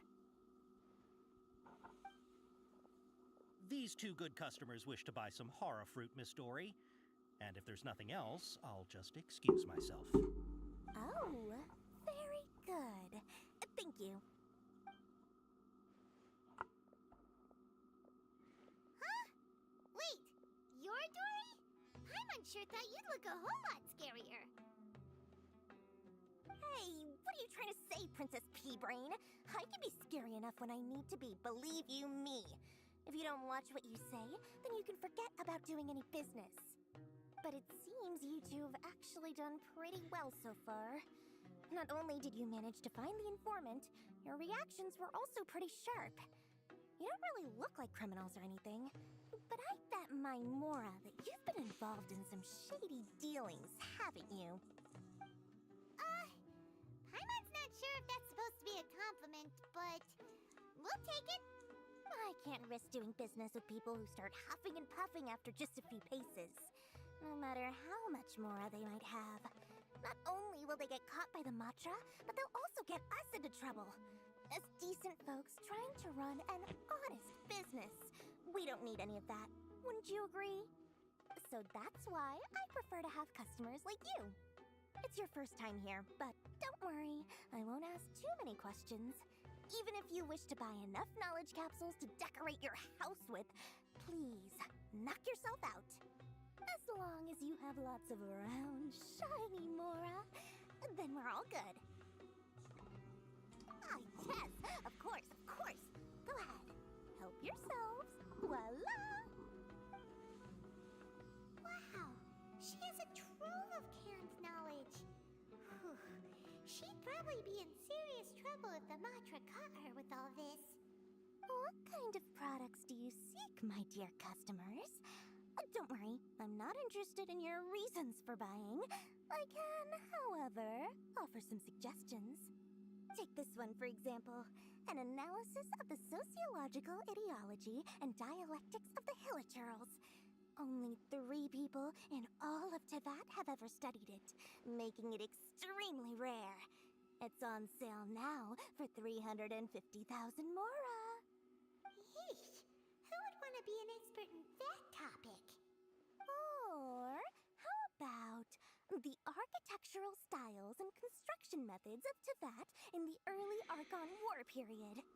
With this one, you can become an expert in historic architecture preservation and find an excellent, well-paying job in nearly any nation. Ooh, now this sounds like it could be useful. 2 million Mora, and it's yours. No discounts. Whoa! That's a lot of Mora! Food's Of ready. course, you are free to pick whatever your heart's desire. The contents and price of each knowledge capsule are indicated in small text on the body of each one, down at the bottom. Alright, let's try the method that Al-Haytham mentioned.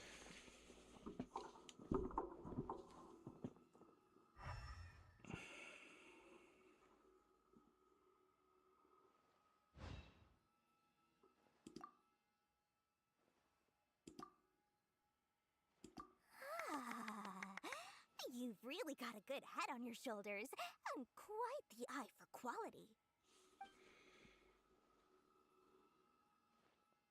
We'll take these, please and thank you.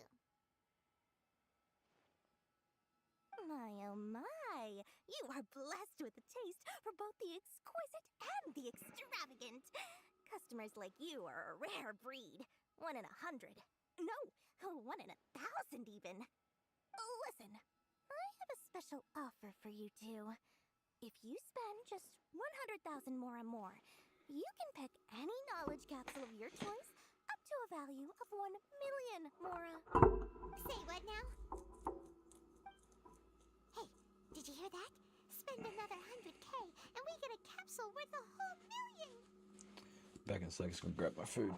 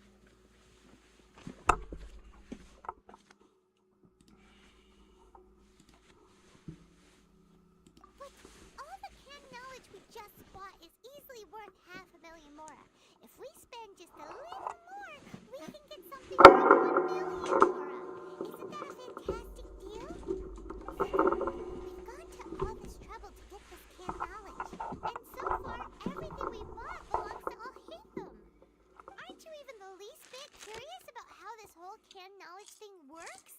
We're talking instant knowledge here. Don't you want to try it yourself?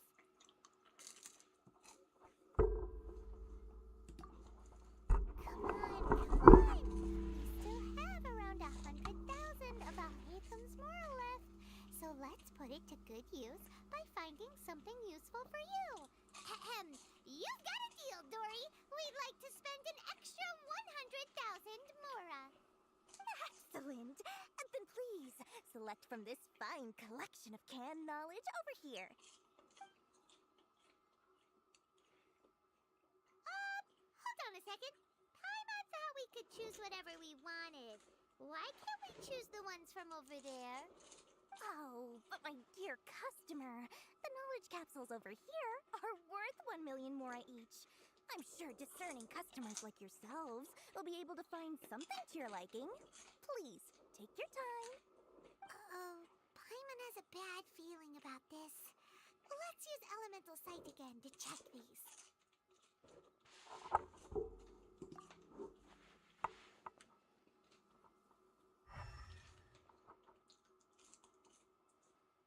So, what did you see? So, they're all worth about the same amount?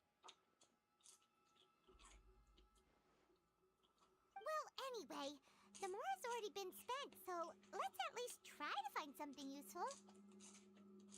Let Paimon take a look here. An introduction to traditional Sumeru brewing techniques, the art of growing spices, an overview of ancient runes. Oh, how about this one? Sword Fighting Techniques 8. Not sure we'd ever find volumes 1 through 7, but at least this knowledge should be useful, right? Dory, we'll take this one. All right, very good. I'm expecting some new goods in the next couple days, so be sure to check back again soon. Whether it's canned knowledge or anything else you need, bring your mora to Dory and doors will open. Our dealings with Dory went smoothly enough. Let's head to Wakala Funduk and meet up with Al-Haytham. Hopefully now he'll finally tell us about what the Academia lost.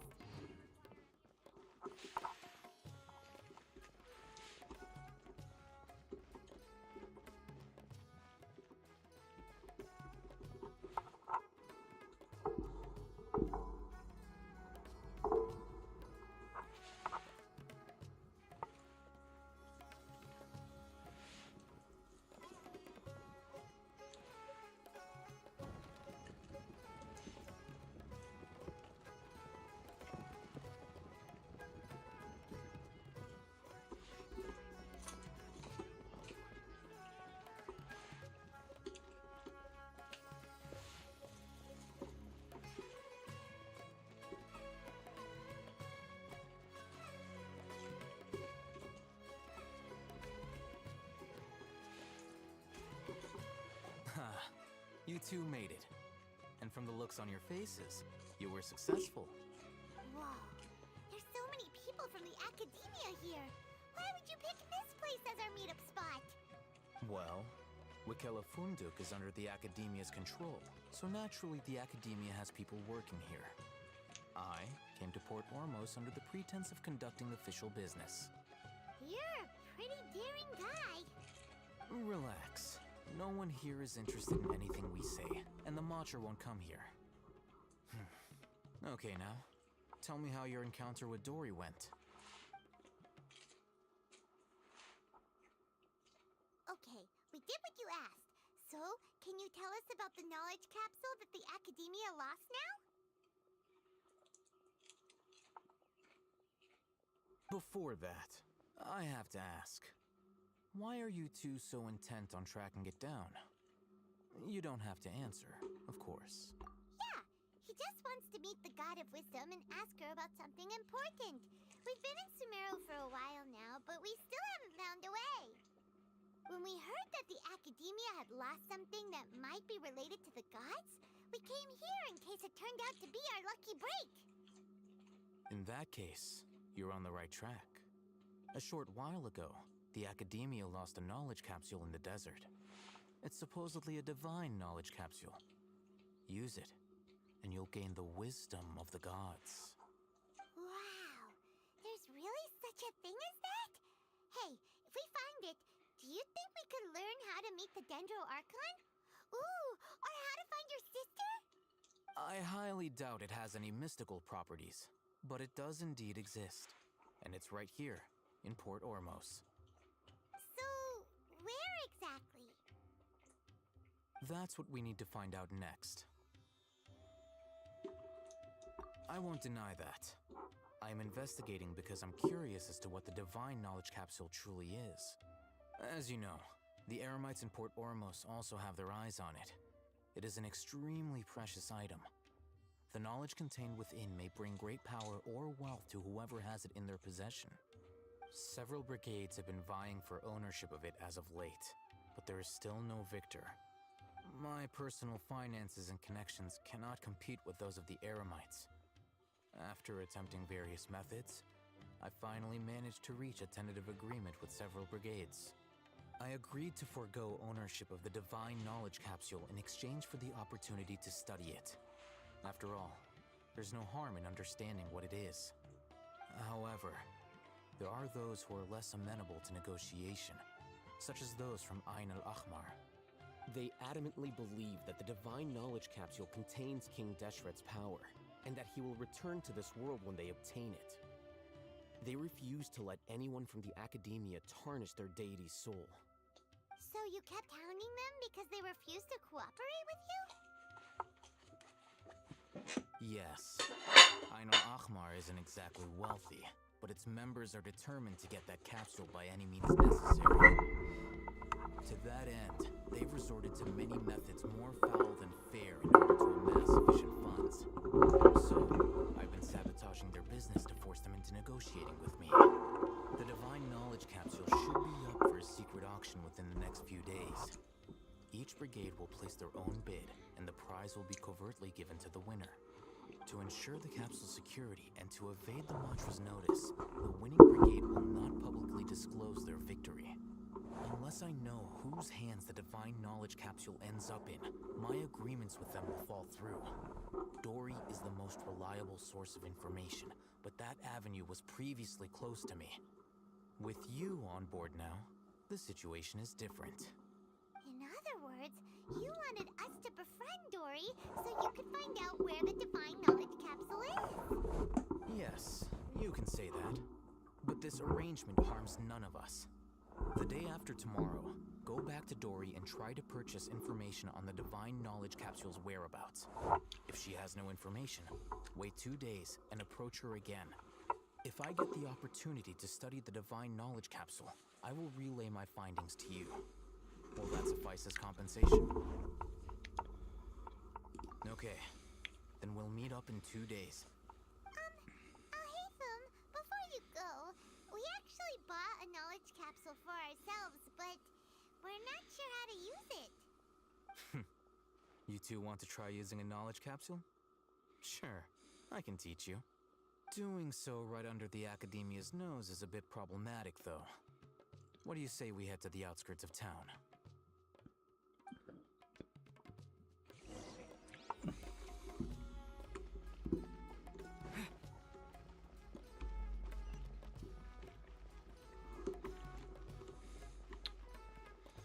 That was a satisfying meal.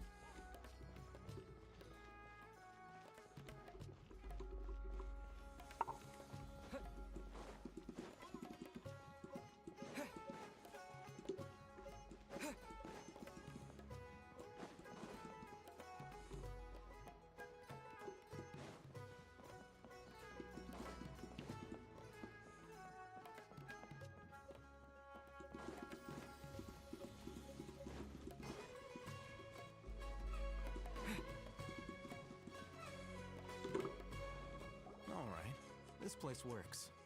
Show me the capsule you purchased. Here. Sword Fighting Techniques 8. Huh.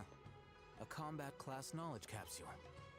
This class is something of a rare find these days, since most have been taken by the Eremites to augment their battle capabilities. Really? Ah, yeah, what a great buy! If you want to determine the efficacy of this capsule, I can evaluate your combat ability.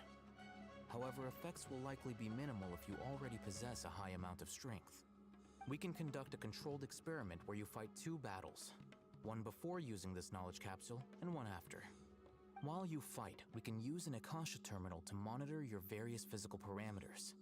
There may be variances in your physical strength between the 2 tests, as well as a disparity in your opponent's abilities.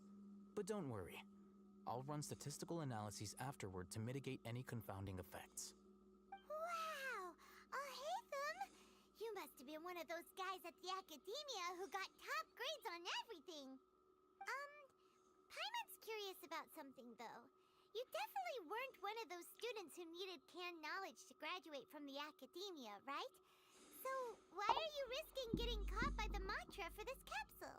When you are unable to understand a researcher's actions, most cases can be attributed to curiosity. This is but one theory. Sounds like you're trying to avoid the question. All right, let's begin the test. Just fight as you normally do.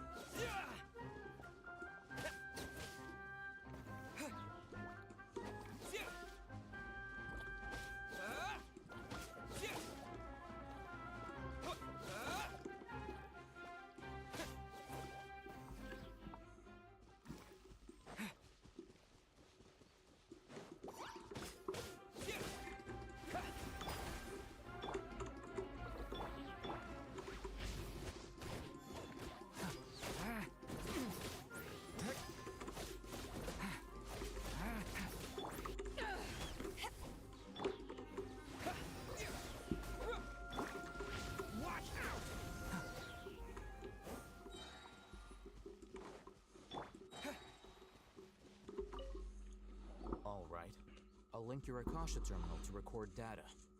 The next step is to use this knowledge capsule. Hold it in your hand. I'll help you establish a connection with it so you can activate its power.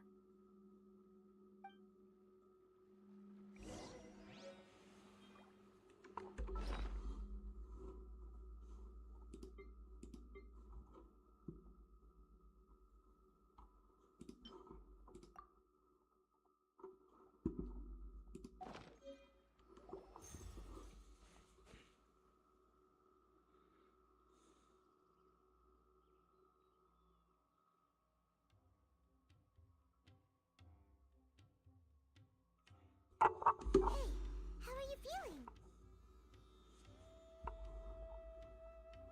You mean that it worked? All right, time for round 2. Fight with the same composure as before.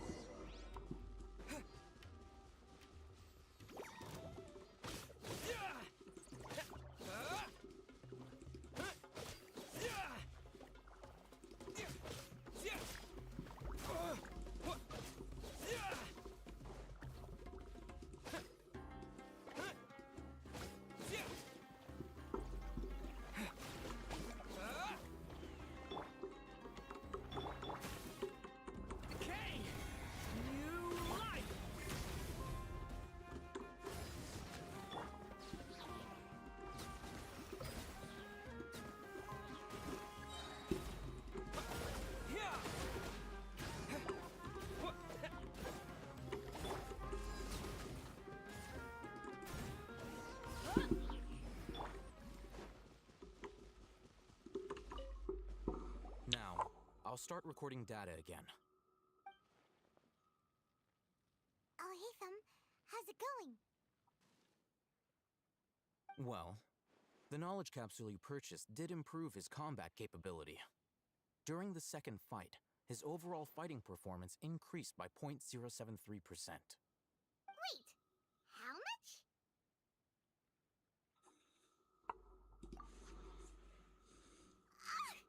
Dory's such a jerk! She totally scammed us! 1,000,000 mora? This thing isn't worth a tenth of that amount! Of course, this could be because he is so powerful that the capsule's contents were unable to produce a substantial increase. At the very least, this test allowed me to gain more insight into you two. Our deal seems increasingly worth my investment. I'm heading back to Akela Funduk. I await your response in 2 days' time. This is Mora for when you ask Dory for information. Pay her as much as she requests.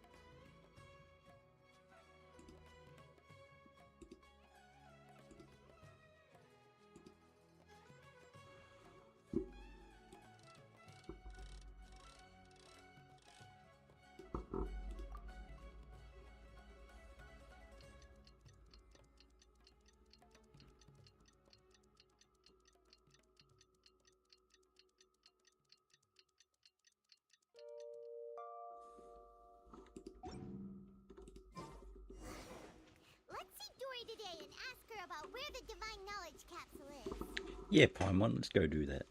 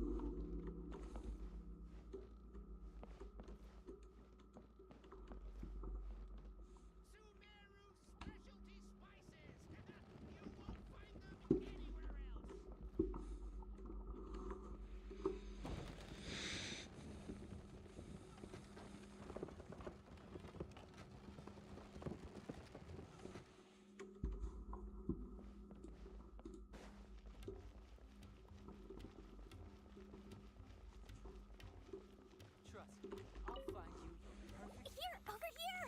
Oh, welcome back, my loyal patrons. What can I do for you this time? You name it. Canned knowledge, supplies, or anything else you need. I'll find a way to get it.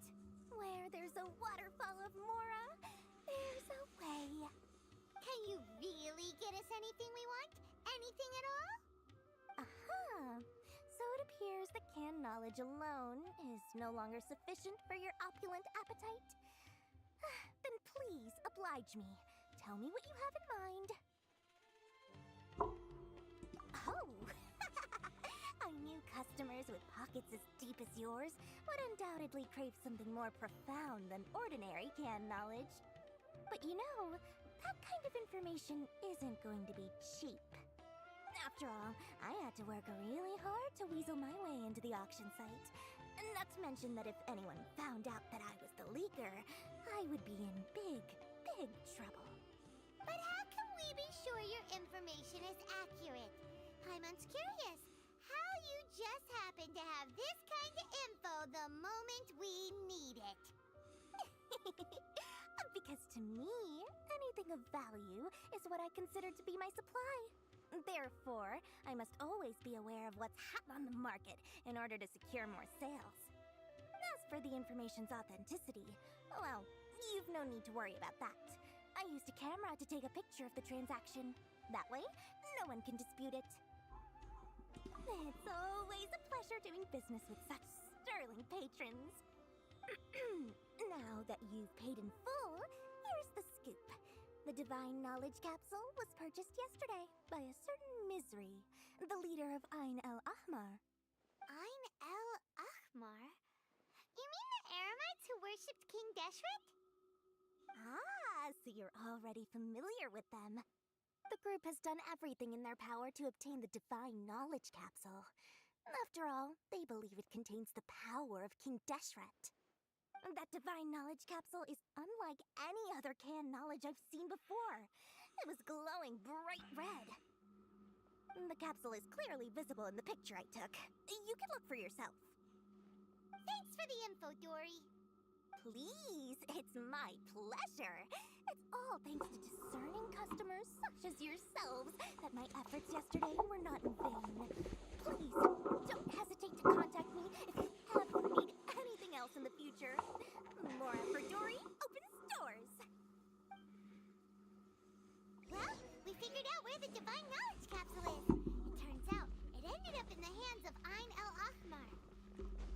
Let's head back and talk to Al-Haytham.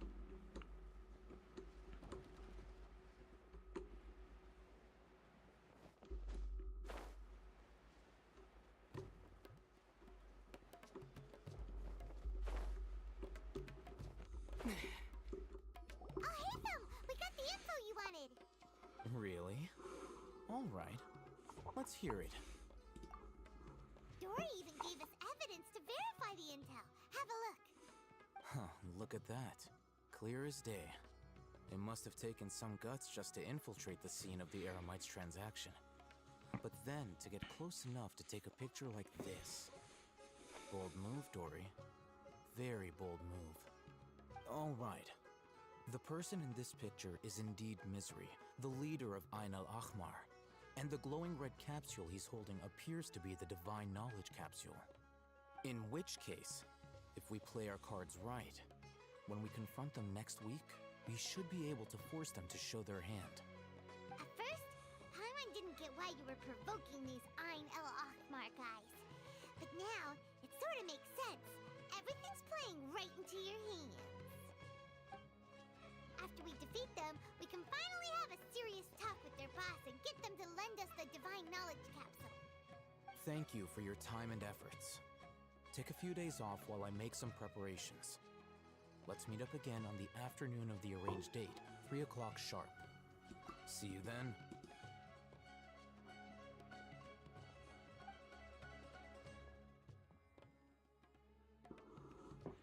Al-Haytham sure is taking his time.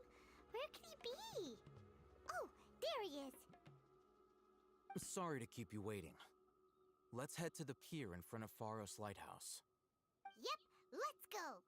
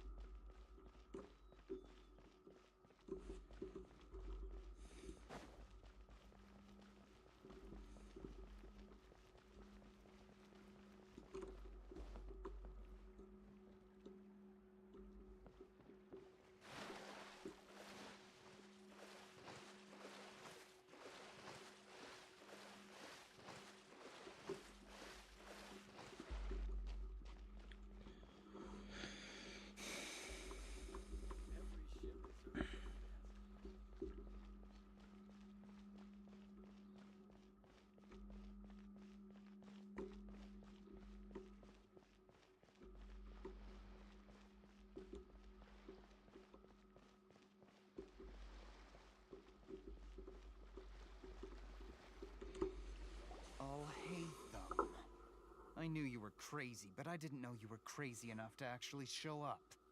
It was I who demanded that these negotiations take place. I was more worried that you might go back on your promise. But to your credit, it appears that you're sticking to your word. This is turning into quite an occasion. I also brought some backup. I assume you don't mind. Backup? Aren't you the brat from the restaurant the other day? You've come to support this lunatic because he helped you out? Fine, your funeral. I'm not going to mince my words. Once we're done with you, you'll be nothing more than fish food. Get 'em, boys!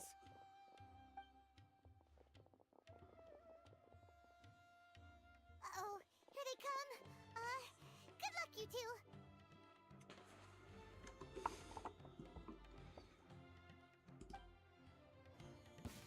That's close enough.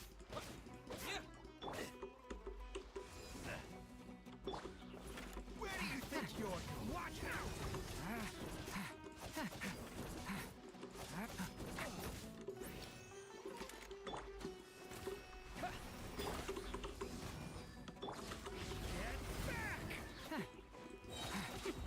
Element for the end! Barbados, guide us. I'll be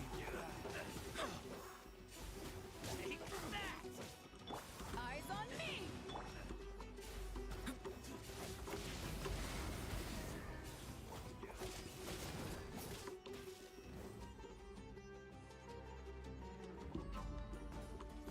No more tricks up your sleeve!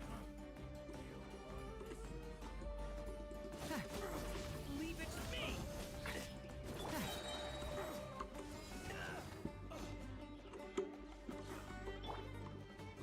Go as one!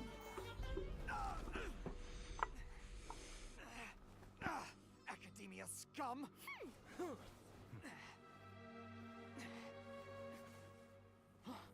Boss! Finally! Did you use it? Great! Now we can...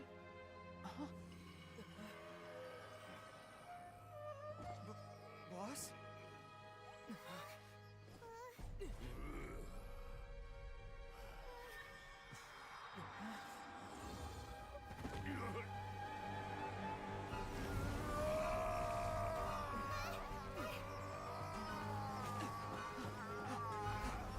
Boss! Boss! What's wrong? What happened to him? We have to cut his Akasha connection, now.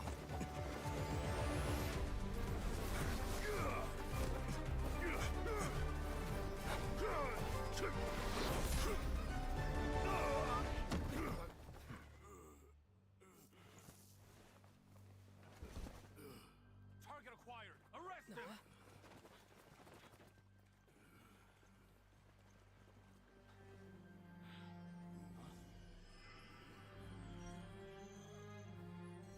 Do not impede our work. Is that understood, Alhaitham? Of course.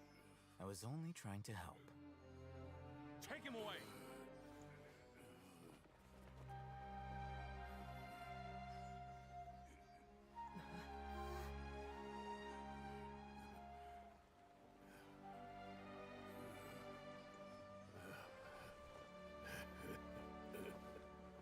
World, forget me.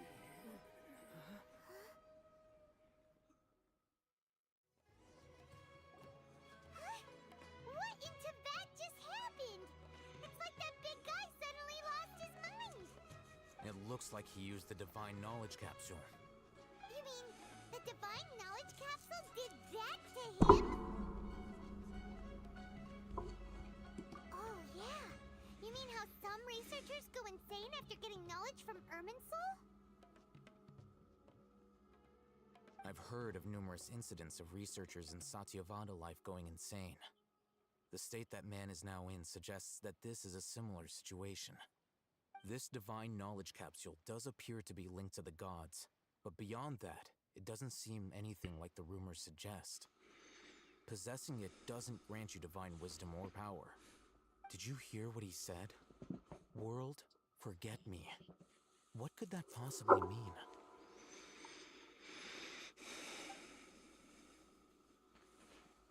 If the mantra took him away, then that means the Academia got the Divine Knowledge Capsule back too.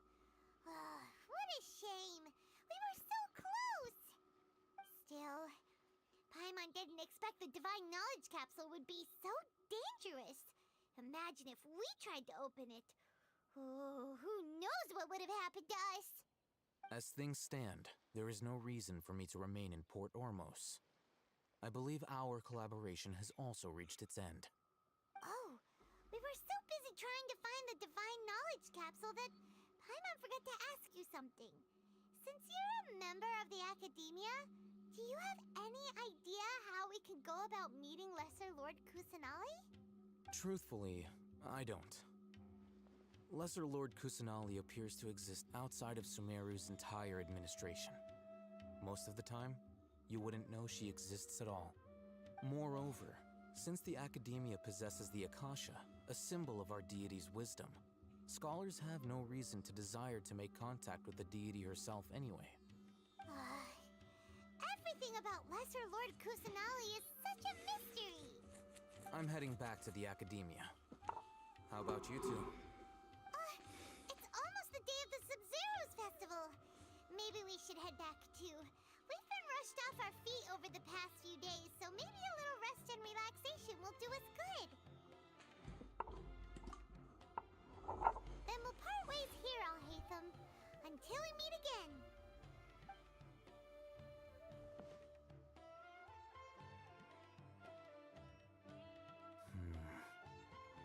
Now, do I deal with this thing first? Or should I produce the report that the higher-ups require?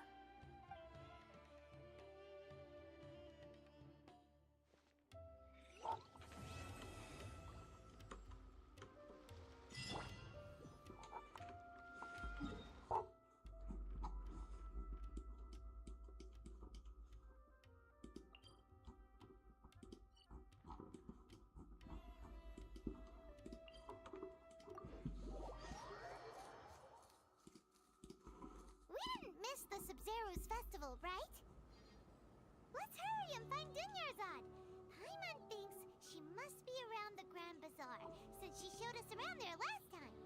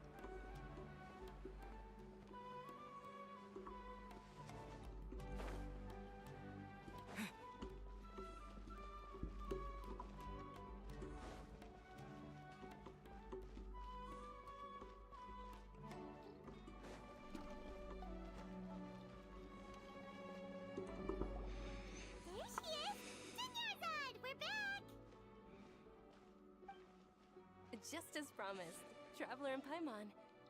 I'm so glad that you two came back to celebrate Lesser Lord Kusanali's birthday. Indeed. The festival's tomorrow. We've been preparing for so long that I can't help but feel a little nervous. There's no need to be nervous. Paimon's sure that Lesser Lord Kusanali will feel everyone's gratitude. Thanks, Paimon. I hope that everyone who comes to the festival will also have a good time. Speaking of which, did you manage to make your way to Port Ormos? Discover anything over there? Of course we went. A lot of things happened there. I see. Sounds like you two had another exciting adventure. If there is another chance, I would love to join. My lady, if you went to Port Ormos in your current state, we'd both be in for a lifetime of trouble. You were eavesdropping! It's called covert protection. Keeping an ear out for what's going on around my employer is part of the job. It's all right, Dia. I merely said I would like to go. I know better than to think my body could handle it. The festival's tomorrow. I've been doing nothing but causing trouble for you. So Dia, please take some time to relax. I'll be fine. Even when you put it that way, it still doesn't feel right. Don't worry, my guardian knight. Okay, fine, but only tonight. Tomorrow's a big day, and many no-good scumbags are gonna try to take advantage of that. Oh, you two must be exhausted from your long journey back to the city. My apologies for not realizing this sooner. I've already prepared a room for you to rest. Please follow me. Whoa, you're so thoughtful. Paimon's so ready.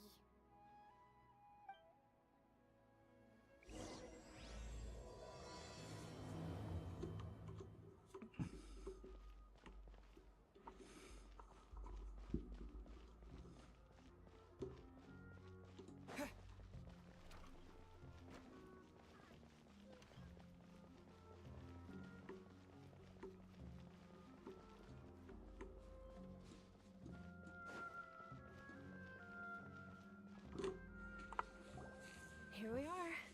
It's also fairly close to where I've been staying. It looks really nice.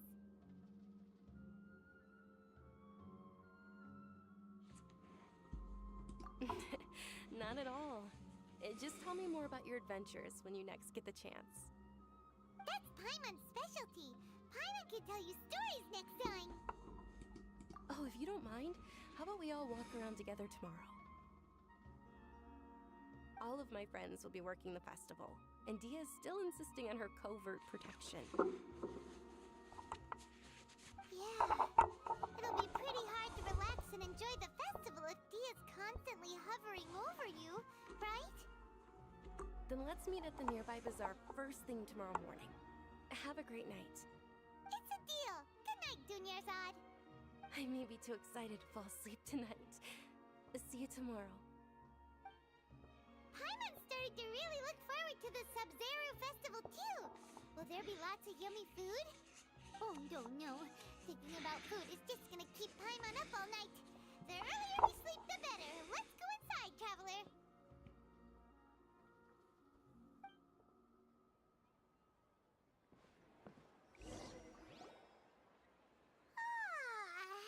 Did we oversleep? We should go meet Dunyarzad right away.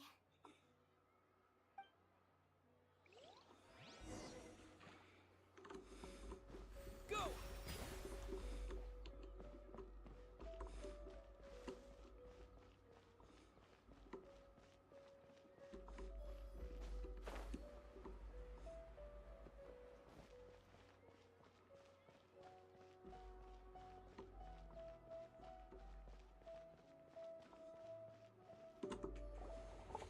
Traveler, Paimon, I've been waiting for you two. Good morning, Dunyarzad. We must have overslept a little bit. Not at all. I arrived early. Today is finally here. I must cherish every moment as if it were gold. You've worked so hard for this day. You gotta enjoy it to the fullest. You know it. It's just that, as expected, I had some trouble falling asleep last night.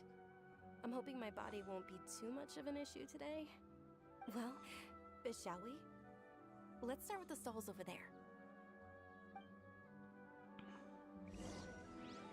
Many vendors came out of the blue to support the event, and they insisted on covering costs themselves. Let's go give them some business.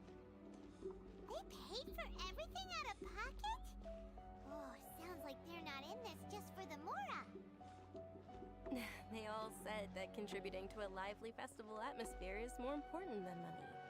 Especially since we don't often get to celebrate Lesser Lord Kusanali's birthday. Ooh, they're selling food over that way! This is a stall offering foods from the Haftmewa feast. Oh, you could tell straight away. I thought most people nowadays wouldn't know. Mushrooms, flowers, and all kind of fruit? It's all vegetarian stuff. Oh, Paimon's a little disappointed. So, what's the Haftmewa Reiwa feast you mentioned just now? It's another Sub-Zero's festival tradition. People used to set their tables with 7 different foods. Generally speaking, the most common selections were foods like Rukashaba mushrooms, Nilopala lotuses, Zumera roses, Sunsettias, Kapulatas, Hara fruits, and Zaytun peaches. So, the Sub-Zero festival is a vegetarian holiday? You don't have to be a vegetarian to enjoy the spread. We just use the 7 foods to symbolize the 7 virtues of the Dendro Archon. Wait, but if that's the case, if Sumeru uses vegetarian food to represent the Dendro Archon, then wouldn't the Pyro Archon's festival be full of food like roasted fowl, juicy meatballs, grilled steak? Oh, Traveler, we have to go to Natlan as soon as possible! I hope your wish comes true one day, Paimon. Thanks! Alright, how about we also check out some of these other stalls?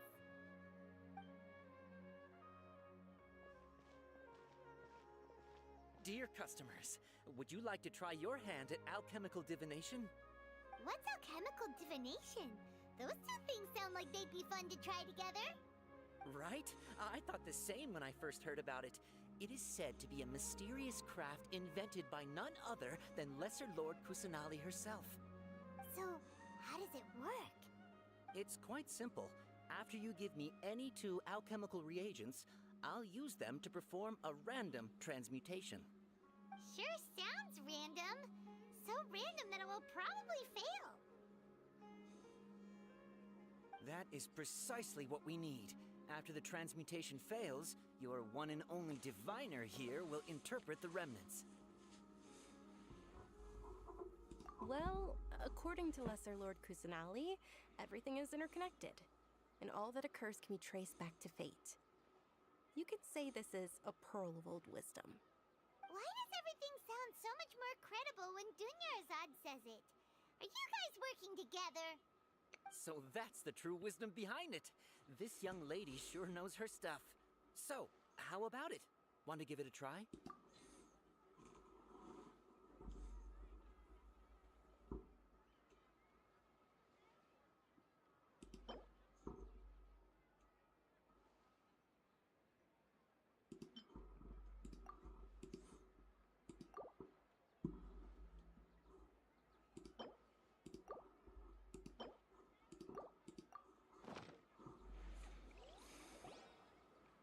Okay, one moment. It's the moon. Paimon wants to take a look too! Is it? It looks more like a pie that Paimon bit into. Generally speaking, the moon signifies... It means... Wait a moment. Is he really looking it up in a book? Oh, I remember now. It means illusions and lies. Illusions and lies? That sounds rather ominous. Yes, but this book says that if you trust your intuition and overcome your fears, the sun will surely rise. He's not even trying to hide his book anymore. Naturally, fate will only ever show you the beginning of a journey. It is up to you to forge your own ending. Oh, thank you so much. I'll keep that in mind. Oh, it's nothing. I'm just learning as I go. Guess that was still pretty interesting. Okay, on to the next stall. They say the Sub-Zero's festival was very lively a long, long time ago. Large flower carriages used to parade through the city. As they headed towards Port Ormos, people would throw flowers, candy, and liquor all along the way. Dunyarzad's eyes are sparkling right now. I wish I could have seen that spectacle. But if you ask me, I'm sure Nilou's Dance of Sub-Zeros will be just as impressive.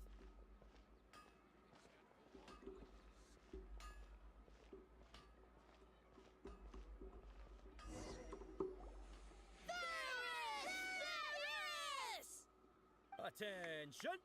Soldiers, fall into formation if you want any Yalda candies.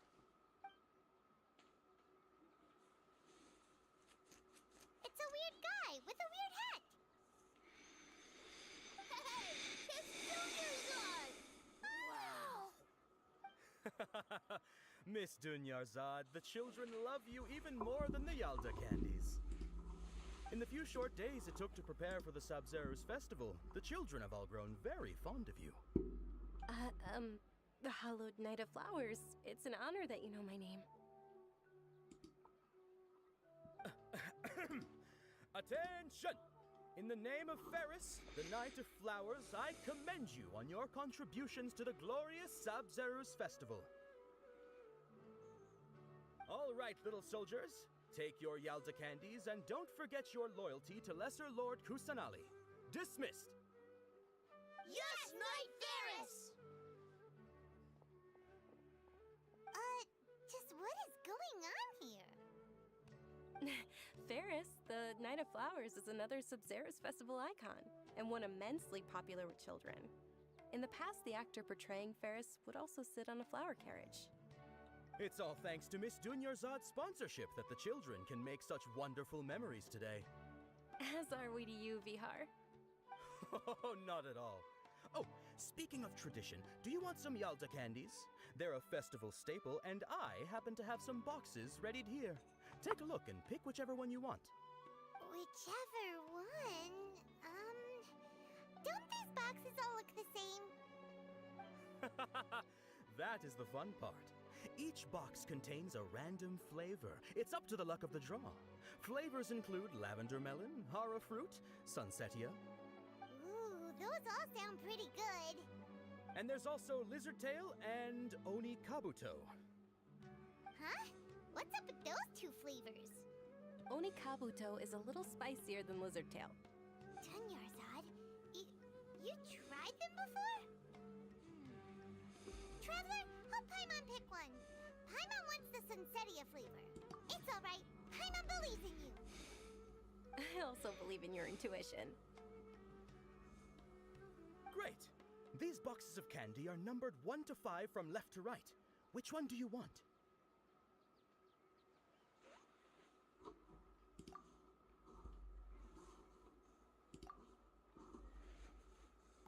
Attention! That's unfortunately lavender melon. Oh, Paimon thought you survived so many epic battles because you had incredible luck. But looks like Paimon was wrong. The sunsetia flavored candy was in box number 4. How about this? The most important thing is that everyone has a good time at the festival. So please, take both boxes. Really? Thanks a lot, Knight of Candies! It's Knight of Flowers, not Knight of Candies. Paimon really wilted the carriageless Knight of Flowers. They all basically sound the same. We got our candy, so let's keep going. Oh, actually, I just remembered that I left something behind. Since you're here, can you come with me to get it? Dunyarzad, you probably forgot because you're so excited about the Sabzeruz festival. How embarrassing.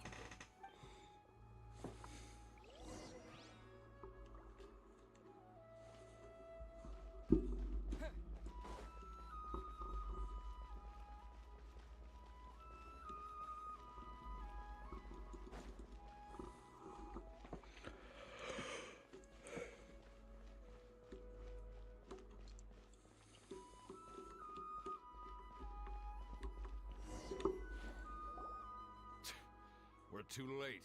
Who knew the little lady was such an early riser? I know, right? Hey, wait a minute. Boss, isn't that her? Oh, that most certainly is. We're in luck. She's walking right into our clutches.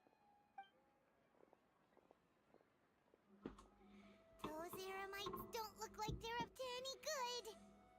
Who are you? I don't believe the Homayanis hired you. That's right. We haven't received any of their mora, but I wonder how much the Homayanis would shell out to get you back. They're a gang of kidnappers! Traveler, hurry and protect Dunyarzad! Hey, did you scumbags even consider that the Homayanis might have hired a merc that outclasses you?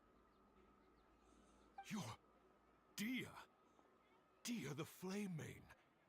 No wonder we mercs haven't heard anything about you for so long.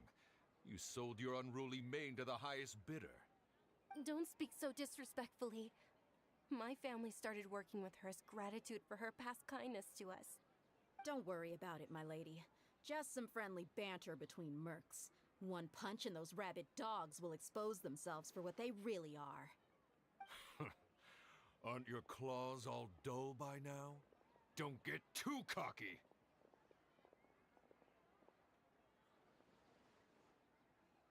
Traveler, take Miss Dunyarzad to a safe location. No!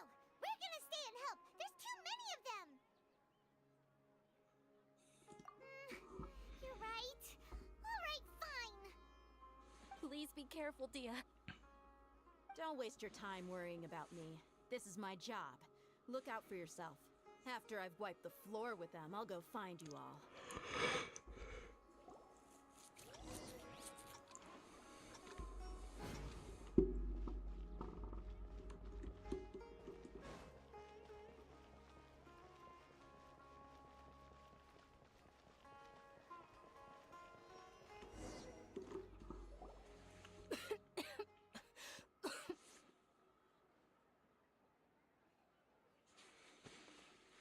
Dunyarzad, are you okay? You look a little pale. Are you in shock? I'm fine. My body always reacts like this whenever I exert myself too much. You sure you're okay? I'll be fine after some rest. I'm more worried about Dia. After all, none of this would have happened if I hadn't insisted on coming out today. Yeah, don't worry.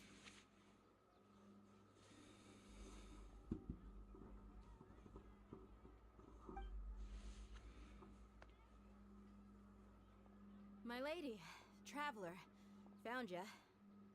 Dia! You took care of them so fast! Any more of them? Or rather, did anyone follow you? Dia, your arm! Oh, this? I'm fine. It's just a scratch. Normally, they wouldn't have been able to land a hit on me at all, but I'm still getting used to this new greatsword. Please, let me take a closer look. Come on, it's nothing. Us mercs aren't as fragile as you think. Hold on, you said something about a new greatsword. What happened to the one you were using before? About that. Well, I sold it, because I was low on Mora. Stuff like this happens every now and then. It can't be. The anonymous donation that was used for the venue's final round of preparations?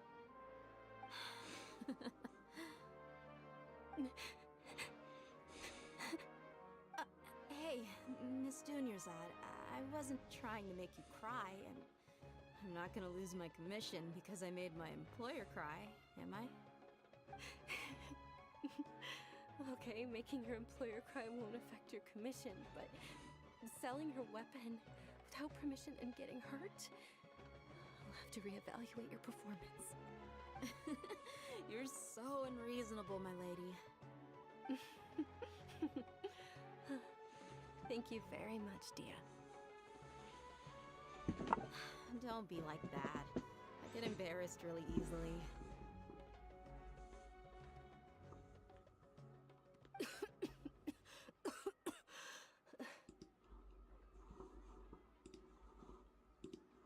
Are you feeling unwell again, Dunyarzad? My lady, your condition. Traveler, can you take her somewhere to rest? I'll look around the area to make sure we're safe from an ambush.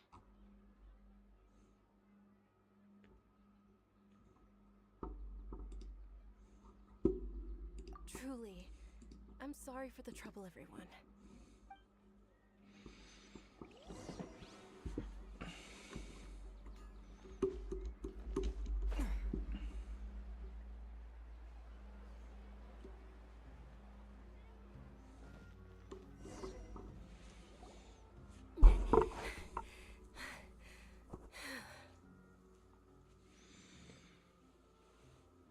Are you feeling better, Dunyarzad? Yes, much better. Just give me a few moments and I'll be good to go. I didn't realize you were concerned about it. I guess I shouldn't continue to keep it a secret. I was actually born with Elazar. It's terminal now. Can't believe it's Elazar. Oh, you've already heard of Elazar. In that case, you probably know about its severity. Sumeru's current medical advancements still haven't been able to find a cure. The disease's progression can only be delayed through environmental therapy. Dunyarzad. There's no need to be sad. I've always lived with Elazar and I came to terms with it a long time ago. Compared to the simple fact that I'm afflicted with this, its effects on my life have been much more painful. I know that my family loves me dearly. They've done all they can to provide the best environment for me so that I can live for that much longer. However, I know I will one day succumb to this. Did you know? Before I ran away from home this time, the world outside of my home didn't even know that I existed. Since I was a child, all I could do was sit on my bed and stare at everything outside of my window. I'm sure my family's worried and disappointed in me for running away, but I just didn't want to have any regrets. I wanted to meet other people. To me, there's nothing more beautiful than being able to meet and speak with others. Not to mention the incredible time spent preparing for the festival. The joy on everyone's faces here, and all the support I've received from friends like Dia. This way, when my final day does arrive, it will be less sorrowful. At the very least, many people will remember that I once existed in this world, right? As long as you don't forget Paimon. Paimon also won't forget about you. No, even if you forget Paimon, Paimon will still remember you. Thank you two so much. I apologize for the depressing conversation. This is out of character for me. To be honest, Lesser Lord Kusanali gave me the courage to do all of this. If it weren't for her encouragement, I wouldn't have taken that first step. Thanks. There will always be frustrations in life, but I know that the point of living is not to leave behind any regrets. Oh, right! Isn't it almost time? Huh? Almost time for what? Isn't the Dance of Sub-Zeros about to begin? It's the part of the festival that I've been looking forward to the most. Nilu will recreate that legendary scene with her most splendid dancing. And the Sub-Zeros festival will conclude amid everyone's applause and blessings. And with that, my wish will also... Then what are we waiting for? Let's go to the stage! Yeah, we should still make it in time.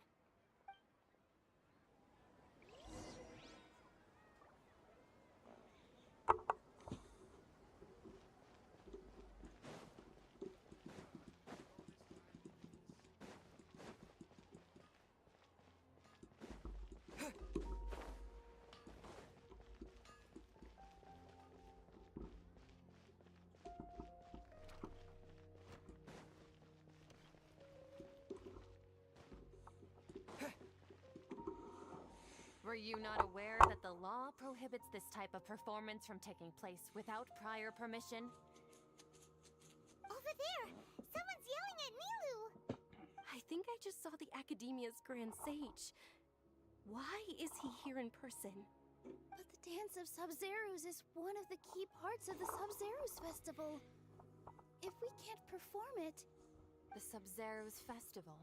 The law also prohibits the private hosting of large-scale religious festivals. Only the Academia can host such an event. If you continue to resist, we will have to order an investigation into every single event organizer. The Grand Sage has already granted you much leniency. I advise that you exercise tact. How did things turn out like this?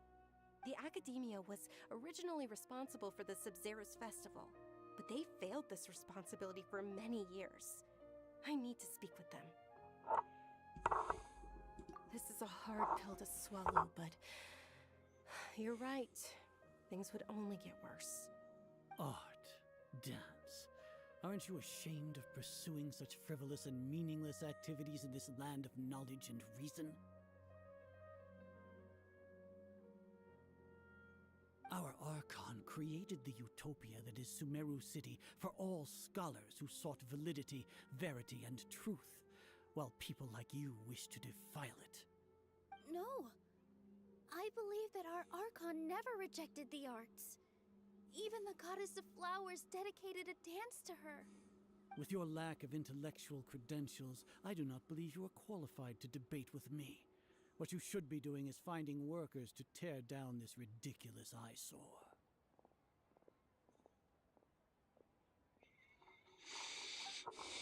When we return, have the scribe draft an ordinance before the next Nyargarbaha Day that prohibits public art performances. We will announce it to the public later via the Akasha. Understood. I will inform him when I return.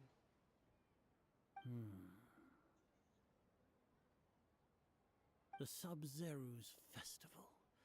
Go celebrate the birth of that god to your heart's content. Nilu, are you okay? Oh, Dunyarzad. You all saw that just now? The Grand Sage ordered us to stop the performance. Yeah. Let's go somewhere the Academia can't find us and perform there. But how do we let everyone know? And what about the atmosphere and the stage? Or we could get people to block them off so they can't interrupt the performance. No. They just threatened to investigate the organizers. If we were caught... Nilu, it's all right. Don't worry about it. But you've been looking forward to the Dance of Sub-Zero so much. And I know how important this festival is to you. I don't want you to have any regrets. It's okay. Seeing you care this much about my feelings is more than enough. It would be too risky to continue the Sub-Zero's festival at this point. I don't want to get everyone in trouble. If you say so. But you can sneak out for the next Sub-Zero's festival, right? We'll make sure the next one is a smashing success. The next one. Yes. Okay. It's a promise. It will be a smashing success. I can't believe this is how things turned out. Those heartless geezers. It really is okay. There's nothing we can do about it. Still, I'd be lying if I said I had no regrets. I would have loved to see Milu's dance.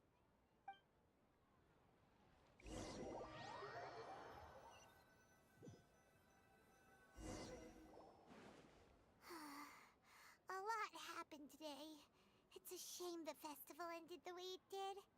Nilu and Dunyarzad promised to make the next Sub-Zero's festival a success, but Dunyarzad is running out of time. Yeah.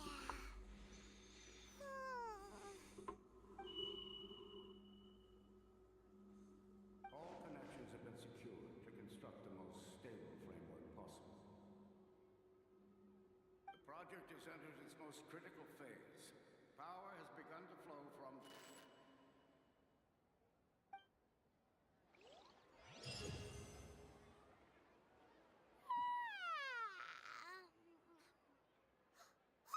We're gonna be late! It's all because you wouldn't get out of bed!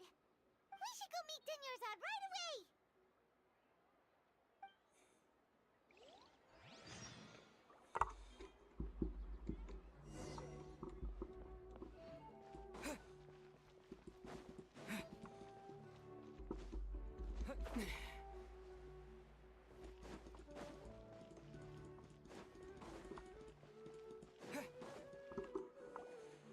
Good morning, Dunyarzad. Sorry we're late. Not at all. I arrived early. You seem kinda tired. Did you not get enough sleep? I'm doing well. There's no need to worry. Shall we go? Let's start with the stalls over there. Sure! Let's get going!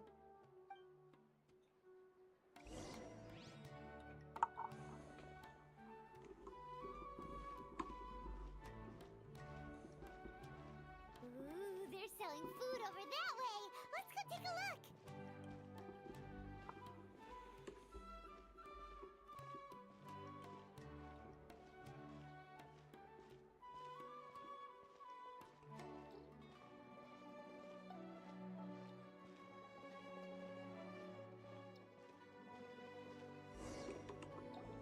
This is a stall offering foods from the Haftmewa feast.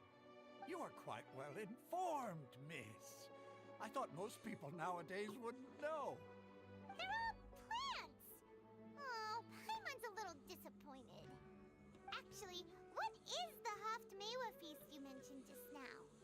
It's one of the Sub-Zerus festival's traditions. People used to set their tables with 7 different foods to symbolize the 7 virtues of the Dendro Archon. Appear to be in the form of the moon. Really? Paimon thought it looked like some kind of food. The moon signifies... It's escaping me for now. Wait a moment. Is he really looking it up in a book? Oh, right. It means illusions and lies. But if you trust your intuition and overcome your fears, the sun will surely rise. Understood. I'll keep that in mind. Oh, it's nothing. I'm just learning as I go. Guess that was still pretty interesting. Okay, on to the next stall. So, where to next?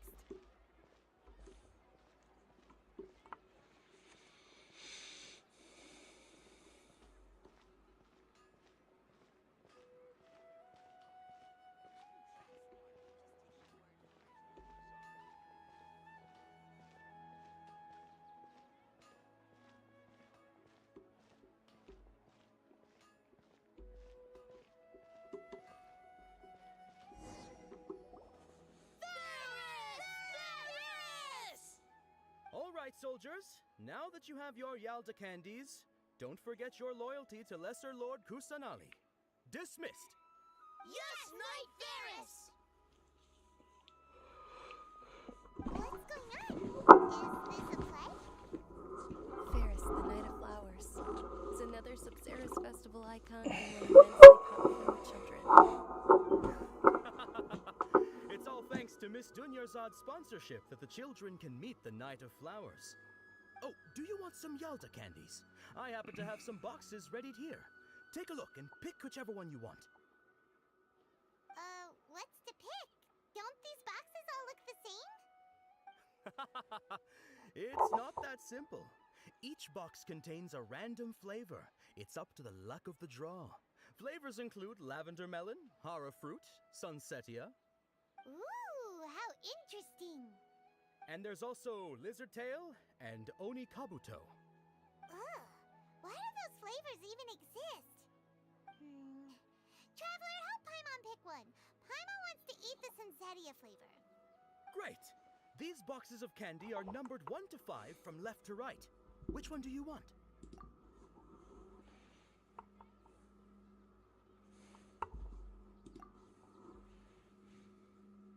Ah, excellently chosen. Number 4 is indeed sunsetia. Ha-ha! Paimon bet you had incredible luck, and Paimon was...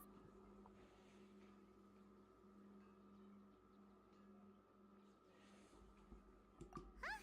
How's that possible? It's obviously random. Maybe we didn't sleep very well last night. Or maybe we slept too much.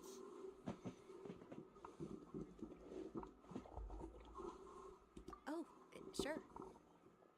Huh? Where are you going? You're just gonna walk off like that?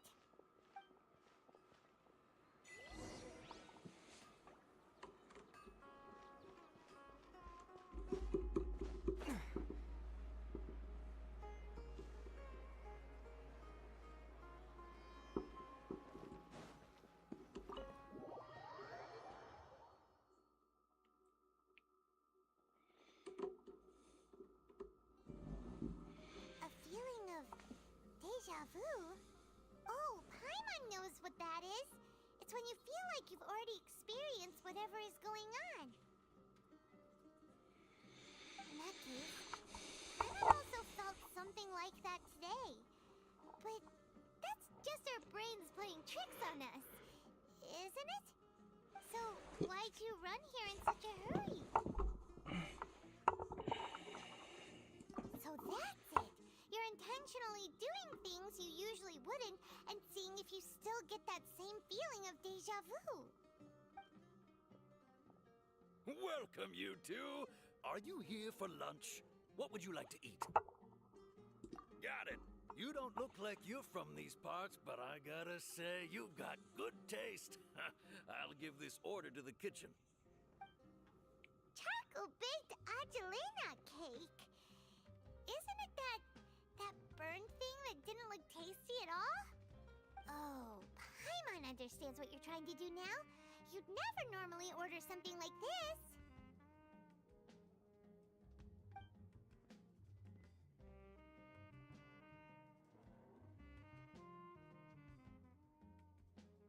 That thing?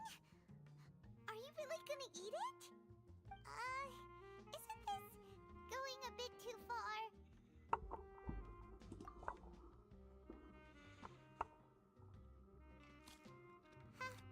How was it? The look on your face is telling Paimon that it tasted awful. Then, you mean... That's impossible! We were just talking about how gross it looked! So, would this be a case of taste bud déjà vu? Paimon also gets the impression that we've been here many times, even though we aren't regulars. How about we go out again and try something else?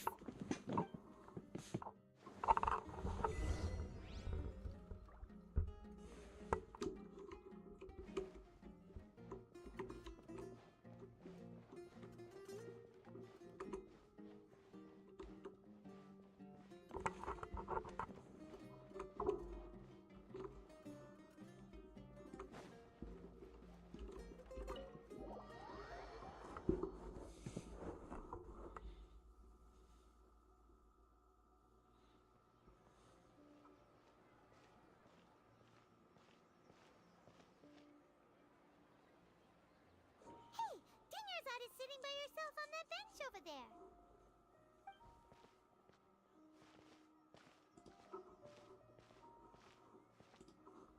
What a coincidence, Dunyarzad. We meet again. Why are you sitting here all by yourself? Oh, I ran into some kidnappers just now, but thankfully Dia came to my rescue. I started to feel unwell after that, so I sat down here. Kidnappers? Oh my goodness, are you hurt? I'm okay. Dia's arm got scratched, but it isn't serious.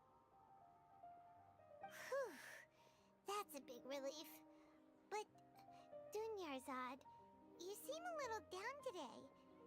It's the Sub-Zero's festival, and you've been looking forward to it so much!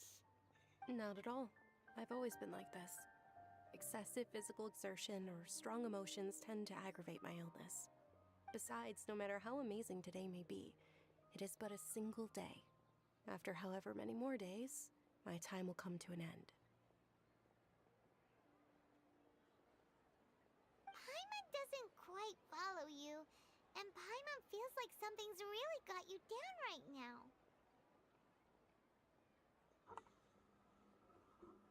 It really is fine. I don't mind. Huh? Did something happen? Dunyarzad, have you ever felt déjà vu? You know, like when you've already experienced something that's happening right now? Déjà vu? No. But my days have been the same for years now. Even if I were feeling déjà vu, I suppose I would already be used to it. Oh, Paimon sees. Then, is it only the two of us? It's almost time. Huh? Time for what? Nilou's Dance of Sub-Zeros is about to begin. Let's go.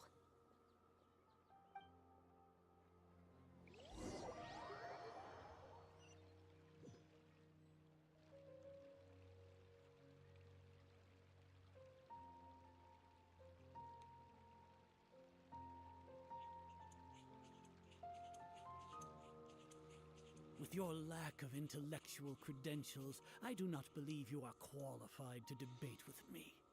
What you should be doing is finding workers to tear down this ridiculous eyesore. When we return, have the scribe draft an ordinance before the next Nyagarbaha Day that prohibits public art performances. We will publicly announce it later through the Akasha. Understood. I will inform him when I return. The Sub-Zeru's festival. Go celebrate the birth of that god to your heart's content.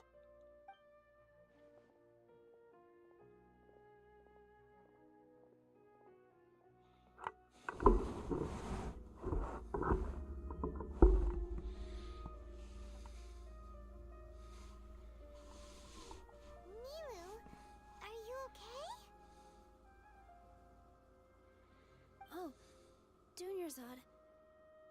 The Grand Sage ordered us to stop the performance. It's okay. There's nothing we can do about it. But you've been really looking forward to this. I don't want you to have any regrets. It truly is unfortunate, but I don't want to cause trouble for anyone. Didn't the Grand Sage say that he might investigate the organizers? True, but... well, okay. I'll just have to try again next year. The next festival. I probably won't be around by then. Wait, what did you just say? No, nothing. I'll be heading back to rest. Thank you for your help, everyone. Paimon can't believe what those heartless geezers did!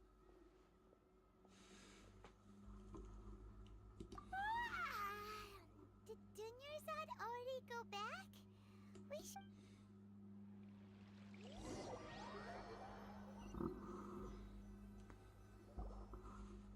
So, in the end, you still couldn't figure out what that deja vu feeling was all about? Maybe it really was because of exhaustion. Same here. That's why Paimon stopped thinking about it halfway through the day. Then, how about we settle in and get a good night's sleep? For now, we can chalk things up to exhaustion. We could do more thinking tomorrow.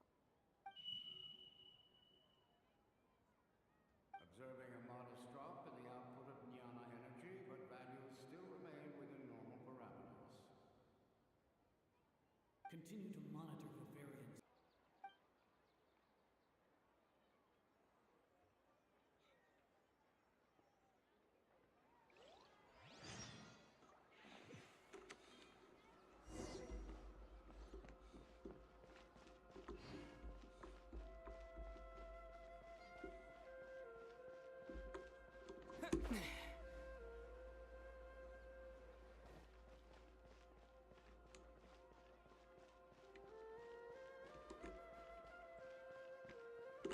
Good morning, Dunyarzad.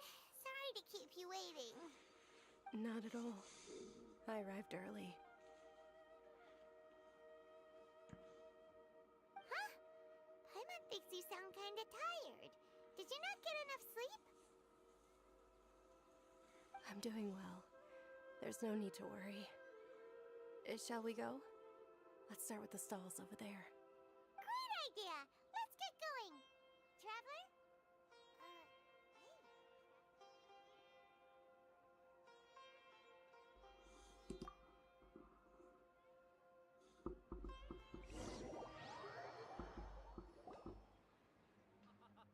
It's all thanks to Miss Dunyarzad's sponsorship that the children can enjoy the Sub-Zeru's festival.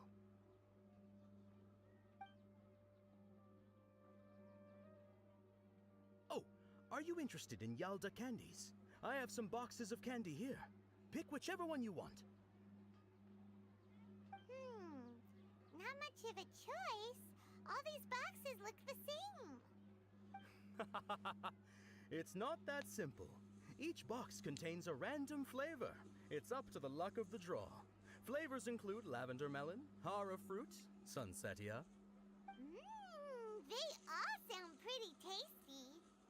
And there's also lizard tail and oni kabuto. Huh? What were those last two? me choose. Paimon wants to eat the Sunsetia flavor. No problem. These boxes of candy are numbered 1 to 5 from left to right. Which one do you want? Oh, I like your confidence. No hesitation at all. Oh, congratulations! Number 4 is indeed Sunsetia.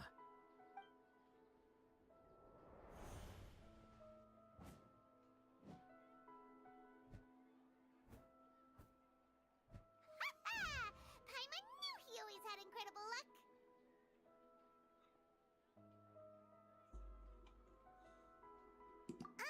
Paimon's not really interested in the other flavors. Ah, wait. How did you know? Don't tell me that you already knew which flavor was in each box. What? He was right about all of them? That couldn't have been luck. How is this possible? I packed all those boxes this morning and they've been sealed ever since. You couldn't have known beforehand. Mind reading? X-ray vision? Or some kind of magic trick? This is way too freaky. Tell us what's going on! Since when did you get superpowers? Traveler?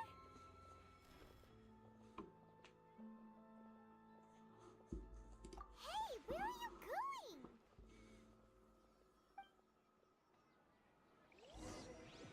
What's going on? Did you see something?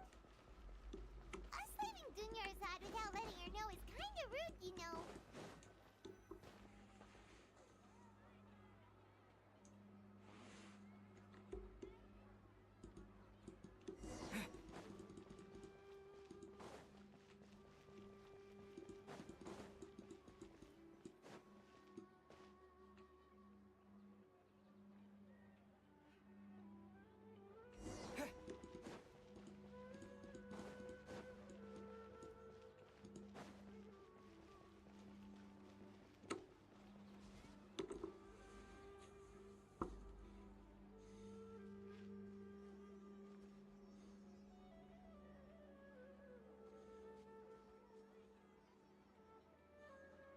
What are you looking for? Why did we come here?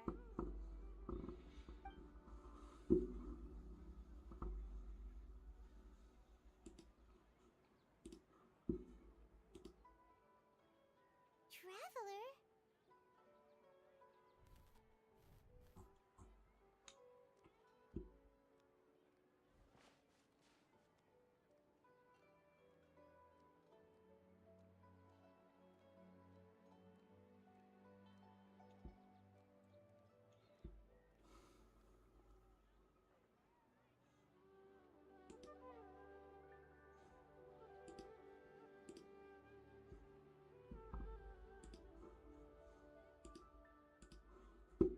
That's...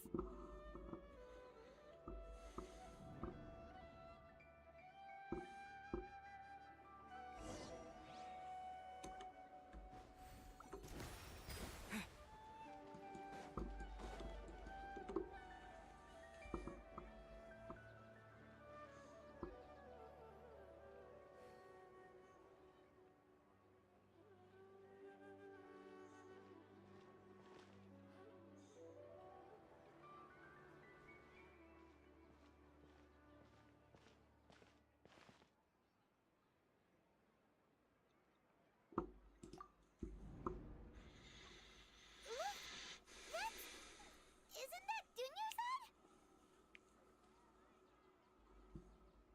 What's happening here?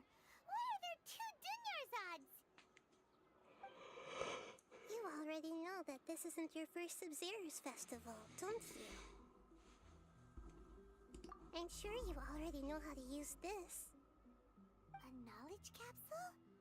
Where did you get it? What's inside? You should use it too, Paimon. You know Paimon? Well, this seems kinda sketchy, but Paimon feels like this is what we should do.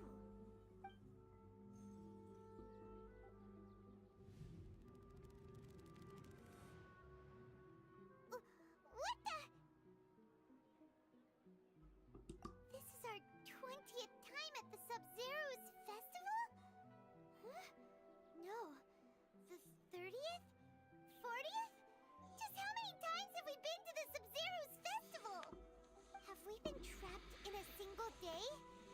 If it weren't for you, we wouldn't have even realized.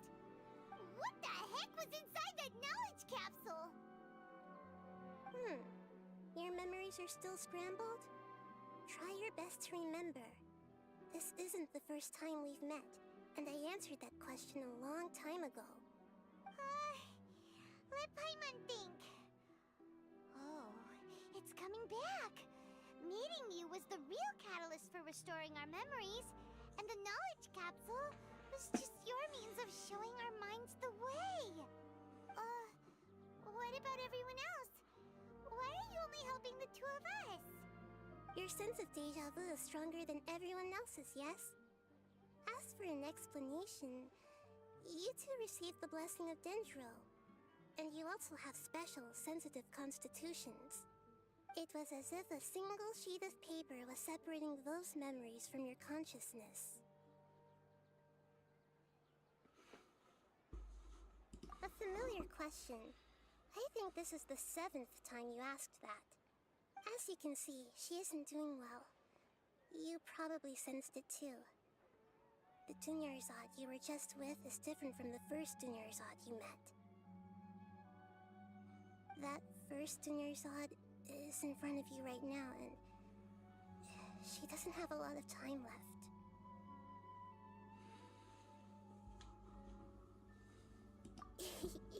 Looks like you're almost done sorting out your brain.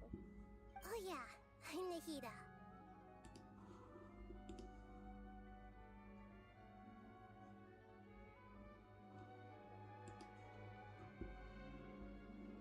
Good, you passed the test. What's happening?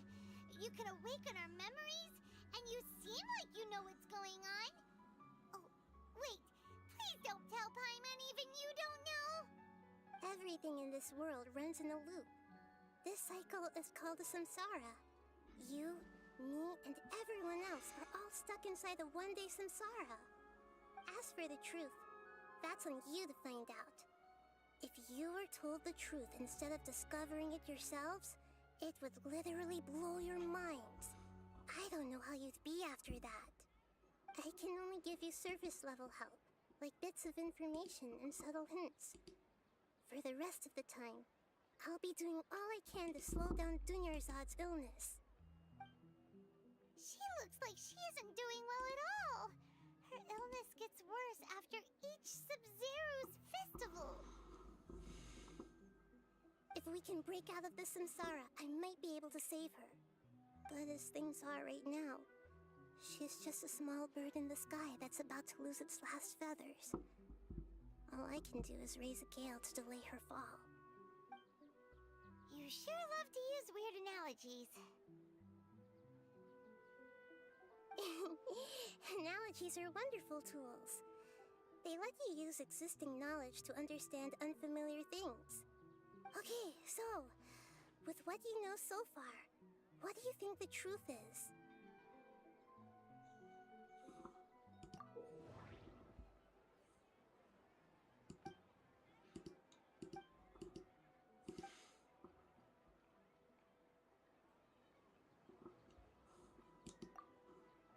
We've already experienced the Sub-Zero's festival many times, and the day of the festival seems to be in a perpetual samsara.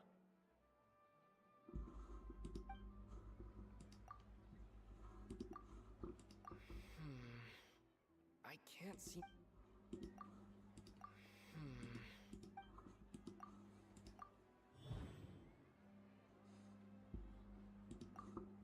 That should be it. The flow of time is endlessly cycling within one single day. My mind feels exhausted.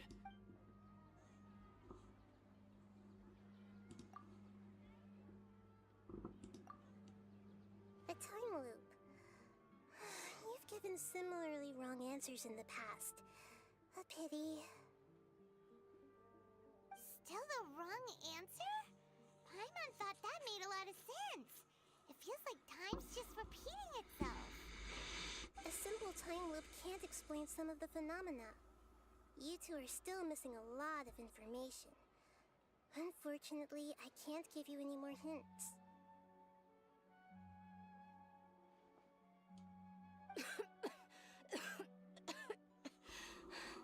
Dunyarzad!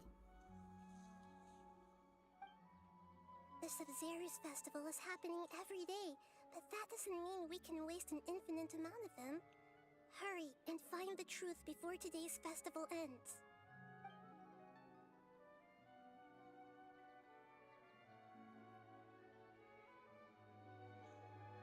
Let's think about our current situation.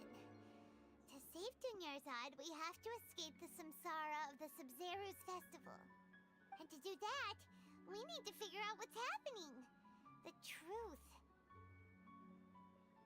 Nahida rejected the idea of a time loop, so we must have missed something, right? Paimon's memories say that we've already done this many times, but let's go talk to people again. It's more productive than sitting here and scratching our heads. Why don't we start with those stall owners?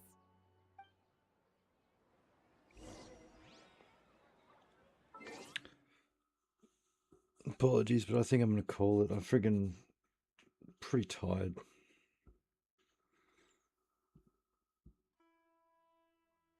I guess it's just because I'm not used to.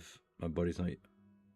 My sleeping pattern changed, I guess, a little bit these last few days. I have to get back into the swing of it.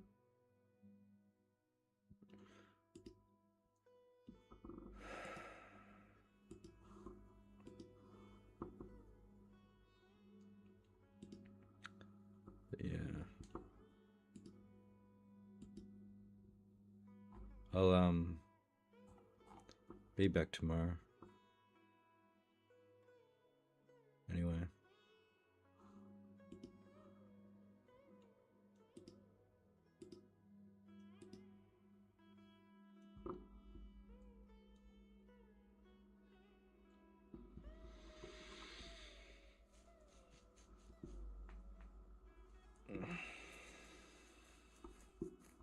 Anyway, I will yeah, be back tomorrow. So yeah.